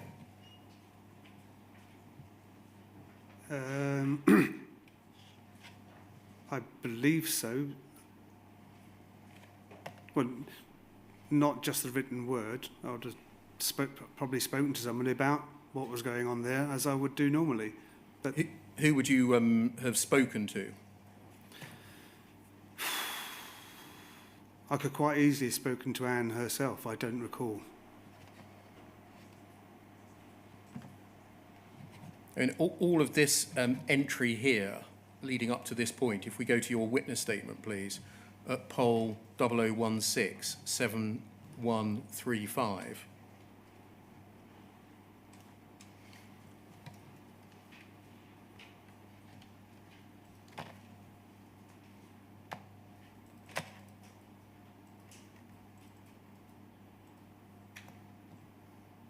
Poll 0016 7135.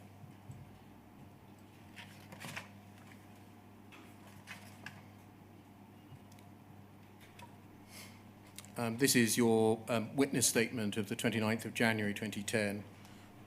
Can we look, please, at page 8?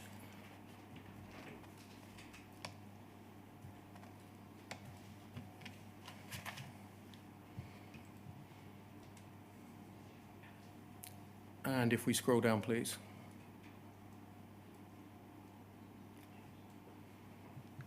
And a little further. Thank you. That call that we've just looked at is number 29.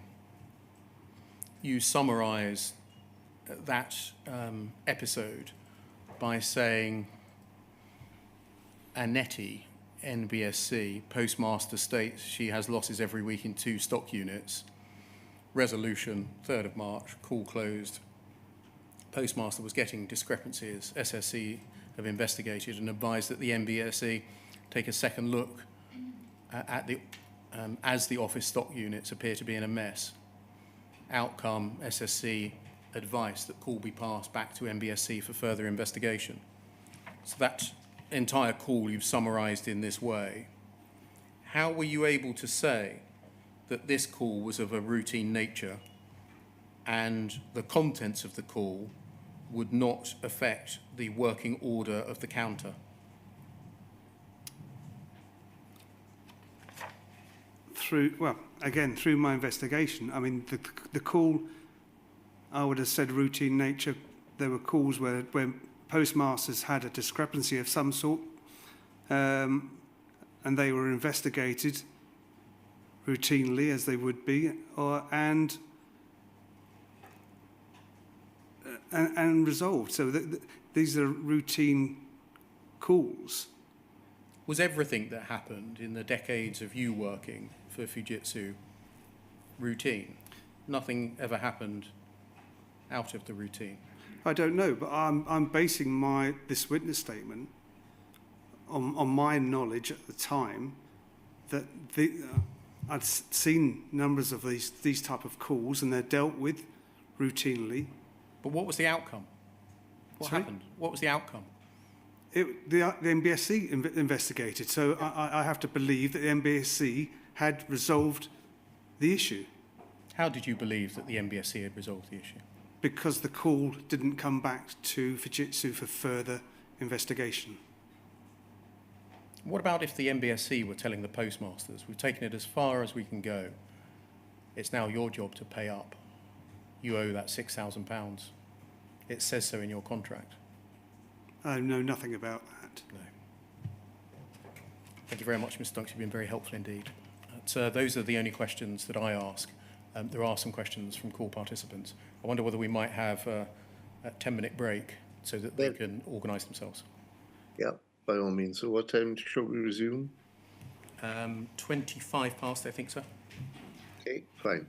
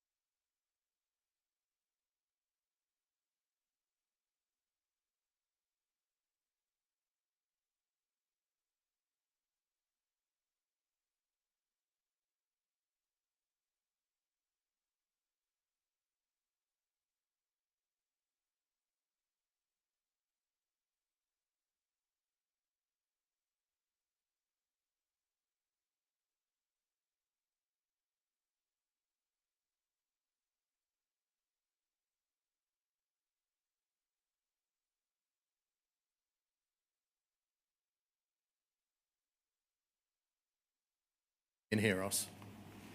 Yes, I can. Thank you. Thank you very much, sir. There are two sets of questions from call participants, about 15 to 20 minutes from Miss Page and about 5 minutes or so from Mr. Steen, in that All right. order.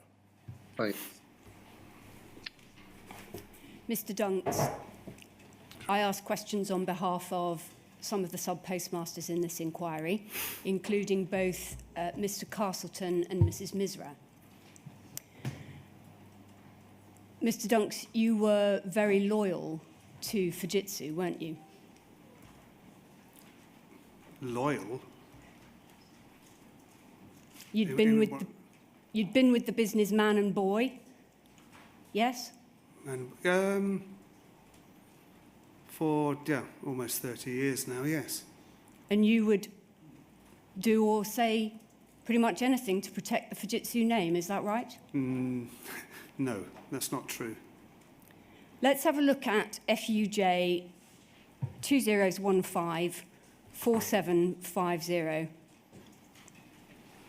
This is an email chain that the inquiry has seen before between you and your boss, Peter Sewell. And it was before you were due to give evidence against Lee Castleton. If we scroll down to Mr. Sewell's email, thank you. See you in court then. Fetter Lane is where they used to hang people out to dry. I don't suppose that type of thing happens anymore, though. That Castleton is a nasty chap and will be out to rubbish the FJ name. It's up to you to maintain absolute strength and integrity, no matter what the prosecution throw at you. We will all be behind you, hoping you come through unscathed. Bless you.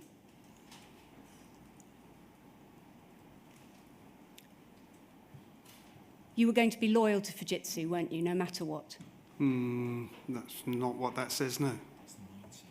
That's the culture, that's the mindset, isn't it, Mr. Dunks? No, I read that as he's trying to give me support and confidence to go in, because I think that was the first time I was being called to court as a witness. The way that he chose to give you confidence was by describing the person whose trial it was as a nasty chap. Do you see that? I do, yes. And he was going to be out to rubbish the Fujitsu name. And it was up to you to stop that, wasn't it, Mr. Dunks? No, it was up to me to be strong and deal with that with integrity. Let's look at your reply. If we go up, please. Thank you for those very kind and encouraging words. I had to pause halfway through reading it to wipe away a small tear. Bless you all, Andy.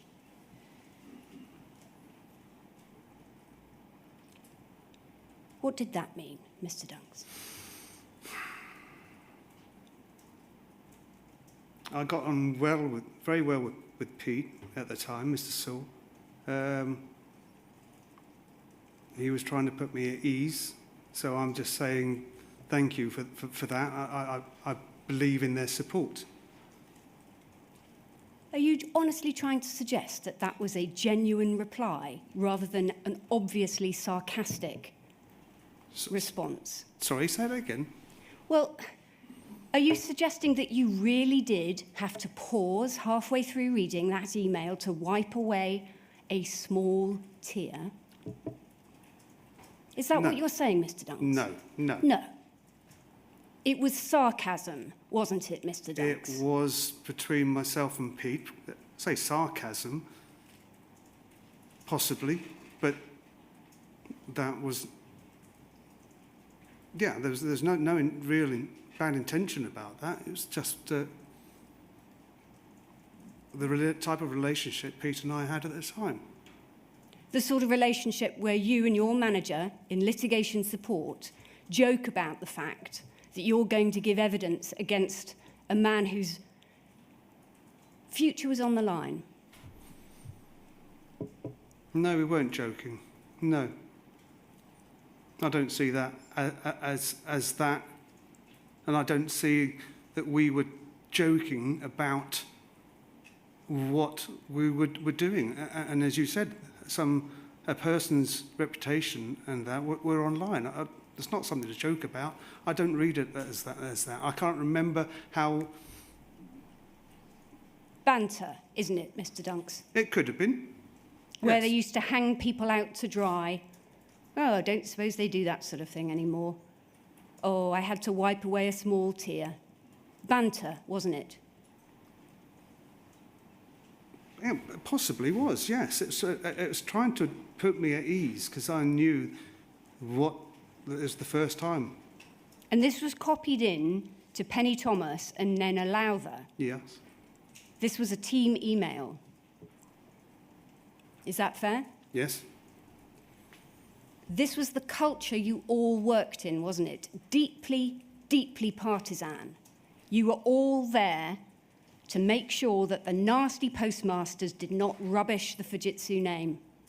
That's what your team was doing, wasn't it? No. As led by the man you got along with very well, Mr. Sewell. No, that wasn't the culture at all. I don't know why he used those words down the bottom. I've got no idea. But it was more, as I said, trying to put me at ease, to try and relax and tell me that they got my support and my backing. Thank you. Let's turn to Mrs. Misra and an email that you were looking at with Mr. Beer earlier on, but which I'd like to ask some different questions on. FUJ 00152990, please. And this is the set of emails which were forwarded to you. They were originally between Anne Chambers and Gareth Jenkins. And they were forwarded to you, as we can see at the top there, by Penny Thomas. Now, if we just look at this top right-hand corner of the page, we see page 1 of 4. And as we scroll down, before we scroll down, we can see there that it's got Penny Thomas above the fact that it's from her. Do you see? You see that there we are, highlighted. It's got that line and Penny Thomas above it, and then page 1 of 4. As we look through the email, so if we scroll down to the top of page 2, we see page 2 of 4, and then it continues page 3 of 4 and page 4 of 4. Now, would you agree that that suggests that Penny Thomas printed off that email chain? That's often the format we see, isn't it, when people print off an email and it comes out with their name at the top? To be honest with you, I don't know. If that's the format, I'll take your word for it. I'm not 100% sure on that. All right. Well, the final page that is part of this document is a short statement from you. And if we can go to that, please, page 5. So there we had page 4 of 4.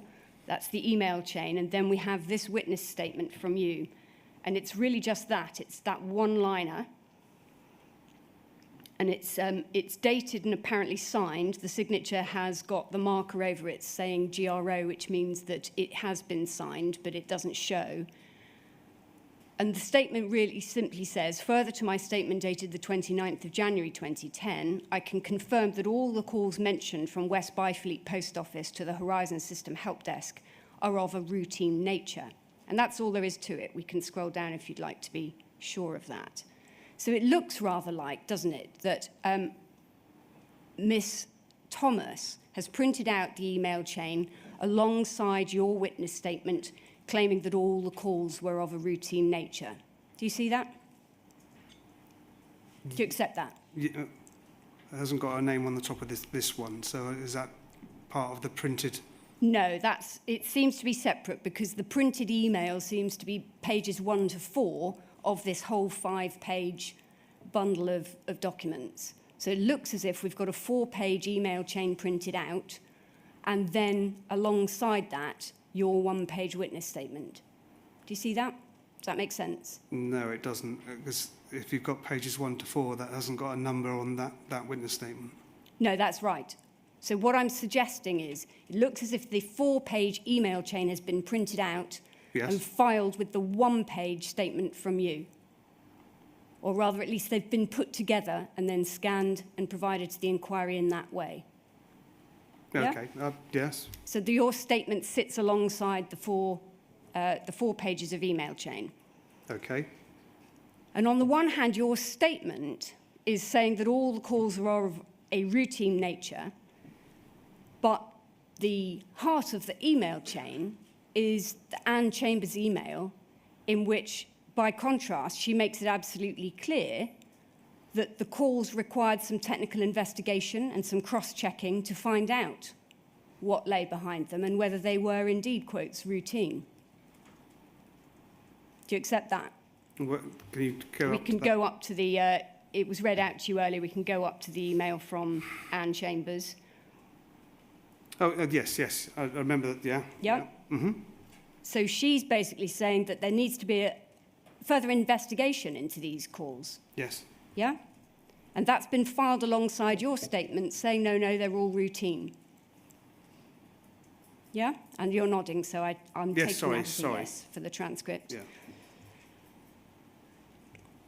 Now, would you accept that when you were sent this email chain, it put a burden on you to check your witness statements and make sure that what you'd said in them was correct and not misleading?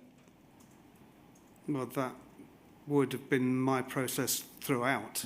And so when you received an email from Anne Chambers saying there's a whole number of technical things that need checking, you should have done that, shouldn't you, given that you had already signed a witness statement that claimed that these calls were all just routine? Well, yes, yeah. I would have done the work, yes. So you say now, do you, that you did all the work that was set out in Anne Chambers' witness email here? I hope to think I did. I don't remember what that involved and what I did specifically. Let's look at what she says needs to be done. She says, first of all, that the PowerHell stroke TFS calls may illuminate this. That's the middle of the page there.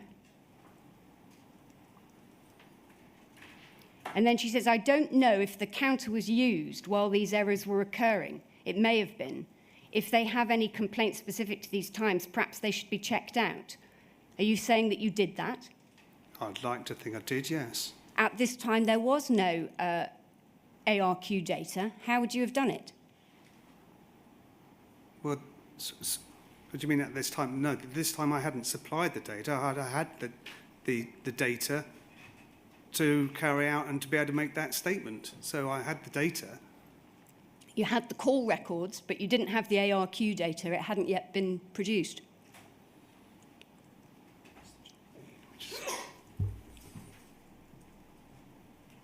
That's actually in the first email in this chain. We can go up to it if you like. But this is referring to the help desk. Yes, but how would you have known whether counters were being used while these errors were occurring without the ARQ data? I don't know how I'd come to that conclusion, but it's asking me to have a look, and I'd like to think that I did. And what I'm saying to you, Mr. Dunks, is that you didn't yet have the information you needed to have a look. And yet you had produced a witness statement in which you said that all the calls were routine. And you did nothing to change that, did you? Because of what I'd done to investigate it. There wouldn't have been anything... If I believed that there was no more information that's needed, and my witness statement was accurate to what I believed at the time, there wouldn't have been needed any further changes. Let's go down to the bottom of the email. Error message. Error in node retrieval for nodes 1010. As far as I know, this hasn't been investigated. But on the other hand, no one has complained of a problem linked to it. I'll try to check it out. What did you do about that? I can't remember what I did on that. I mean, that reads that Anne was going to try and check it out. I may have spoken to Anne, she may have spoken to me. I can't remember what took place. Well, let's go up to the top of the email chain and remind ourselves of what took place.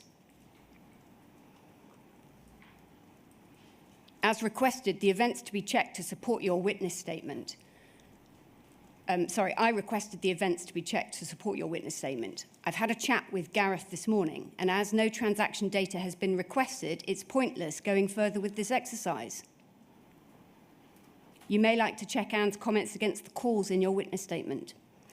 So all you had, Mr. Dunks, was the call records, and you had nothing else.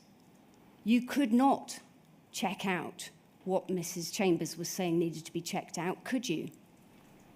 And yet you had provided a witness statement which claimed that all calls were routine. I can't remember how I came to that conclusion, but I would have been happy at the time. I don't know how I came to that conclusion. The calls may be in the information of the calls and when the calls were logged. I can't remember what I would have done, but I would have done something. At the very least, your statement that had already been signed required a qualification, did it not? Saying there are some further matters which need to be investigated when the ARQ data has been requested and supplied. Clarification that I still believe that statement was true, yes. And you did nothing, Mr. Dunks. What do you mean? I didn't... Well, we do not see, do we, a further witness statement in which you qualify or say anything at all about the statement that we've just had a look at, in which you claimed that all the calls were routine. If the statement didn't need updating, because that statement was, in my opinion, still true, there was no update needed. How was it still true, Mr. Dunks, when Mrs. Chambers had just set out all the ways in which the calls needed to be investigated to find out whether they were routine? Yeah. How could it still be true when those investigations had not been carried out and could not be carried out? Well, I'm sorry, but I would have done checks. I don't know how or what the process I did. No. So All right. if nothing needed changing, and that didn't affect my opinion on the calls, I wasn't going to change the statement. No, indeed. You told us that there was no relationship between the fact that the SSC were protected from giving evidence by Mick Peach and the fact that you routinely provided witness statements based on what they told you without revealing that they had told you what you were saying.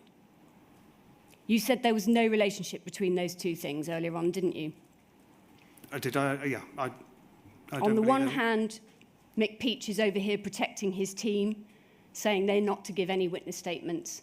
And on the other hand, there's you providing witness statements which say things that the SSC have told you without revealing that the SSC have told you that. Remember, you told us there was no relationship between those two things. Yes. We can see the relationship in action here, can't we, Mr. Dunks? Let's go back to Mrs. Chambers' email. And that first paragraph. Gareth, sending just to you initially. I know you have even more on your plate than I do, but my involvement has always been unofficial and on the basis that I had time to do it. And then at the end, without knowing what their specific, at the very end, she says, if I am to do anything, it will have to be officially agreed with my manager. You can instigate that if you like, but I don't think I can keep volunteering.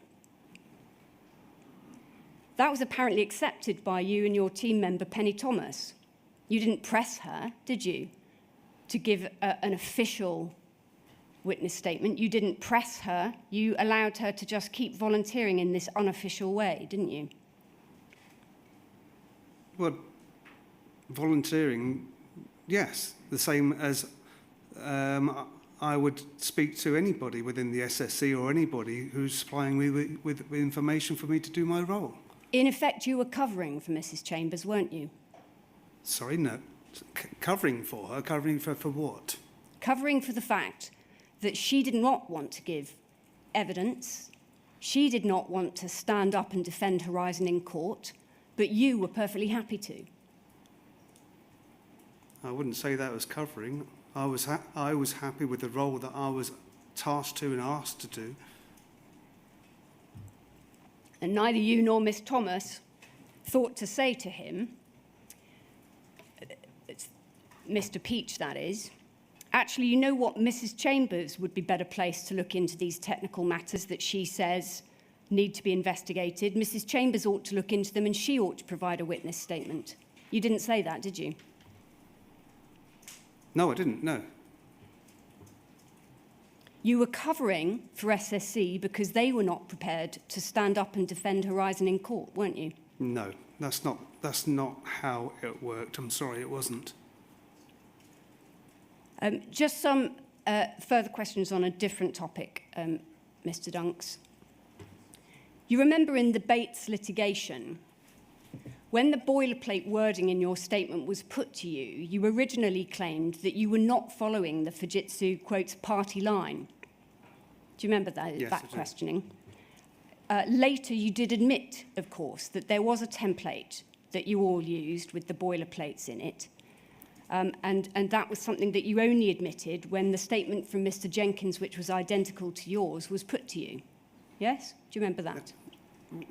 What's the word? Did you say boilerplate? Sorry. Yes, that's a word that's often used when speaking of legal wording that's been put in to cover off all eventualities. Standard wording, if you like. Oh, is it? I've never heard it before. Well, it was put to you in the Bates litigation, but never mind, we don't need to worry about that. You finally admitted that there was a Fujitsu party line, didn't you? I finally admit, yes, I've gone over that, and I misinterpreted what he meant by a party line. I had an understanding what I thought he meant by a party line. Yes.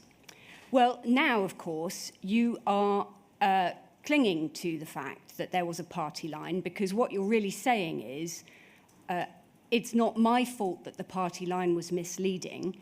It's not my fault I took the party line. I was just following orders. That's what I was told to put in witness statements, and that's what I did, yes? That's my understanding when I first answered that question, when I said no, because that wasn't the case. I see. So you're now saying, are you, that your process-driven witness statements, which were misleading, were entirely your own work? No, what I was saying was, when he first asked me the question, I was following a party line, I understood that to be that what you just said, that we were all told to stick by a story and follow the party line and don't waver from it, and we've been told what to say. That's what I, in my understanding at the time, was answering, and the answer was no. Later on in the questioning, he mentioned or stated that following the party line was the use of templates. So I agreed, well, if that was his understanding, yes, I agree with him. We did use templates. So I wasn't trying to cover or hide anything. I just was answering the question how I understood it. Well, you haven't been prepared to reveal who drafted those templates, who was in charge of what was used from those templates, how it came about that you used this bit or that bit, and so did Mr. Jenkins. Sorry, I don't understand that. Well, you haven't revealed anything to do with how those templates were actually used and who was in charge of them, have you? How they were used? They were used by, what do you mean how they were used? They were used by us. Who drafted them? Someone within Fujitsu. Someone. Well, let's look at some of the standard paragraphs and just identify this. When Mr. Jenkins was recently asked about the standard paragraphs from the templates, and Mr. Beer asked him, about this paragraph, which you will no doubt recognise. There is no reason to believe that the information in this statement is inaccurate because of the improper use of the computer. To the best of my knowledge and belief at all material times, the computer was operating properly, or if not, any respect in which it was not operating properly or was out of operation was not such as to affect the information held on it. Now, you know that wording, don't you? You use it yourself or have used it many times. Yes. But you've also used that exact same wording, replacing the words the computer with the system. That also is something you have said in many, many witness statements. Okay. What was the difference between the computer and the system? I'm not sure what the difference was. It's still trying to convey the same opinion. What is that opinion then, Mr. Dunks? What the statement says. I don't remember why those two words were changed. Who instigated that change? Pardon? Who instigated that change? I have no recollection of who instigated that change. I can't remember. Well, did you? I'm so sorry. I said, did you, Mr. Dunks? In other words, did you quite deliberately, on some occasions, use the word the computer, and on other words, and on other times, the system? Or was there a different template which you use from time to time? No, I don't believe there was a different template. I don't remember why. If there wasn't a different template, you personally must have decided to substitute the system for the computer on occasions. So I think what Ms. Page wants to know is why you did that. That may have been on the request of someone within the post office or one of their lawyers. I don't. Every time there was a change within a witness statement, it was spoken about and discussed and then agreed on the wording. So there were many changes. The witness statement evolved through the years and changes. How that was changed and the process and when things were changed and things taken out, I can't remember that process and who instigated what changes. So you have no recollection of any kind as to any conversation between you and anyone which resulted in the phrase the computer being changed to the phrase the system. Is that your... No. I mean, even now, I would regard that meaning the same, trying to convey the same thing. I don't know why those two words were changed. So there's your answer, Ms. Page. The computer and the system are the same thing. Well, I wonder if I might just ask a little more on that, just by putting to you what Mr. Jenkins said he thought the computer meant. He said that he thought the computer meant the computer that he was typing his witness statement on. That his desktop computer that he was typing it on was working properly. Does that make any sense to you, Mr. Dunks? I don't know how or why, how he came to that conclusion. I don't know. No. Do you know how or why it was that he came to have that wording at all?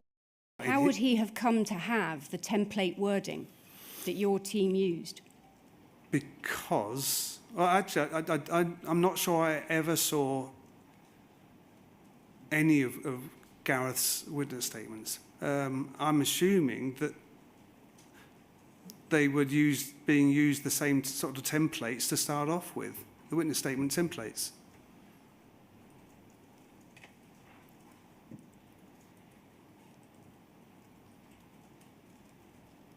Was this dealt with at a level above you, Mr. Dunks? Was someone in charge of the template and how it was used?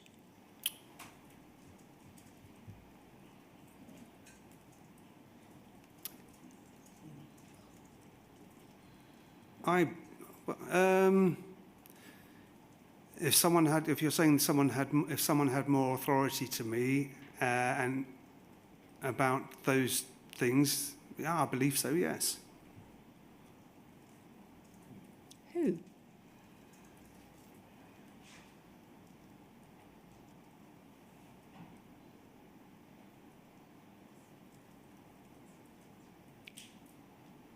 Is your loyalty getting in the way here, Mr. Dunks? My loyalty. Is that why you're being so cagey about who was in charge of the standard wording in the witness statements? No, because I don't know who wrote the witness statement. I don't know who drafted the original witness statement. And you don't know who changed the wording from one thing to another? Well, that would have been, I mean, someone like through discussions within the post office. I mean, I know that the wording at times of the ARQ witness statements were changed and that would have been, I would have been I would have been informed by someone like Penny, because she managed the litigation. So we were told that if there were any changes, we were then been told to use the new format.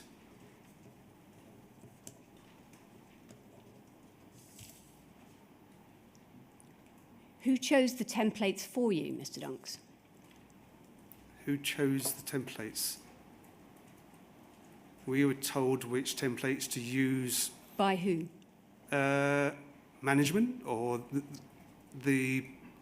management. Either our line manager or the litigation support manager. Going back to your loyalty, Mr. Dunks, was it your loyalty that led you not to reveal the existence or the content of the known error logs in your witness statements? No, not at all. No, because every witness statement that I supplied, I was aware that if needed, and which we did on many occasions, supplied all the call data to be seen, and so they could see within, if they investigated or looked at it, anybody who looked at that would see that there were KELs, and they would have been able to request or that information as well. At no time was I hiding anything, because I knew that information was available. Did anyone ever tell you not to refer to the KELs? Did anyone ever tell you that it would be better not to make sure anyone knew what KEL stood for? Not at all. I was never told. I honestly believe that I was never told, don't put this in, you mustn't say that. And that's going back to you, people implying that we were following a party line. I was never under pressure to put in something that I didn't want to put in. Thank you, sir. Those are my questions. Thank you, Ms. Page. Mr. Steen? Mr. Dunks, I've got two areas to ask you questions about. I asked questions on behalf of a firm called Howe & Co, who've instructed me on behalf of a large number of sub-postmasters. One of our clients, with an eye for detail, wants to see if you can help regarding the development of Horizon Online and its operating system, okay? So this goes back to around, 2010.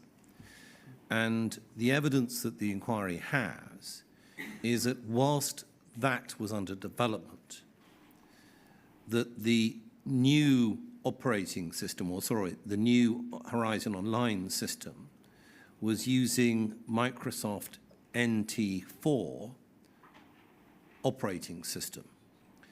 And the reason why was that it was regarded as being too expensive to upgrade to a more current technology.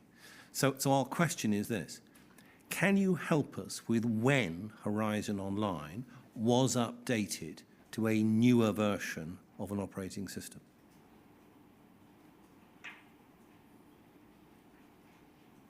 No, I can't. I can't remember the dates when we moved from one to another. No, I don't.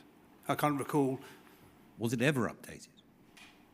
Well, Horizon was updated to Horizon Online. Yes. Yes, but the operating system, being Microsoft NT4, did it move on from that point? Oh, right.